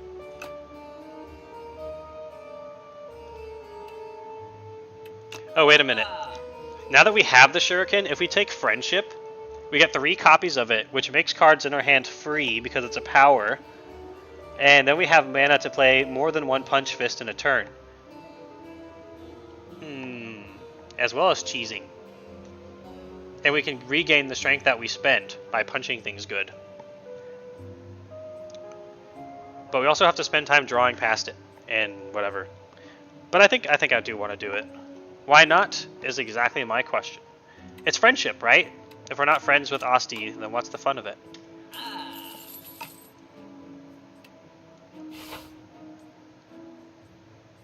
Okay, here we go. Now we can cook the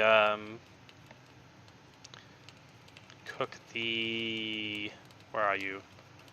Or is anything in here? There's the fears. The friendship bracelet and the art is so funny. I think it is too. I do like it. Yeah.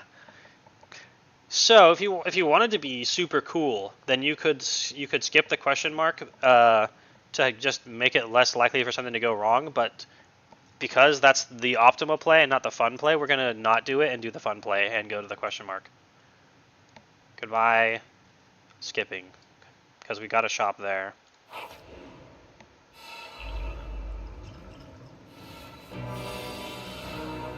Okay, there's 2 copies of Sikkim and a right-hand hand. If we just... We can play that for free.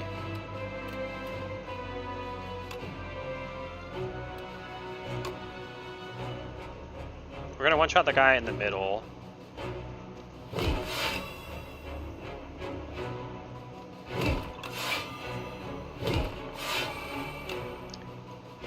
Hey, blood for the blood god. Yay! I like how his name was something with unrestricted in it. Sorry, bruh, but you are restricted today. Who? Yeah, who? Yeah, who? What? Squeeze for the squeeze throne? Nice. Appreciate that one.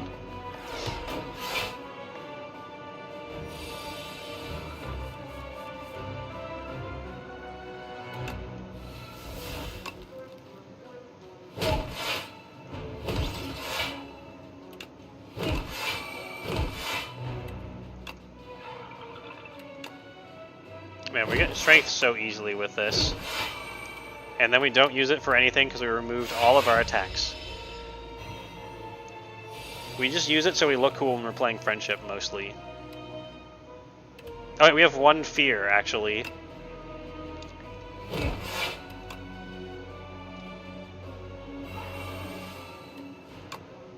Oh yeah, we draw cards when playing powers now. Also, it's actually pretty engine-orific.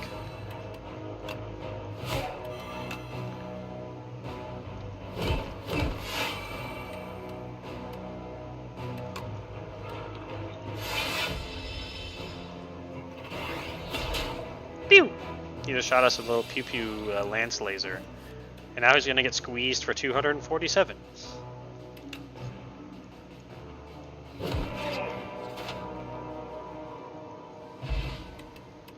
Oh, ornamental fan, so it can block even more when we don't do anything but punch good. There was another friendship. Did we just take 3 more copies of friendship? No. Because we can get 1 more relic at the next elite if we don't. The Swift Potion is definitely better than the Dex Potion.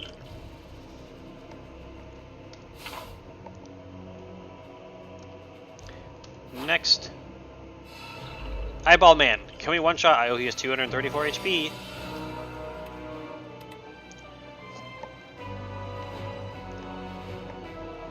I want to save the duplicator for the boss, but we can honestly play the squeeze for free.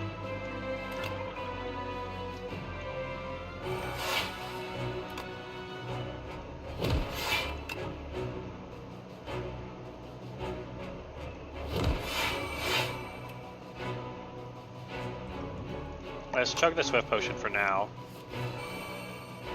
Oh, come on, really? That's sad. If I had done that before, we made him vulnerable, he would have killed him.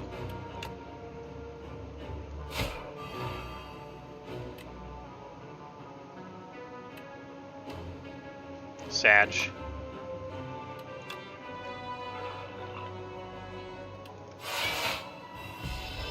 Technically, we don't take damage, though, so it's fine. Uh-oh, no squeeze. But we have Right Hand and Sikkim, and a lot of copies of Right Hand in there.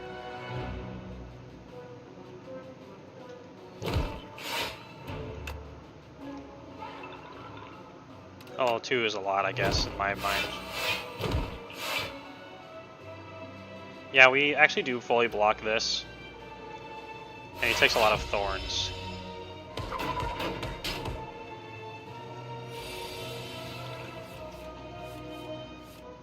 And then we can just play all the powers because they engine into other stuff.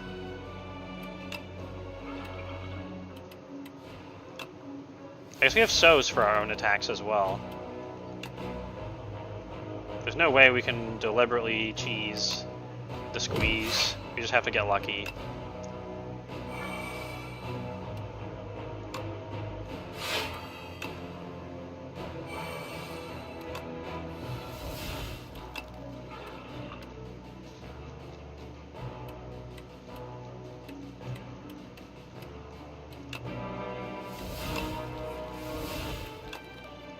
Get a musty.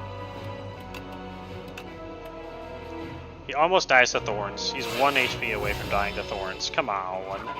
Dink.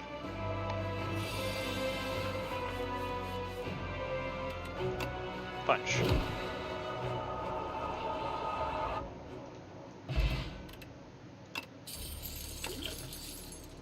Oh, get more free block when you play 2 or cost or more cards. The Scythe. Permanently increase this damages card. Just kidding. More like the Scythe Sacrifice. And we just got the T set now, so we can play even more squeezes on turn 1, which unfortunately doesn't work against this boss to one-shot the boss in 1 round. Remove 2 cards and gain max HP. Let's remove 2 copies of So, I guess.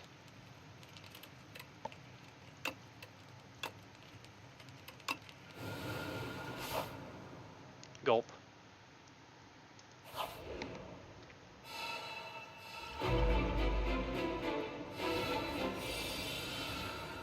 Okay, 2 right-hand hands to start.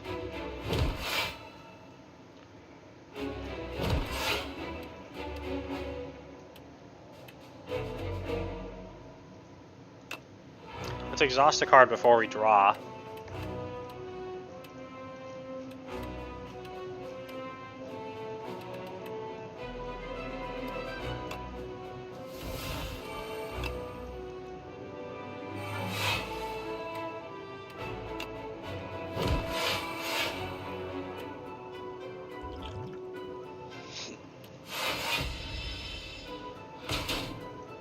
Pew!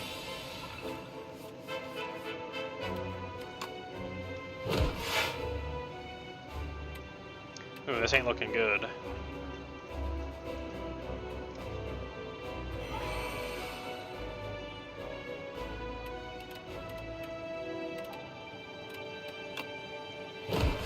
They retain a wisp.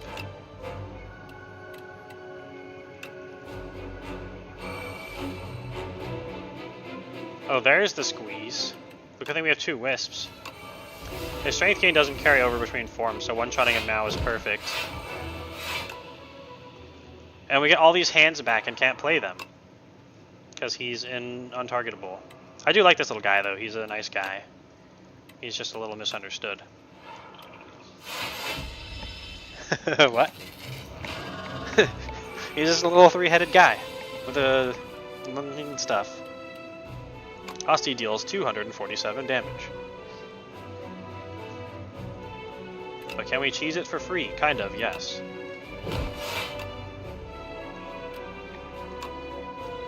You can literally play 2 squeezes this turn.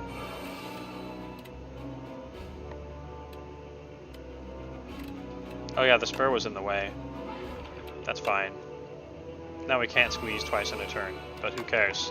Now we can snap to retain the other one, and then one-shot him next turn with the double play potion.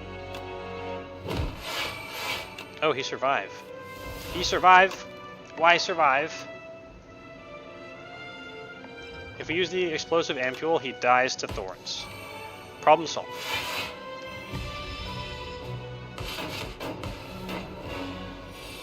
Oh my god, now we have to wait an entire turn because it didn't count. And we have 4 squeezes in hand. Ooh, I have to wait now. Wah.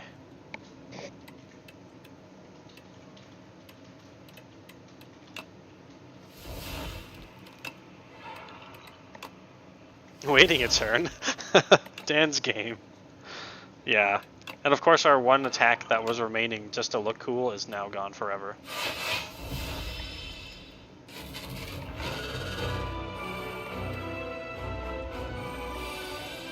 Double squeeze.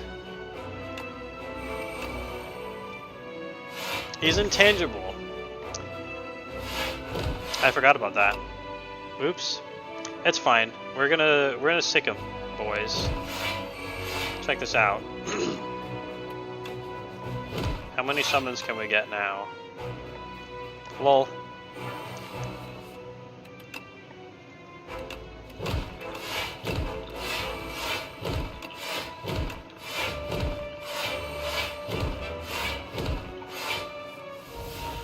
Oh no, and we lost the rattles for that. That's okay, we'll get a squeeze next turn. Probably.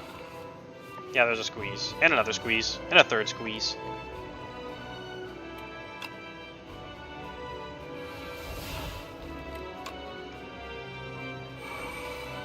Free squeeze.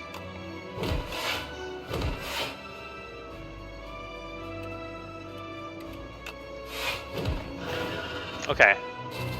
Inconsequential. Victory achieved. We're not going to get super high on the leaderboard. But we did actually do a no damage boss run, so that's a good chunk.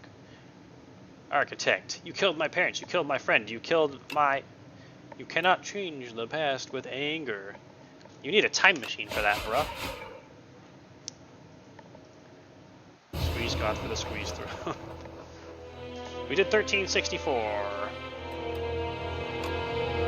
Wait, this unlocked Ascension 2 for us. Big deck, stuffed. Mmm, tasty.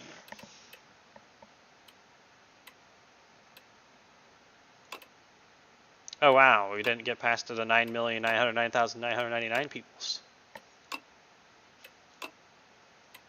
We're gonna be pretty far back. There's a lot of 1364s in here, actually.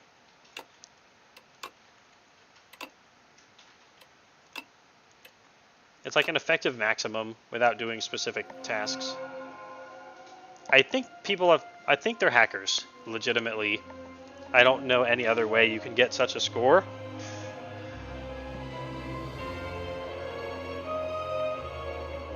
If anyone knows, please tell me. The ancient trees are not all the same. Each individual tree is shaped by its surroundings. Some are stout and bushy, while others are gnarled and knotted. When fully mature, a manifestation of immense power is born within an ancient. Chun-Li, you killed my father. Ison, yes, I killed your father. I killed my father too, but you don't hear me crying about it. Wow. Ice cream! I love ice cream. And the Kusarigama.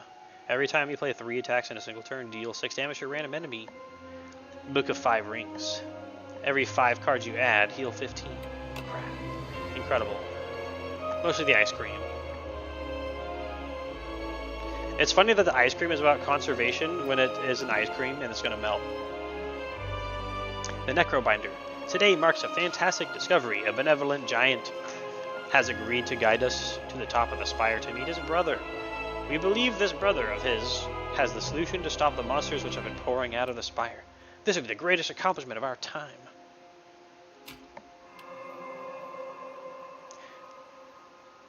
Afterlife. Yeah, you can finally get strength for Asti now that we did that. And you can sacrifice him for no reason. Except for getting block equal to double his max HP. But why would you want to do that? That's mean.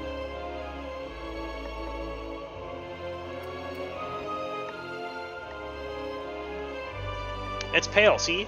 He's a funny little goop dragon. I mean, he's big goop dragon, actually. The Necrobinder faced off against the Architect and demands the restoration of the giant. Her parents, her humanity. She's blazing with vengeance, but is annihilated again and again. On one of her ascents, she discovers a massive dragon, Pale. Giving off the same gentle presence as the giant, he speaks. This will help you get his attention. Pale, give clone. I like Pale. Pale is great. He's a dragon.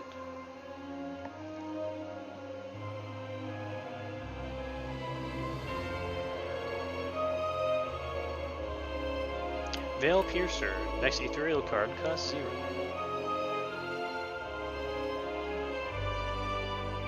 That's a good question. Banshee's Cry is pretty easy to actually get running. It's pretty good. Wham! A Banshee! Quote Banshee's Cry. Okay, coolie. Alright. There you go. I discorded the clip to you for personal amusement. Let me see. I observed the Discord.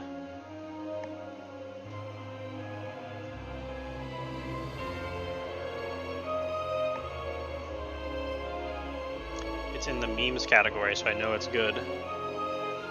What is this from? I guess I'll put it on the screen? I'm sorry, Slide the Spire. Shut up for just a second.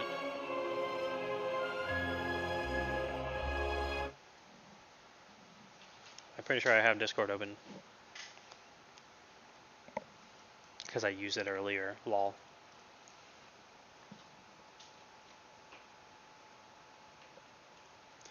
You forgot to put a clock on the pocket watch picture? I forgot to as well because I didn't do it at all.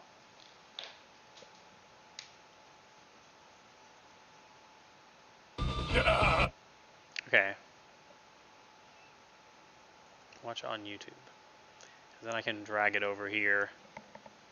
Ah, or not. Help. It doesn't want to drag.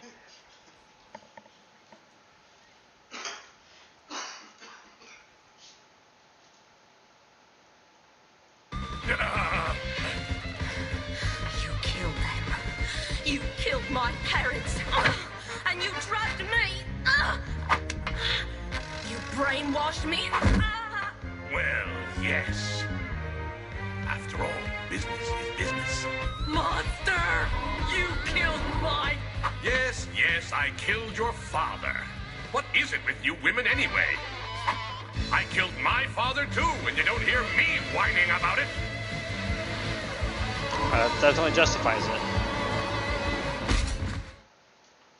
Okay. Now I have learned that this exists. It was kind of, I guess it's kind of funny, yes. I'm starting to think of Bison is evil. He might be a little bit evil. You think? Starting. Okay. Let's do another vote on one more run, I guess. It is getting kind of late already. Jeez. Yeah, I actually don't have time to do another run. No, I gotta have some dinner before I have to go to work tomorrow. It's an amazing remark from Bison, especially for a children's That's a children's cartoon? No way. Somehow it's been in more hours than I thought it has been. So, since I have a normal, everyday layman's job, I gotta take care of myself and get sleep instead of stream all night, as much as I would prefer that to going to my job. I had a blast. I loved messing up my stuff and having it work anyway. Taking care of oneself. Dan's game. That's not even a video game. I'm sure someone has made a self-care simulator at this point. Put a hat on the shark and send him into the job. I would never torture my our Blauhai in such a manner. Look at him. No one will ever know the switcheroo. No one will ever know. It's shark instead of me. The perfect plan. Flawless. Well, anyway, thanks everyone for tuning in and watching. I usually stream Wednesdays, starting about 7 p.m. in West Coast America time. Or 19 at that, or whatever. So, it's going to be next week. I don't know if I'll have time for an extra stream. It hasn't barely ever happened for a long, long time. At the end of the day, he is sent home with a frowny note reading, "Don't eat all of our customers, Eidolon." Oh yeah, so I stream Wednesday, 7 p.m. The other days are bonuses and rare because I have to go to work. Therefore, I don't really have time to do very many streams. So, anyway, I had a blast. Hope everyone else had fun. We'll be here again next Wednesday. And I'm going to go get some food so I do not starve. Ta-ta! Asterisk fades into oblivion. Asterisk. Have a good night, all. Good night, night.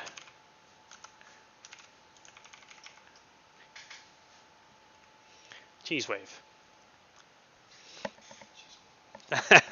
Yeah, it's cheese wave. Okay, bye.